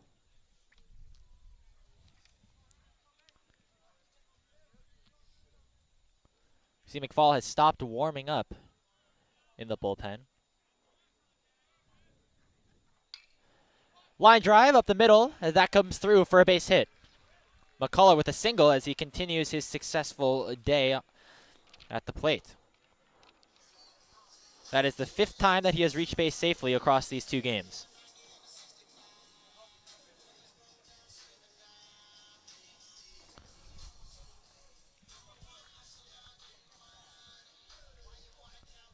So a 2-out single will bring Connor Bowman to the plate. Bowman had a single in the first and grounded to second in the 4th. They check McCullough. The freshman is just like the rest of his new team, aggressive on the base paths, and you can see Rybitsky very aware of that, as that is the 2nd straight time he's thrown over. McCullough has been caught at a higher percentage than the rest of his teammates, though.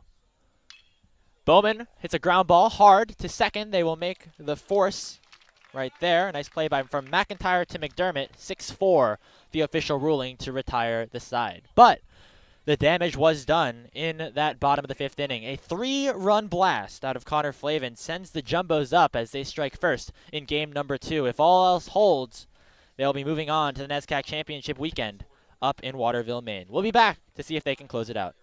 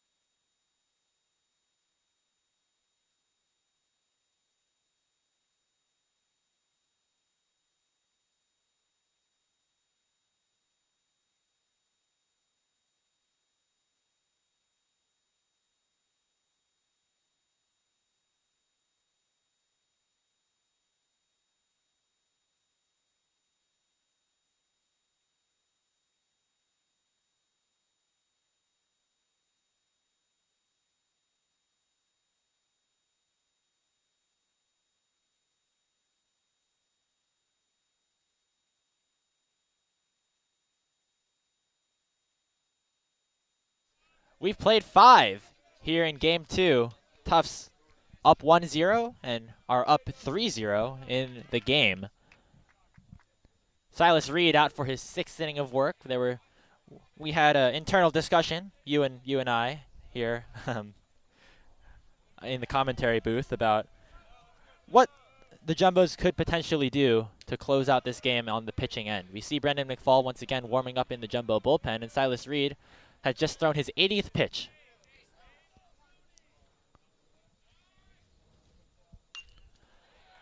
Line drive into left field. That's going to fall for a base hit.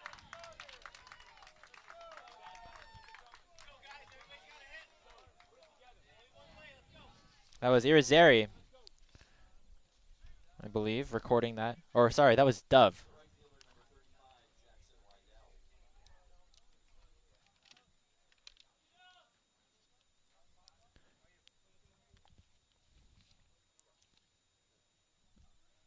Bowman out to discuss the matchup here with Reed. It was a 6-4 to end the 5th, and the single to lead off the 6th. Dove has hit the ball hard over the course of this series. That was his 3rd straight ball that eclipsed the infield. I was going to say the infield dirt, but we're playing on turf, so the infield turf. Different colored.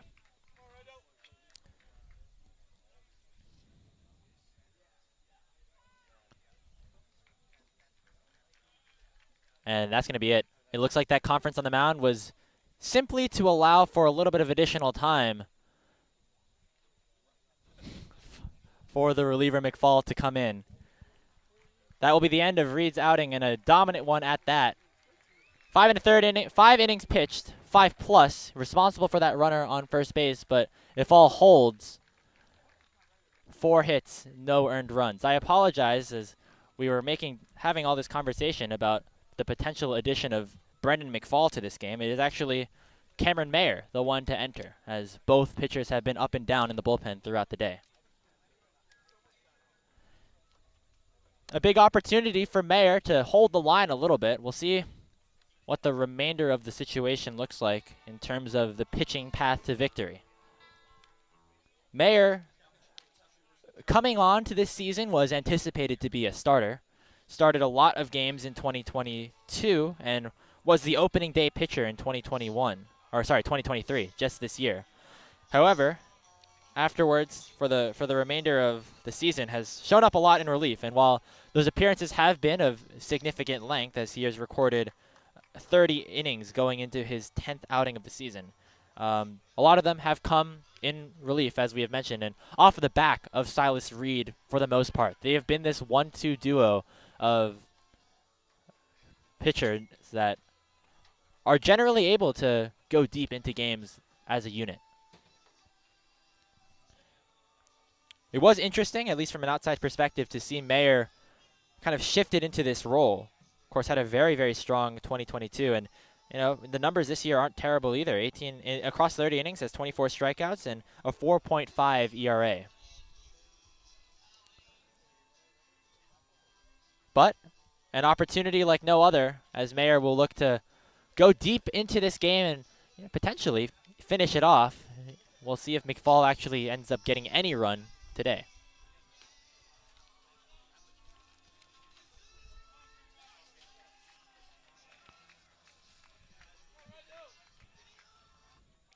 So it seems as Mayer is the preferred matchup here against Rydell, and that is the decision that the Jumbos have made. And we'll see if it pays off. Following Rydell, it will be Smith and then Irizarry if the inning goes that much further.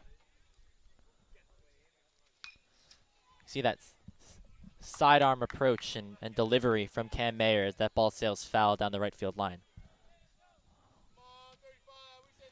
Rydell's 0 for 2. Fly out and a line out to Jesse McCullough his last time up. Mayer sets from the stretch and deals. Foul ball.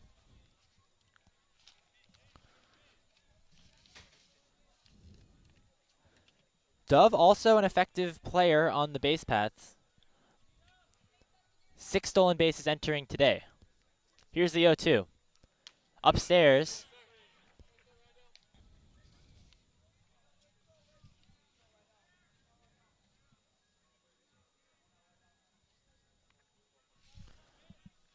One ball, 2 strikes here in the top of the 6th.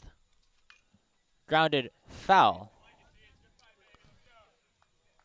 So Rydell doing a good job battling here against Mayer.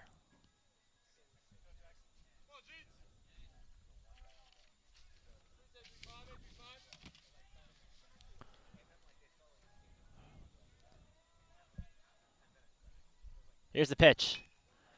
Hit out in front, and that's going to be able to drop down for a base hit. You can see that on for that swing, Rydell was thinking fastball all the way and ended up in front of it and had to adjust his swing a little bit to get a good barrel on it and send it into the shallow left field. And so a walk and a single, 2 straight singles for the Mammoths, and they have their first bit of offensive momentum in quite a while. They have not scored in 13 straight innings after that 6-run outburst in the first inning of game number 1. The infield is in and on the corners, and that ball is skied into deep left field. Leonard's going to make the play at the track. Unable to tag is Dove, as he was halfway off the base by the time that catch was made. It would have been a tough play, a close play at third, but with the speed of Dove, you could argue that tagging and up on that play could have been an ideal situation. But overall, a nice play by Leonard, and perhaps the Amherst base runners just were expecting that ball to actually drop for an extra base hit.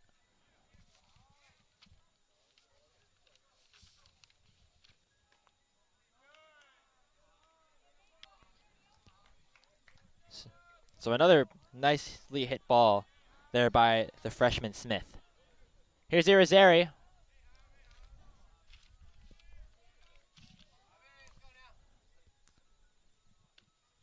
Pitch is in there for a strike. Mayer has been a staple of this Jumbo's pitching staff for, I believe, 3 or 4 years significantly at this point, depending on whether you count the COVID season or not. The 1-1. Just a bit outside. Down on that corner. Down and away. Hitters count now. Irizarry is, of course, always a threat in the box, and it's a lefty-righty matchup. Here's the pitch. Just outside once again. You can sense that Mayer is really confident about the spots that he's hitting. It's just those pitches are not being called for strikes today.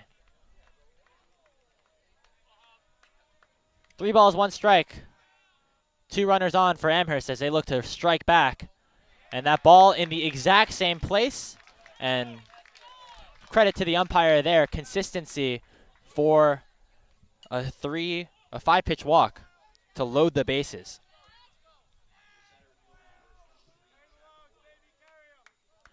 And the bases loaded for Boyle, a really big spot for the center fielder.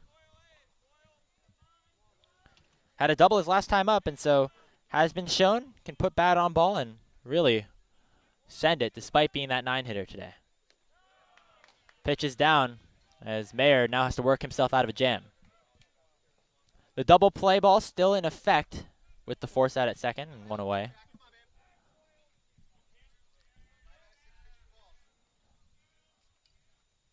Here's the pitch. Another pitch right on the corner, called a ball by the home plate umpire.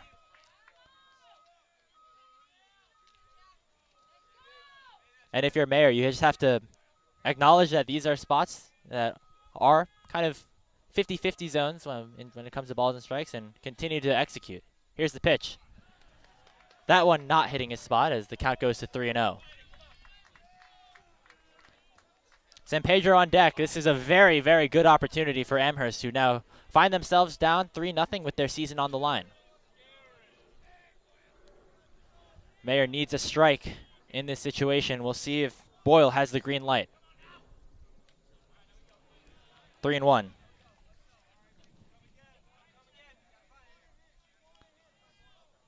Despite only 4 Amherst hits, this is the second straight inning where significant action on the base paths have occurred for Amherst. 3-1 is the count. Mayer will deal. Swung on, popped up into shallow center field. Going to be a tough running play for Fleckner. He's able to make it, tagging and unable to score as he was held up is Dove.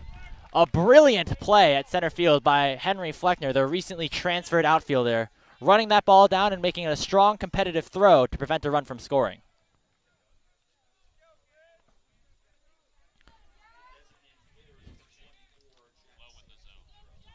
It was a very long run for Fleckner. And, of course, being that shallow, it was risky to go. And understandable for Dove, who does have some speed, to not go on that play. That pitch called a strike in what was a very similar spot to what Mayer has been throwing these last couple of at-bats. Top of the lineup now for Amherst. San Pedro already has a single in this game. Takes ball low and outside.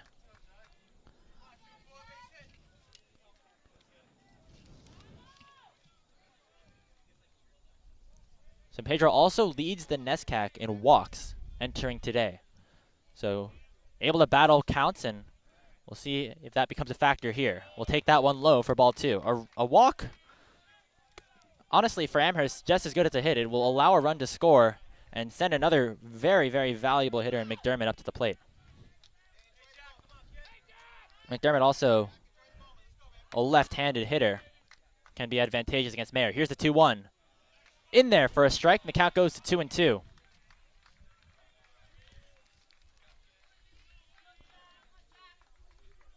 Two balls, 2 strikes, 2 away. Bases are loaded. Cameron Mayer trying to escape the jam without a run being allowed. Here's the pitch. Grounded to third. Tough bounce. Solomon bobbles it a little bit and can't make the play at third base. And because of that, it would have been a tough play regardless, but Amherst has their first run in over 13 innings. The ruling is an E5 as the score is now 3-1 Amherst, 3-1 Tufts.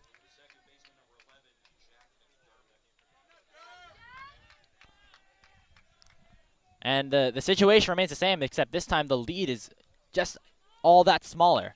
And a long shot by McDermott into center field. Fleckner took a couple of steps too far, but was able to wrap around, change momentum, and make a diving play to prevent even more runs from scoring. If that ball dropped, the game certainly would be tied. If not, the lead going over to the Mammoths. And so Mayer is able to escape that jam. The base is loaded with only allowing 1 run off of the E5. Another really good showing by the Jumbo pitching staff as they remain in front, 3-1. We'll head to the bottom of the 6th after this.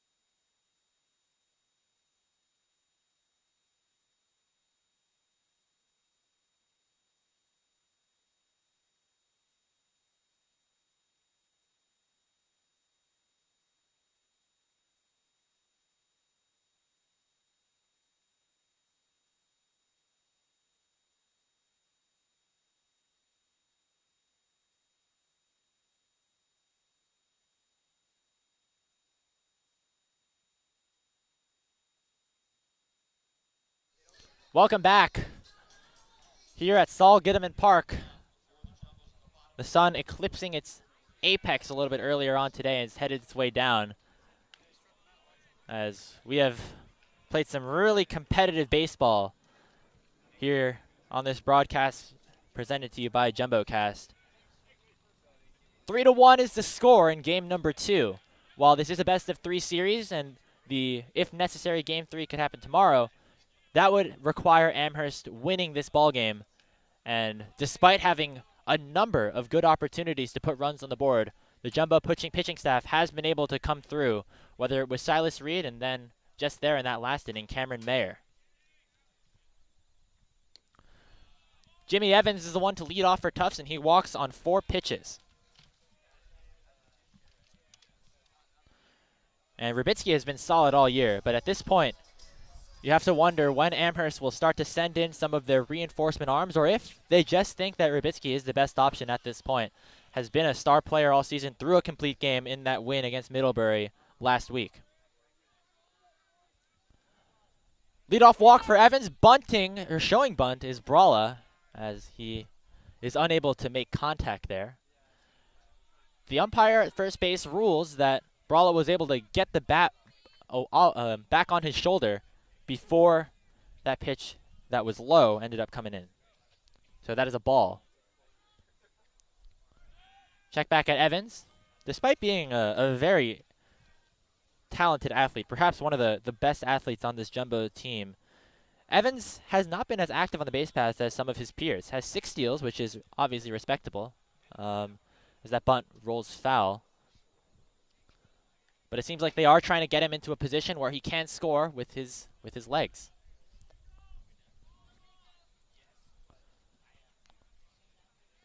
Brala has had a good game in this role that perhaps was unexpected for a lot of people coming into the day. Connor Davidson notably has not played. Fake bunt there as he's caught swinging, and Evans is checked back at first by Smith.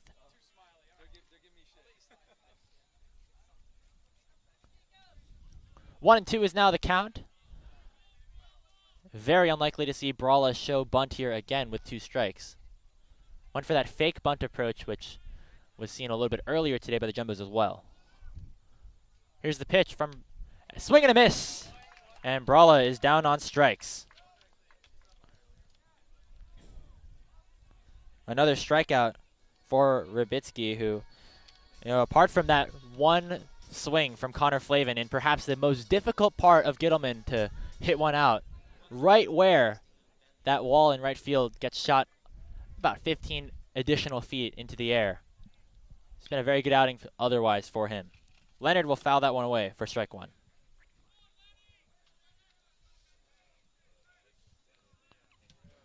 Leonard singled and eventually scored off of the Flavin home run.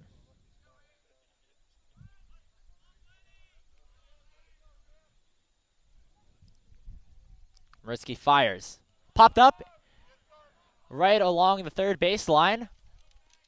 And being able to make the play is McIntyre for the first out. Or second out, I should say.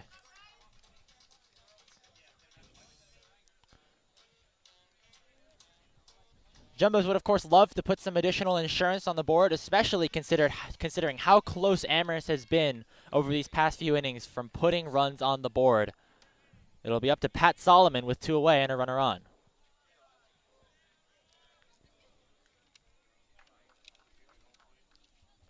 Solomon with that sacrifice bunt back in the 5th.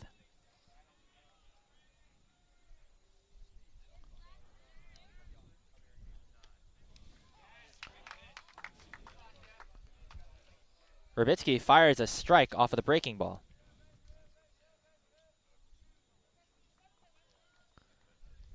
Evans still leads off of first. The 1-1 count, 2 away in the bottom of the 6th. Hit high in the air to right field. Going back and able to make the play is Rydell, and that's how the inning will end. The leadoff walk yields no results for the Jumbos as another strong inning comes through after Rubitsky gave up that home run in the 5th frame. Score still 3-1. Amherst has continued to threaten, and we'll see if they can do that again after this.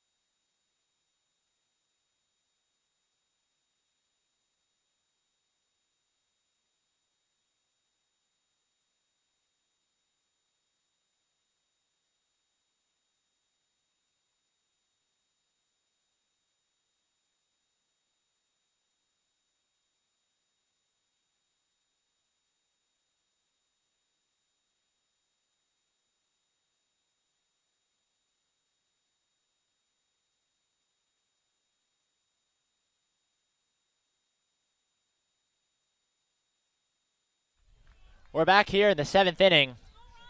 Tufts are 9 outs away from securing a spot in the NESCAC Championship weekend next week.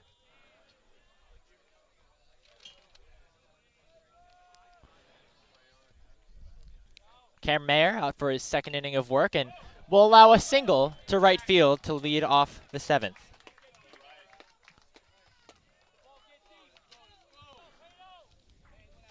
McIntyre gets on for the 3rd time today with that single to right field.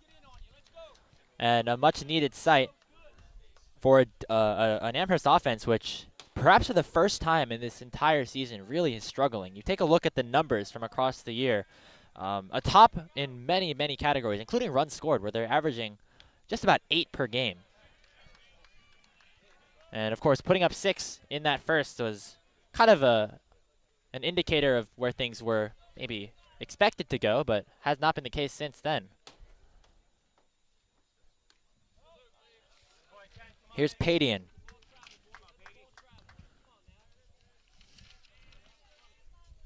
Padian had a very good opportunity with the bases loaded in the 5th and grounded into a fielder's choice to end the frame.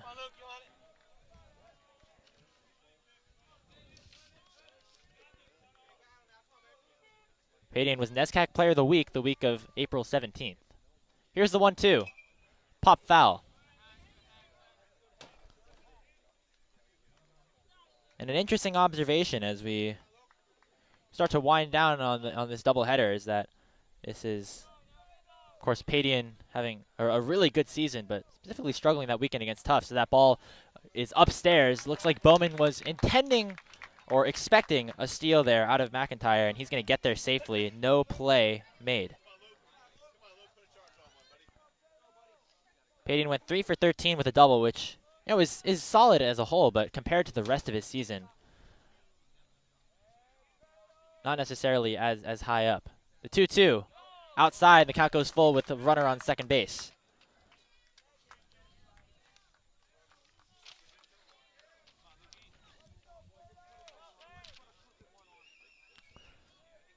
Full count here, Mayer trying to retire Padian on this pitch, and it is looped into center field. Fleckner running in and will be able to make the play for the first out. And you can see Padian frustrated off of that. He had a really good opportunity to put a big force into that ball. Unfortunately, off the end of the bat as it flies harmlessly into center field, into the glove of Henry Fleckner.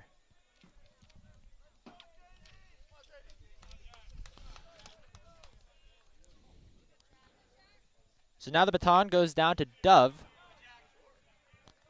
Jack Dove has had a successful or solid day so far in this doubleheader. Single in his last at-bat, made it all the way to third. Going here on the pitch early is McIntyre, punishing that long extended windup from Mayer. And Bowman, with that pitch in the dirt, was unable to make a play, especially with the large jump that McIntyre had. Now Dove with an opportunity to bring another run home. Outfield playing at traditional depth, so is the infield. They're all back, so a ground ball would likely score a run, as that is not the play that Tufts is trying to make. And a hot shot at third, and that is the one opportunity where that does not score a run. Solomon just gobbling that ball up in the hot corner and making a quick throw to first base. And that forces McIntyre to stay at third.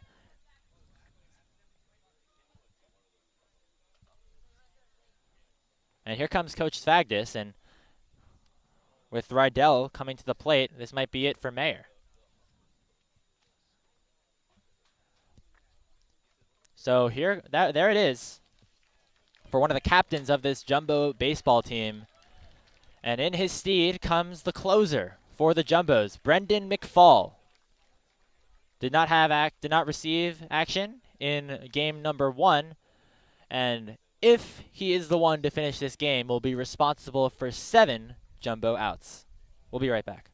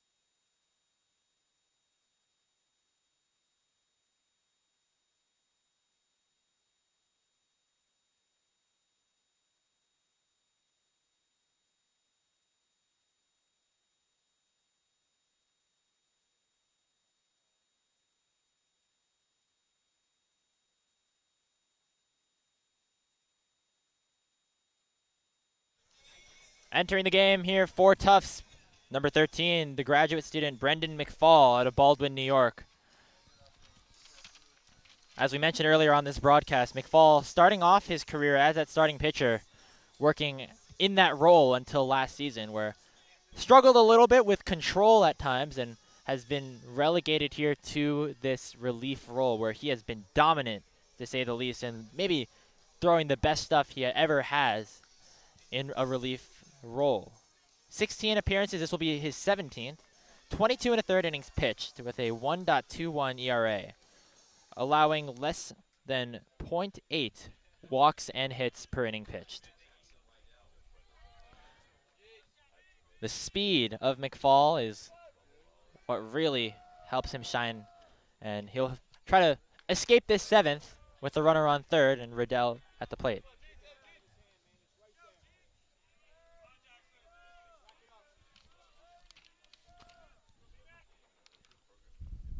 Riddell with a single his last time up. And that ball right around the knees was called a strike by the home plate umpire. Here's the 1-1. Looped into left field. Leonard will not make the play as the ball goes over his head. A critical mistake for the jumbo left fielder as it allows Riddell to reach second and for a run to come down. What looked like a routine fly ball into left field, the position where Ben Leonard has defended so incredibly well throughout the 2023 season, gets a little bit ahead of him as the ball sails over his head. A hard hit ball nonetheless by Riddell, but seemingly a relief from all the unlucky breaks the Mammoths have received. A run does come home, and that will be a one-run game now for Amherst.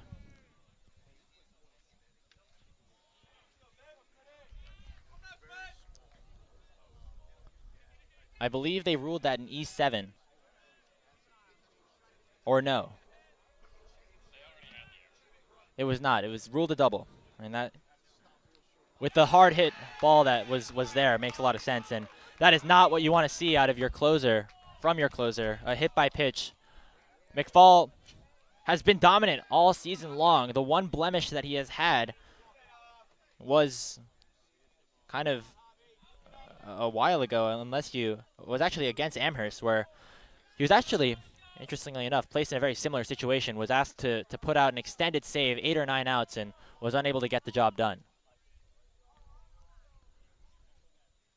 So now runners on first and second as Smith got hit by that pitch. Irizarry with a really good opportunity. A base hit would likely tie the game.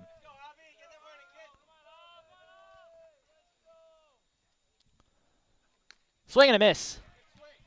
As you can see, the velocity from McFall's fastball really shine.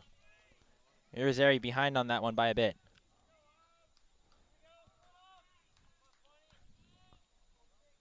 One ball, one strike. McFall sets. And deals.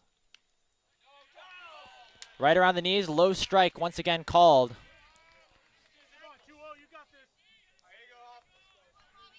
Perhaps it's a bias of our location, but we can very strongly hear some Amherst fans upset with the decisions this home plate umpire has made. 1-2 is the count. Here's the pitch. Swung on high fly ball into deep center field. Going back Fleckner at the wall, at the track. He's not able to make the play, and Fleckner runs into the wall. 1 run scores. Here comes another. It is Amherst taking the lead off of a double from Irizarry. And Fleckner's down.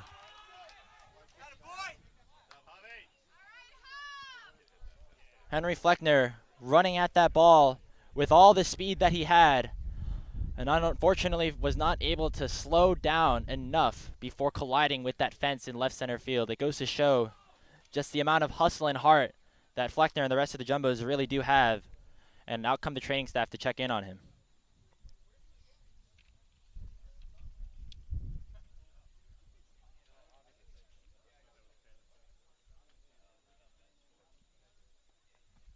We'll be right back.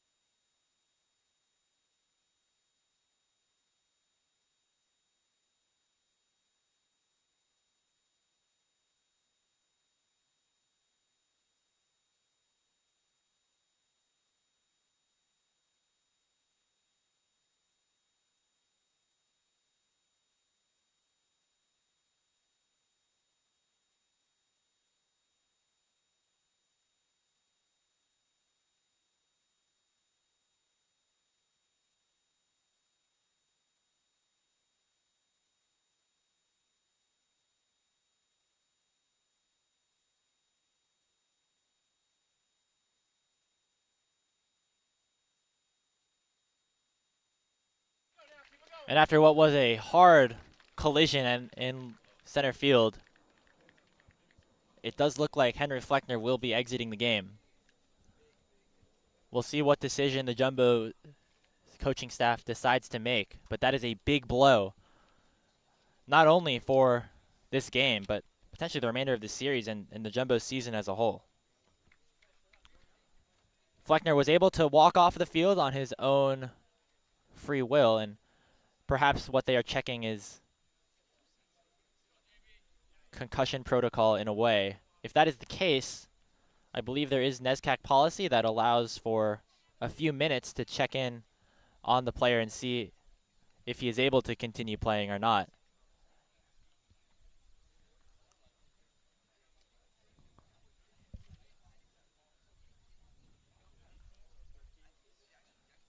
Because you can see Fleckner getting a couple of touch-ups here by some of the training staff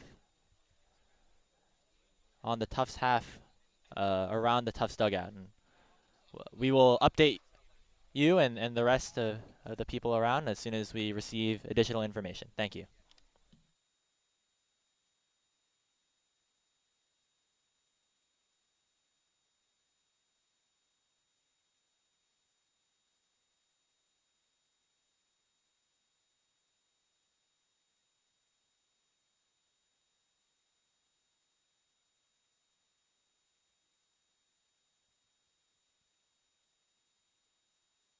And it looks like, as we return here from JumboCast, that Henry Fleckner will be exiting the game, at least for the time being. Again, there are some rules around potentially re-entering upon a potential concussion protocol situation.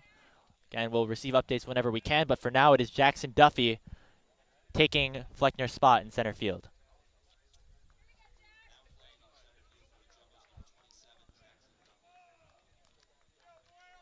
And we'll see what happens here for the remainder of this game, as the Jumbos still have a ball game to play and are still in an awkward situation. 2 outs and a runner on second base. And of course, we hope everything is okay with Henry Fleckner as we return to the game.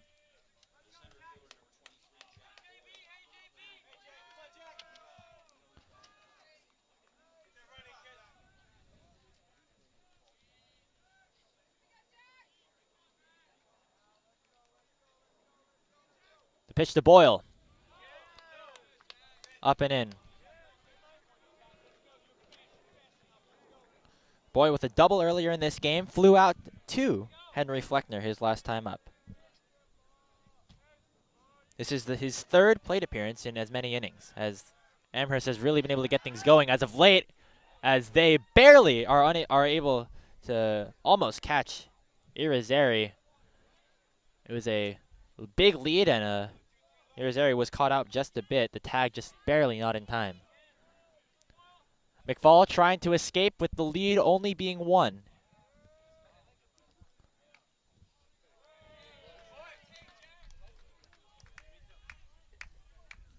Two and 0.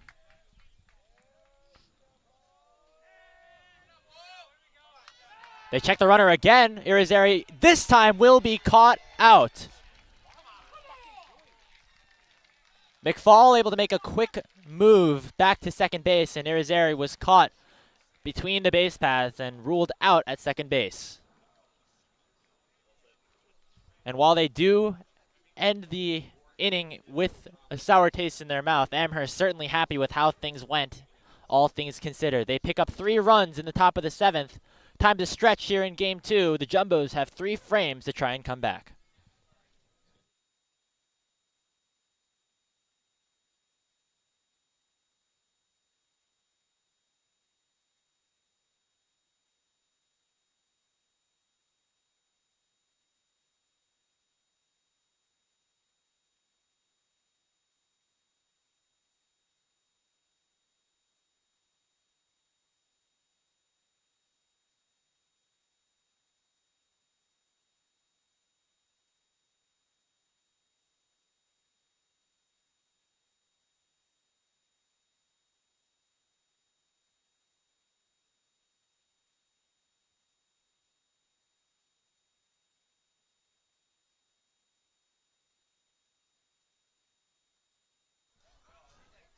Welcome back to JumboCast. Andrew Howe, alongside the rest of our crew, Henry Stahl and Max Antonini. We thank you all for being here with us.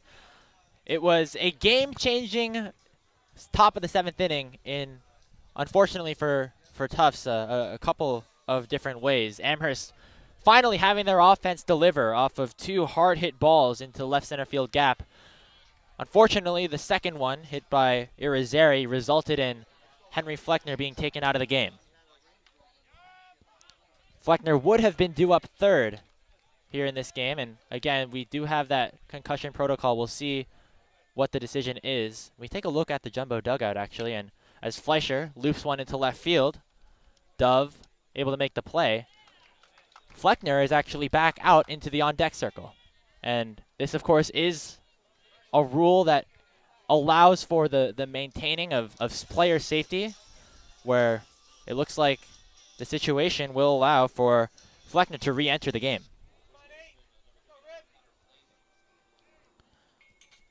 The Jumbos saw this a little bit earlier on in the season, where I believe a player from MIT in their first game was also taken out of the game for about an inning or so and then ended up making a return. The 0-1 to Flavin is a strike. Flavin's last time up was marked with an exclamation point as he sent a 3-run shot over the right center field fence. The 0-2 in the dirt.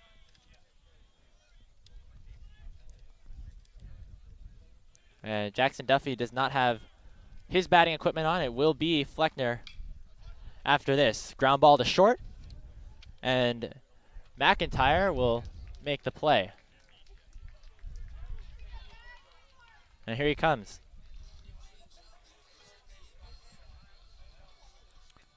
Extreme resilience here out of the Jumbo center fielder. Horse never relenting and chasing that ball down in the left center field gap, and never relenting to continue to try and help his team, coming right back up into the batter's box with 2 away.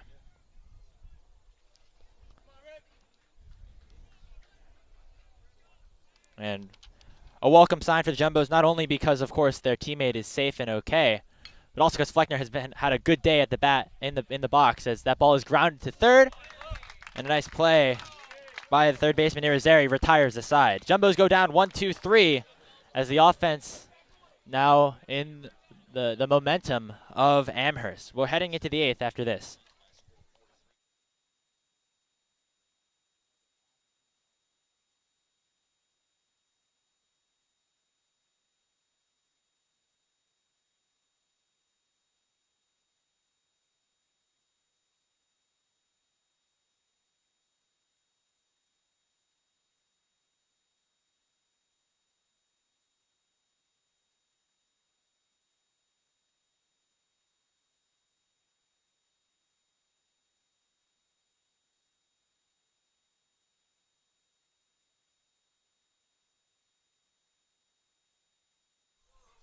Two innings of regulation left to play between the Tufts Jumbos and the Amherst Mammoths. Andrew Howe, once again alongside you on this production presented to you by JumboCast. Brendan McFall back out after giving up a couple of runs off of some hard-hit balls. Interesting to note that McFall ended his regular season with a bit of a bad taste in his mouth. Game against Colby last week. Had 2 outs and a ground ball to third base. Resulted in Pat Solomon recording an error and for the game to end. And so a blown save in that regard, and now McFall the pitcher of record here if the game goes Amherst's way. It'll be 9-1-2, so a good spot in the order for the Mammoths, as Boyle has proven his ability to contribute on the offensive end, a double in the 5th inning.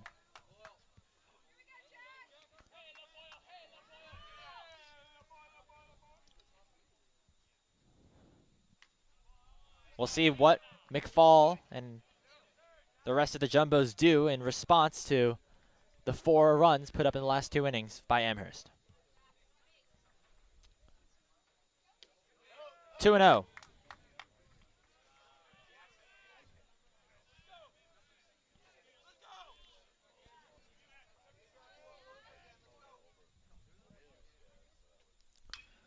Ground ball, second base. McCullough makes the play, and there's 1 away. And so after falling behind in the count, McFall is able to recover with a ground ball to retire Boyle.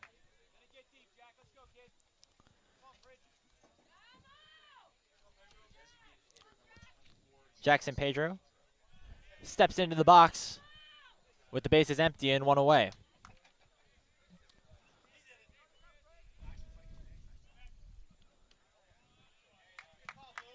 San Pedro reached on an error in the top of the sixth. That allowed for the first Mammoth run to score as Solomon was unable to come up with the play. McFall has struggled a bit with control, as some of the other jumbo pitchers have as well throughout the second game. We'll see what different choices he makes to bring himself back into this. 2-1. While the Jumbos are on their third relief pitcher of the day, or of the game, Rubitsky's still in and doesn't really show too much signs of stopping as San Pedro grounds one up the middle for a base hit. Second hit of the game for the Mammoth designated hitter. Also had three, I should say, back in game number 1. So a very successful day at the plate for the Mammoth leadoff hitter, who has consistently been a beacon of stability for this team.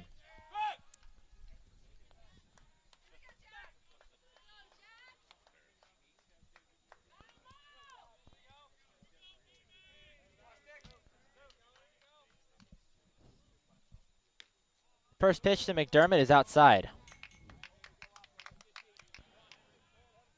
Jack McDermott is 0 for 3 in game 2 with an intentional walk back in the 5th. The 1-0. Lined, a nice play by Flavin. Diving to make that stop off of one bounce. Unable to make the play at second, but they will take the out at first every day of the week, as another hard hit ball does not go Amherst's way. McDermott down on the, I guess, G3.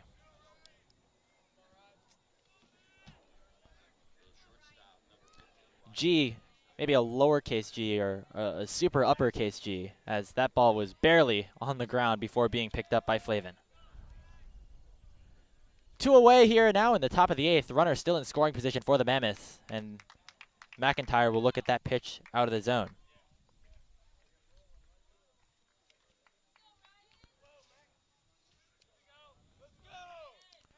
Ryan McIntyre has reached base his last 3 times up.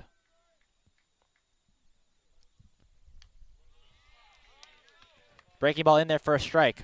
Count is even at 1. We see action now in the Jumbo bullpen. Unable to specifically parse out who that is, but signals that maybe McFall not the one to complete this game. Here's the 1-1. Hard hit ground ball in the gap. Fleischer dives, but doesn't have a throw at first. It is an infield single. It prevents a runner from scoring, as, of course, San Pedro, with the speed that he has, likely would have been able to get home if it was not stopped there by Fleischer.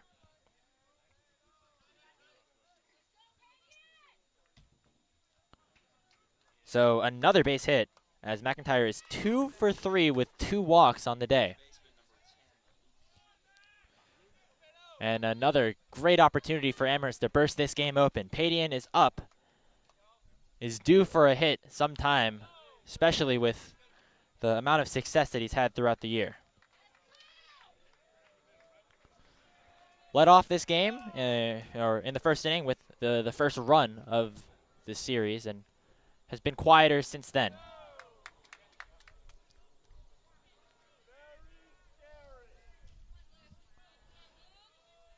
McFall trying to escape another sticky situation with runners on the corners. The 2-0. In there for a strike. A nice fastball to get him right back into the count.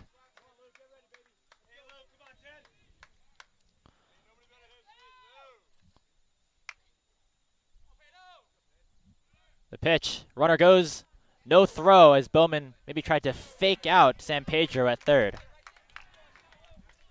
Base hit now, likely scoring 2, as McDermott is McIntyre is one who is very speedy on the base pass. That is now, I believe, his 13th steal on the year. And they're going to intentionally walk Padian, the lefty, to instead face the righty Dove. Allows for forces at any base and will allow for McFall to potentially get a better matchup. Although, important to note, Dove did single earlier in this game compared to Padian, who is 0 for 3 with a walk.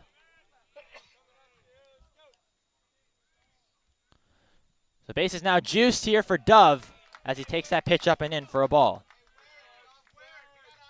The bases are loaded in what quickly has become a situation that Amherst is very, very comfortable in. The 1-0. Called a ball. It's tough from this angle to tell if it was inside or outside, and it looked pretty on the money to me, but that has been the situation, a very small zone throughout the day. Foul back.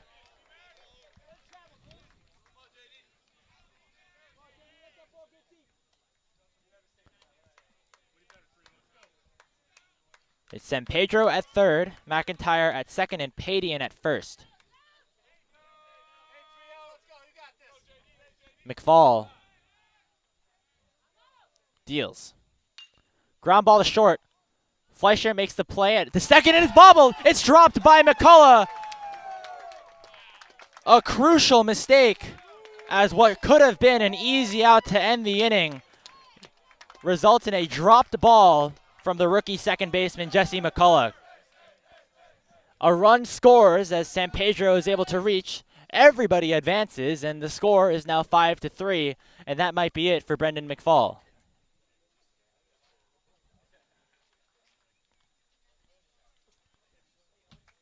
And, of course, McFall currently the pitcher of record in this game, but has had a couple of tough breaks throughout the day. Some errors throughout by the Jumbos, who have been playing very cleanly over the first couple of game, or first, game and a half, say, of this series. A misread on a fly ball to left by Leonard, and right there a dropped ball by McCullough. And it gives Amherst a prime opportunity now to continue to add on to this lead. Lucas Gustafson, another grad student coming in to try and relieve McFall and to send the Jumbos back to bat only with a 2-run lead, or 2-run deficit to overcome. We'll be right back.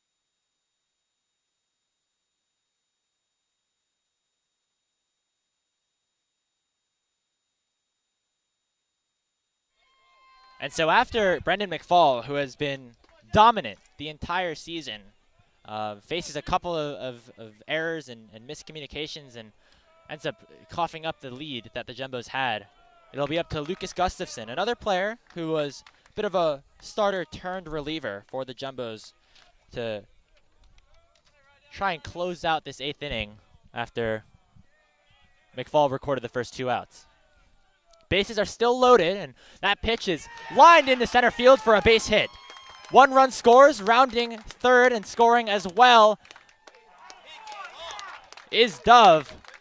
An RBI single as this game really has broken open for the Jumbos.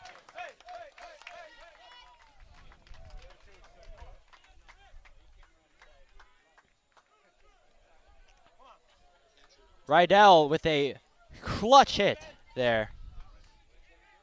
As I apologize, it was McIntyre and Payton who came around to score. Dove now standing at second with the right fielder behind him at first.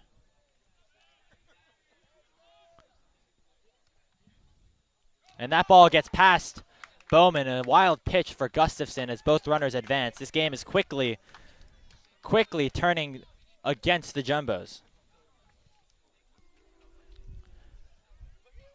Seemingly a identical situation, albeit in reverse, as what we saw in game number 1, where the Jumbos got off to an early lead and it looked like they could be cruising the rest of the way. And, of course, now 7 straight runs answered back by the Mammoths.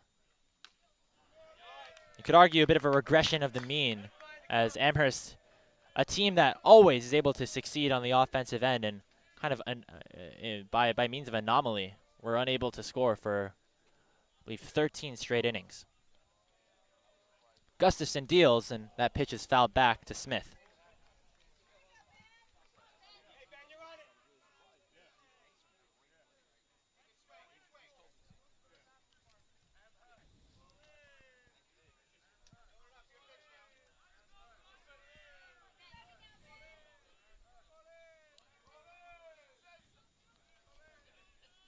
Two balls, 1 strike. Gustafson trying to escape this 8th inning. That ball is down for a 3-1 count.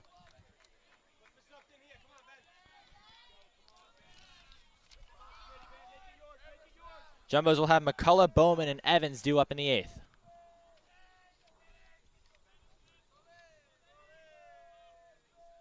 Here's a 3-1. Down low, and the bases are once again juiced for the Mammoths. In an inning that seemingly never ends.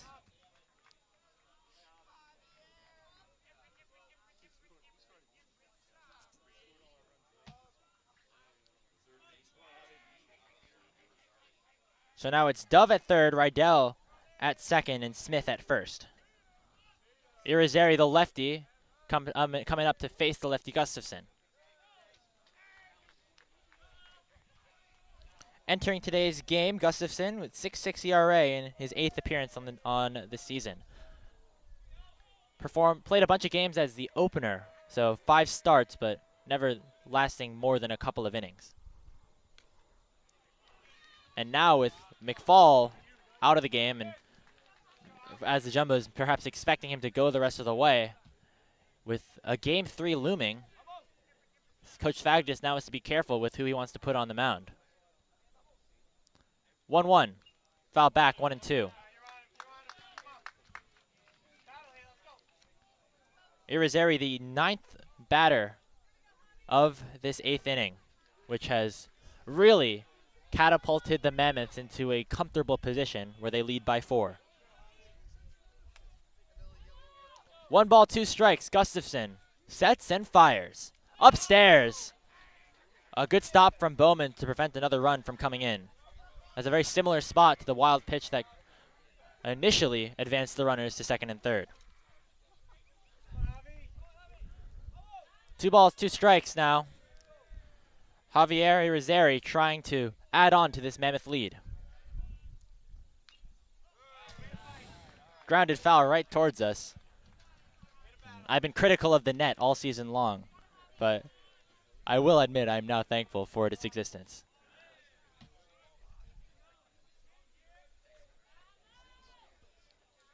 They'll do it again, 2-2. The base is loaded. Here's the pitch. Swing and a miss, strike 3. Ball caught by Bowman, and that is how the 8th frame will end, or the top half of it, I should say. But a really, really good job by Amherst to tack on hit after hit and, of course, capitalize on a couple of mistakes from the Jumbo defense. 3 runs in that top of the 8th as they extend their lead 4. It is now 7-3 in favor of the Mammoths, looking to close this game out and force a game 3 tomorrow. We'll be right back.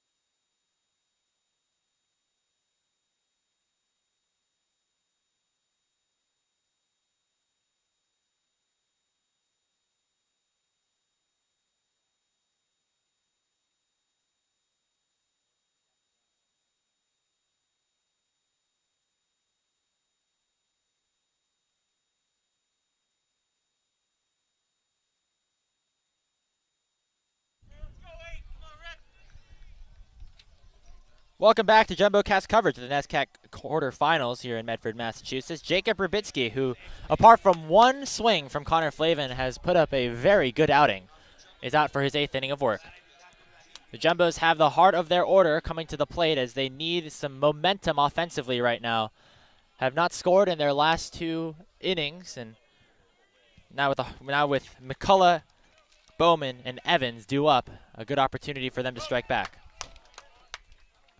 It was just one of those innings in the 8th for Tufts after cruising through the Amherst lineup as McCullough sends one deep into center field. Going back and making the play is Boyle for the first out. So McCullough goes down into a F8. And here comes Connor Bowman. Bowman 1 for 3 with a single here in game number 2.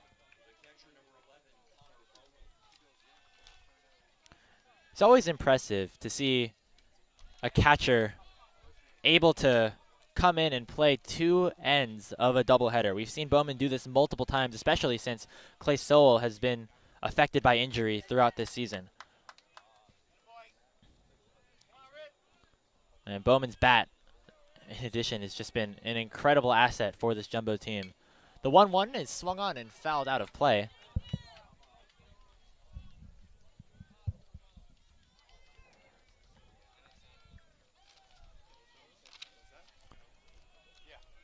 Here's the pitch outside and upstairs.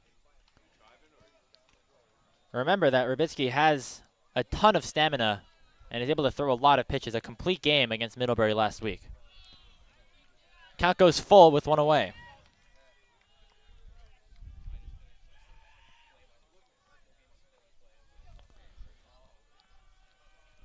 Here's the payoff, and it hits him.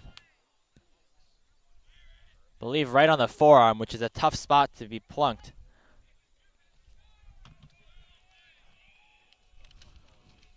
Rubitsky probably wants that one back. Just missed the spot by just a bit, and that's a base runner with one out.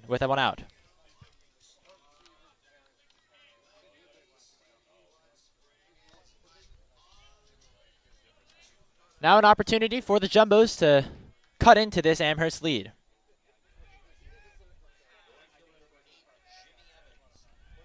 The pitch count is starting to get there for Rubitsky. He's at 104 following that hit by pitch. Of course, we saw the game 1 starter for Amherst, Giattino, go even more than that, albeit in far less innings as that pitch comes in there for a strike. Evans is one of the star offensive players on this team, 1 for 2 with a walk here in game 2.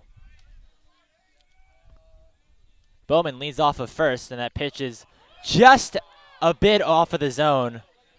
Perhaps the breaking ball curving in a bit too late after it crossed the plate.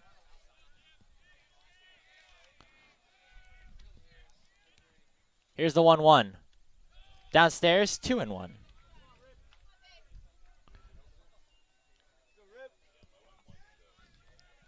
Bralla is on deck and would be followed by Leonard and then Solomon. Here's the 2-1. Swung on, hit hard into center field, and that's going to fall for a base hit. Hustling to second as Bowman thought that perhaps that ball would have been caught, but it does just end up falling in front of Boyle as a single for Jimmy Evans puts 2 runners on with 1 away.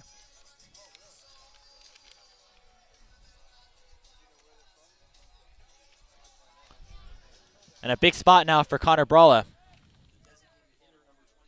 Bralla, of course, not getting a ton of reps throughout this season or last, and now has a chance to have a really big at-bat in what could be a pivotal game into the Jumbo season. Bralla is 0 for 3 in Game 2, although earlier today had a base hit and a walk. The 0-1. 0-2. Rubitsky really has locked in after that 3-run home run from Flavin.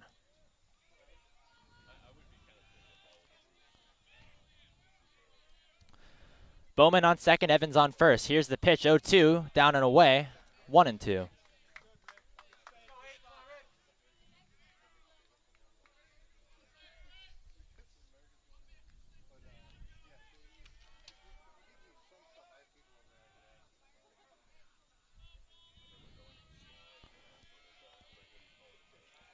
Rubitsky deals.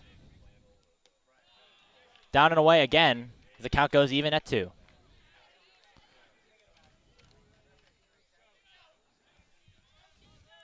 Bowman, not the fastest, but a good base runner nonetheless, has 1 steal on the year, and so a single likely brings him home. Swing and a miss, strike 3.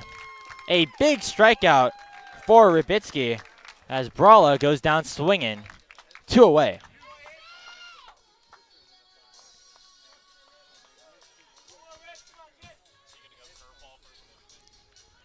Here comes the lefty, Ben Leonard.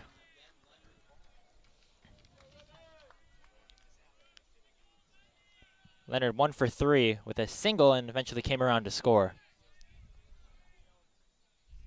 Here's the pitch.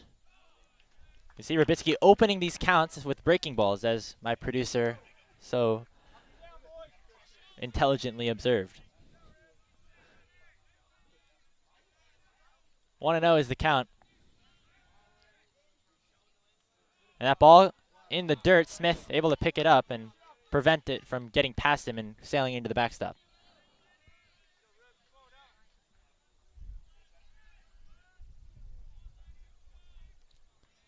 Two balls, no strikes, 2 runners on, 2 outs.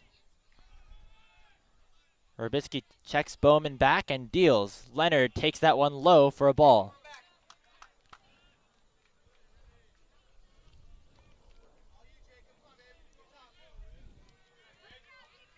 Solomon's on deck. He is 0 for 2 with a sac bunt. As Leonard takes that one in the zone for a strike.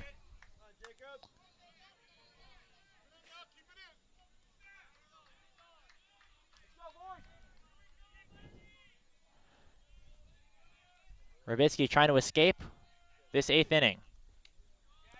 Just low. And that is a walk to load the bases as Leonard will reach on a base on balls.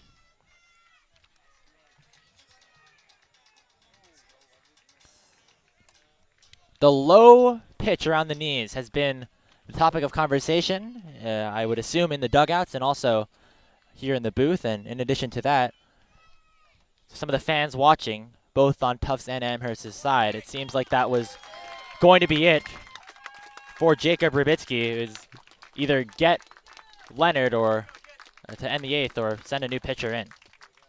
And of course, a very solid performance is in line for the win if Amherst is able to lock things down for the remainder of this game. It is Alan Day, the junior out of Vancouver, British Columbia, coming in. This is a pitcher who has been very solid here in his junior year. 15th appearance is a 4.02 ERA, but has really not allowed a ton of base runners or just hits in general. A 167 batting average against, 18 strikeouts, I should say, in just 15 2/3 innings pitched.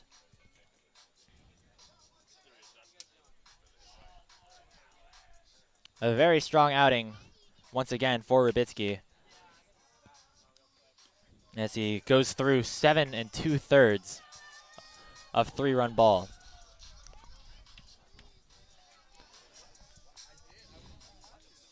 Now I would be doing the Jumbo fans and perhaps Division III baseball fans an injustice without mentioning the fact that Patrick Solomon is coming up to the plate with the bases loaded and the Jumbo's in dire need of some runs.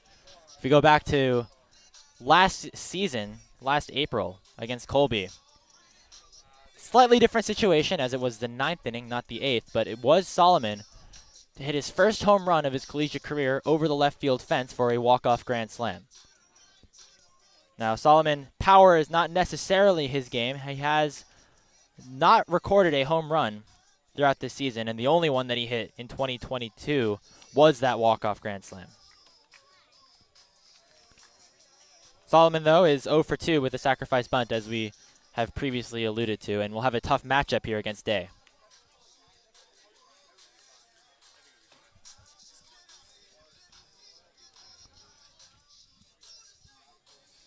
And it's been a very tense game overall, despite it being a 4-run ball game. Lead kind of going back and forth. Tufts had it, and now Amherst has taken it right back. Now Tufts threatening with the bases loaded and 2 away.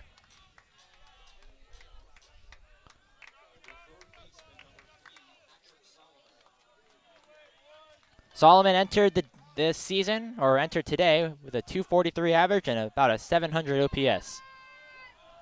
We'll get a fresh count against Day. First pitch on the inside corner for a strike.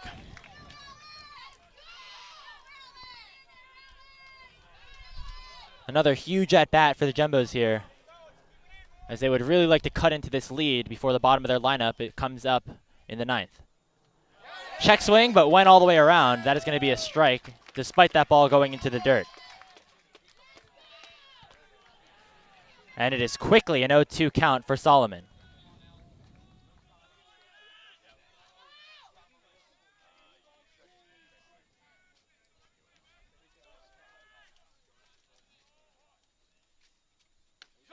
In there for strike 3. Solomon's caught looking.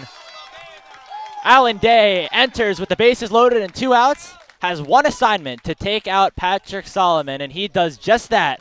A 3-pitch K catches the third baseman looking.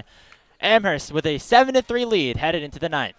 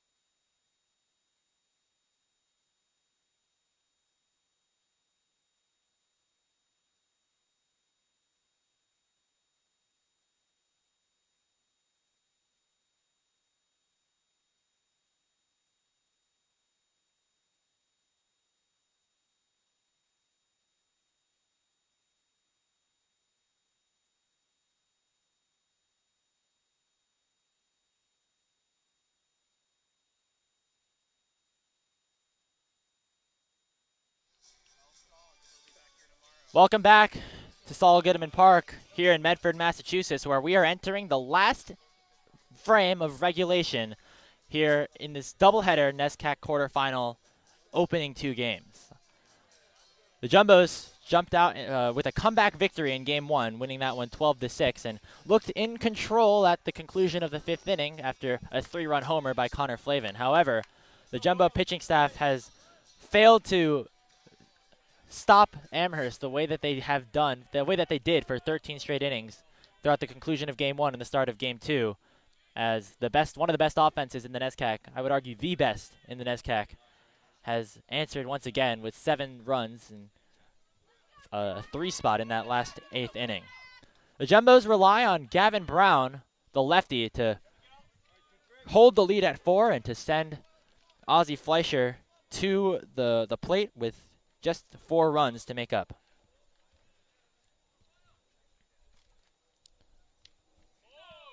Center fielder Boyle comes to the plate.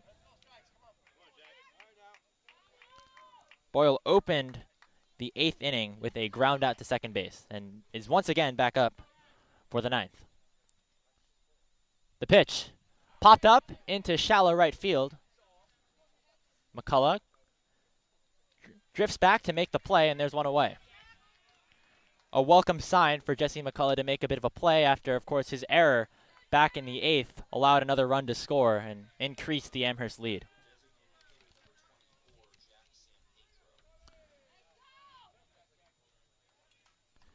So there's one away now as Brown, still in the windup, will pitch to San Pedro, who is up for the 6th time this game.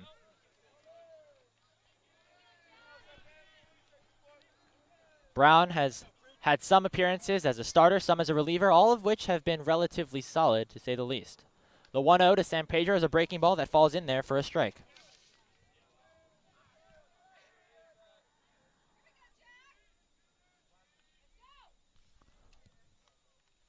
The pitch. Line down the right field line and just barely foul. Sorry, the left field line. 18 innings of play-by-play will do that to you at times.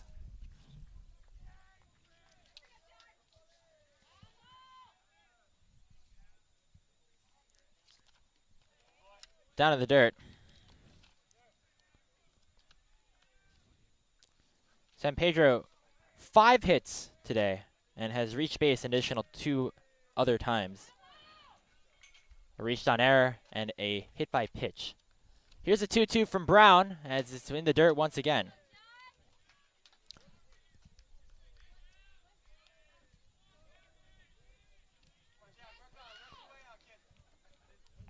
If results hold, we'll be right back here tomorrow for the conclusion of this 3-game set.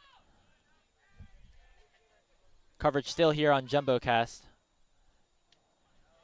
The 3-2 is in there, right at the knees for a called strike 3. San Pedro unhappy with the call. He's going to head back to the dugout as a strikeout was recorded for Brown.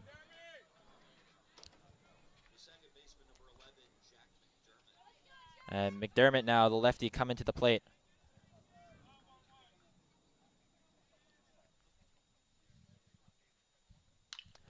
Line drive deep into right field. That's going to fall for a base hit. Evans was playing deep and will not be able to track that one down. A single for McDermott, his first of the game. And there's a runner on with 2 away.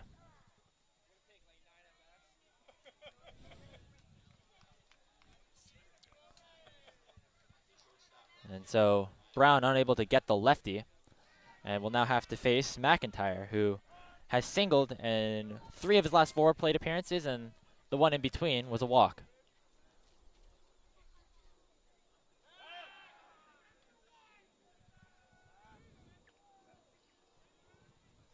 So the top of the lineup for Amherst, despite, of course, going through a spurt where they were unable to score, have put together very impressive resumes on the day, to say the least. Strike 1.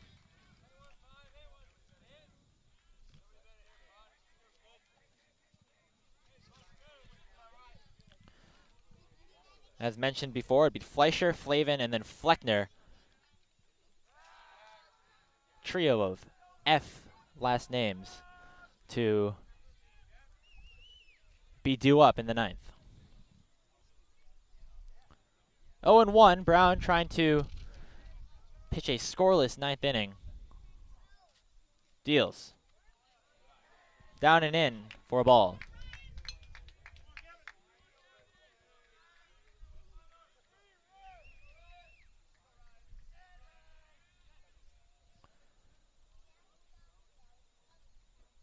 Swung on, high fly ball, deep center field. Going back is Fleckner. He's still back. He leaps and is unable to make the play. 1 run will score, and going to third all the way from home is McIntyre. Another run for some extra insurance as Amherst has a 5-run lead.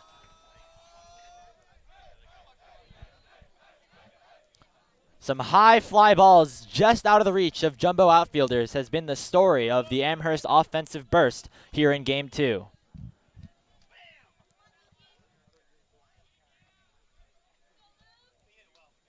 A really nice barrel. Fleckner, of course, was unable to make that leaping catch out in center,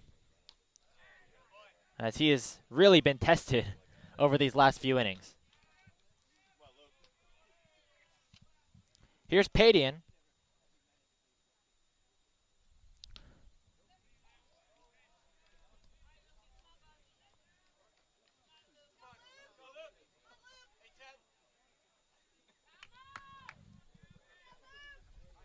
The 1-1. Just foul, as Payton was able to get a piece of that one and send it the other way. Or pull it, I should say. Dove is on deck. Here's the pitch from Brown. Swing and a miss. That will be the end of the inning, as Brown gets 2 strikeouts but allows a run to score off of a triple from Ryan McIntyre. It's a 5-run lead for Amherst. Tufts going to need a rally in their bones. They have 5 runs to make up in their last inning of work. Alan Day comes out looking to finish the job and send us to another game tomorrow.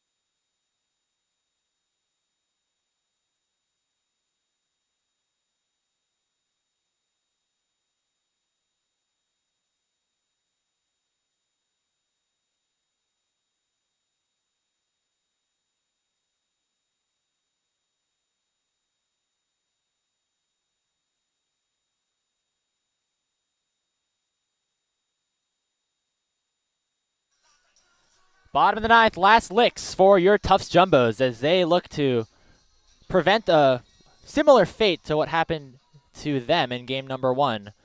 A strong comeback for Amherst in game 2 has given them an 8-3 lead heading into the final half of the 9th.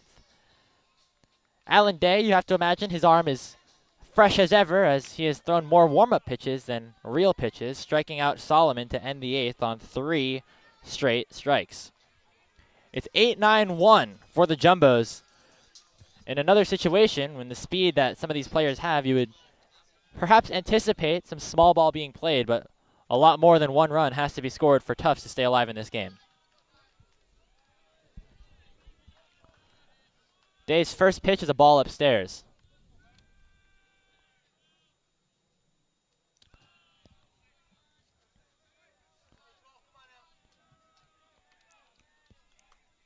Fleischer 0 for 2 with a walk. His walk in the 5th directly followed by that Connor Flavin home run.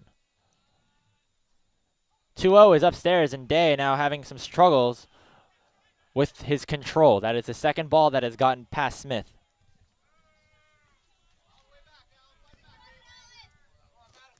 And having a runner as fast as Fleischer on to start off the 9th is certainly a welcome sign for Tufts, and he will do that as 4 straight pitches will give Fleischer first base.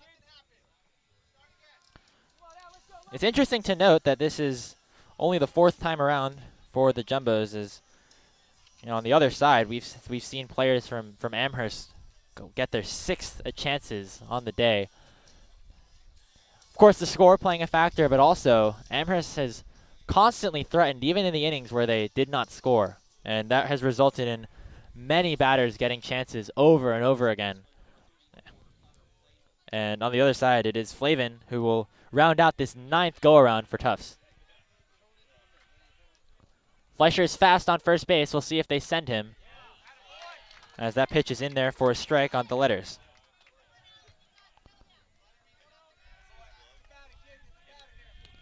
You wonder if it even matters if Fleischer goes, as it's still a 5-run lead. Would be 4 if, of course, the shortstop is able to come around. And for a pitcher like Day, who just walked the batter on 4 pitches, perhaps the strategy is just to focus on the player at the plate. Flavin, of course, responsible for all 3 jumbo runs. And he takes one upstairs, 1 and 2.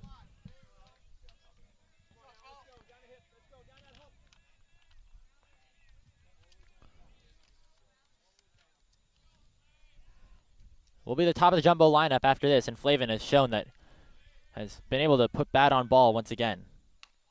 Looks at that one upstairs for a 2-2 count.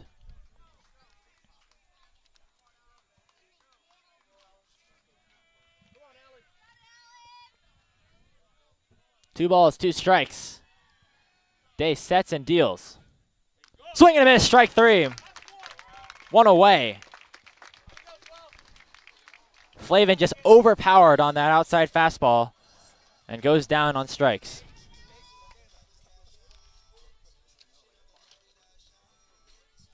So now 1 away, a double play here by Fleckner would end the game.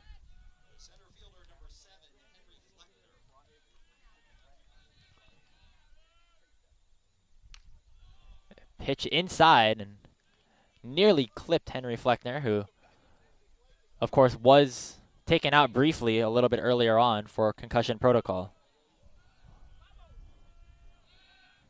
Checking Fleischer at first is certainly in practice the correct thing to do. Ozzie Fleischer entering today with 15 stolen bases on this jumbo team, which ranks 2nd in the NESCAC in steals. Strike 1.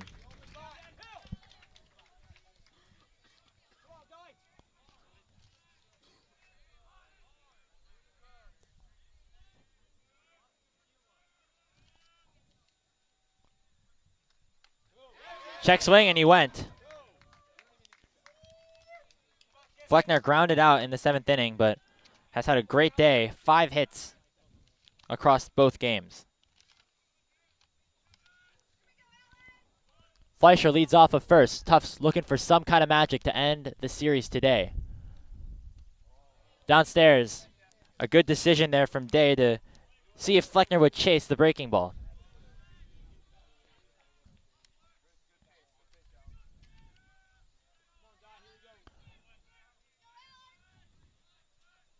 The 2-2. Grounded foul.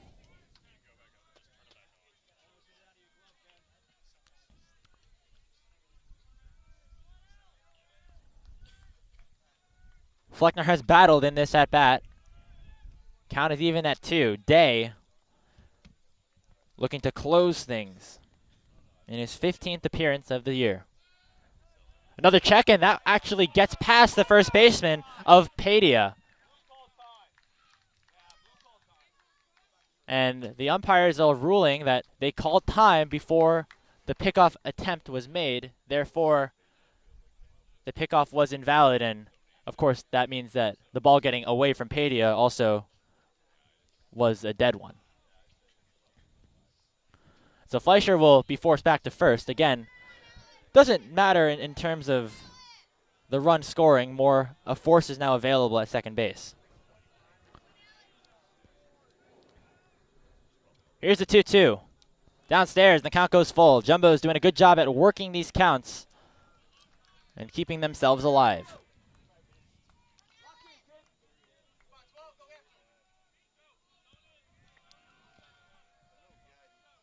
Here's the payoff.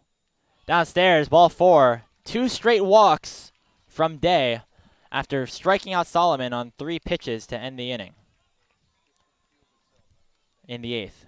Also has struck out Flavin, I should say.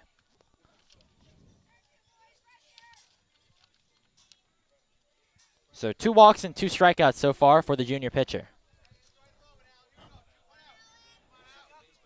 And now things start to get interesting with Jesse McCulloch, one of the best contact bats on this jumbo lineup, coming to the plate.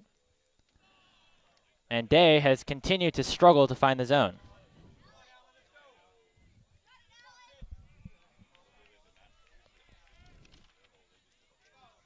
McCullough had a single in the 5th.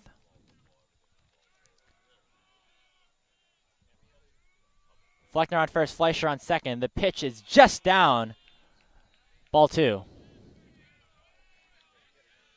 You can see both pitchers utilizing that strategy of attacking the low part of the zone.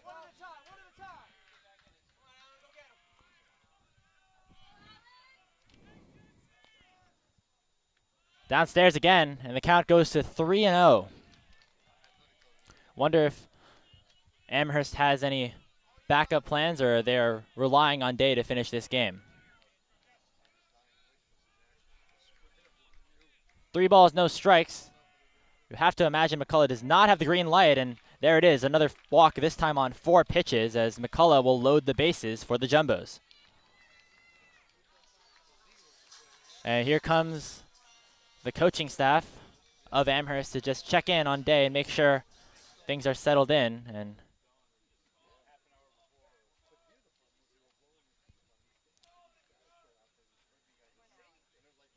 now, interesting to note, as we are now in a potential last inning situation, that another option on the bump for the Mammoths is actually their designated hitter, Jack San Pedro, who has had a number of successful outings in relief. Still, of course, would force Amherst to relinquish their designated hitter spot, and in the unlikely event that Tufts ends up coming back and Amherst would want to send a new batter in, that would take San Pedro's bat out of the lineup. They're going to rely on Day for now as Bowman steps up. Downstairs. A slew of uncompetitive pitches from the righty.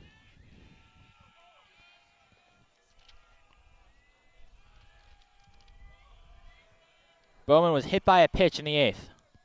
The 1-0. 2-0.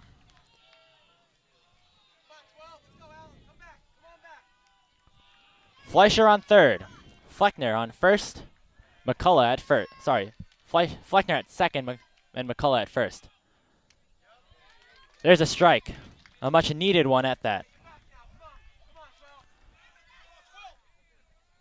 Despite a lot of the positive momentum going the Jumbo's way, one swing and a ground ball could potentially end the game. Here's the 2-1. In there for a strike at the knees. That pitch in a much better spot than some of the ones that were called balls and received attention by members here. 2 balls, 2 strikes. Here's the pitch, swung on and fouled back, and Bowman stays alive.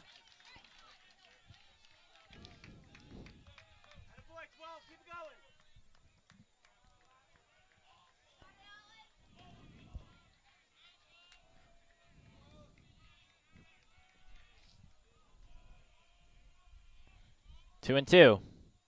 Swing and a miss, strike 3. Bowman is appealing that he tipped the ball, and with it falling out of Smith's bat, if that was the case, the at-bat would have continued. However, the umpire says otherwise and will rule Bowman out. Another strikeout, his 3rd of the day for Day. And a big spot now for one of the top hitters in this Jumbo lineup, Jimmy Evans.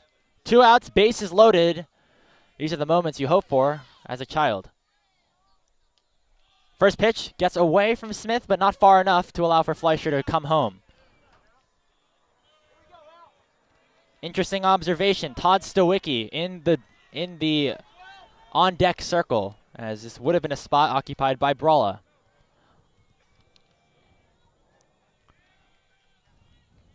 The 1-0. Down and in, 2-0.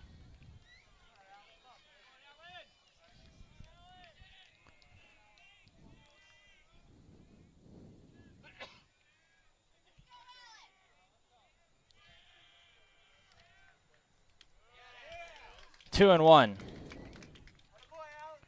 You can see the game plan for Amherst here in the 9th. Attack that low part of the zone. It has been the target throughout this 9th inning. And there's another. 2 balls, 2 strikes. Jumbos 1 strike away from being forced to play a game 3 tomorrow.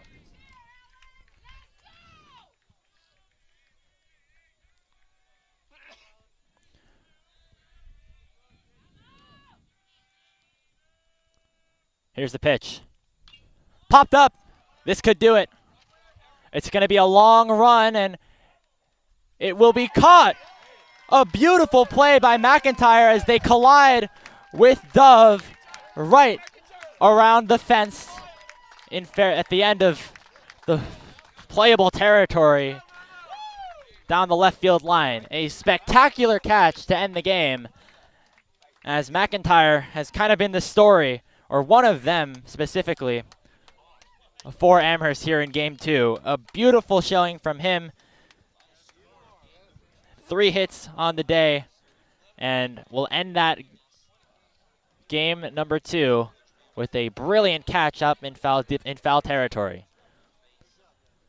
The Jumbos had a 3-0 lead off of the Flavin home run, but were unable to score off of any other opportunities. They had the bases loaded there in the 9th, and Jimmy Evans fouls out to end the game. So the series is now tied 1-1. The Jumbos and the Mammoths will return here to Gittleman Park tomorrow to face off to determine who will make it into the NESCAC semifinal. But that is going to do it for our broadcast today. We thank you for tuning in through some of the thick and thin. We, of course, began the stream without commentary due to some technical difficulties, but we're able to make it back around, and I, for one, am thankful for everyone who ended up sticking around to watch some great NESCAC baseball. We'll be right back here tomorrow for Game 3. It is do or die for Tufts and Amherst. On behalf of Max Antonini and Henry Stahl, I've been Andrew Howe, and we'd like to say thank you and stay home safely.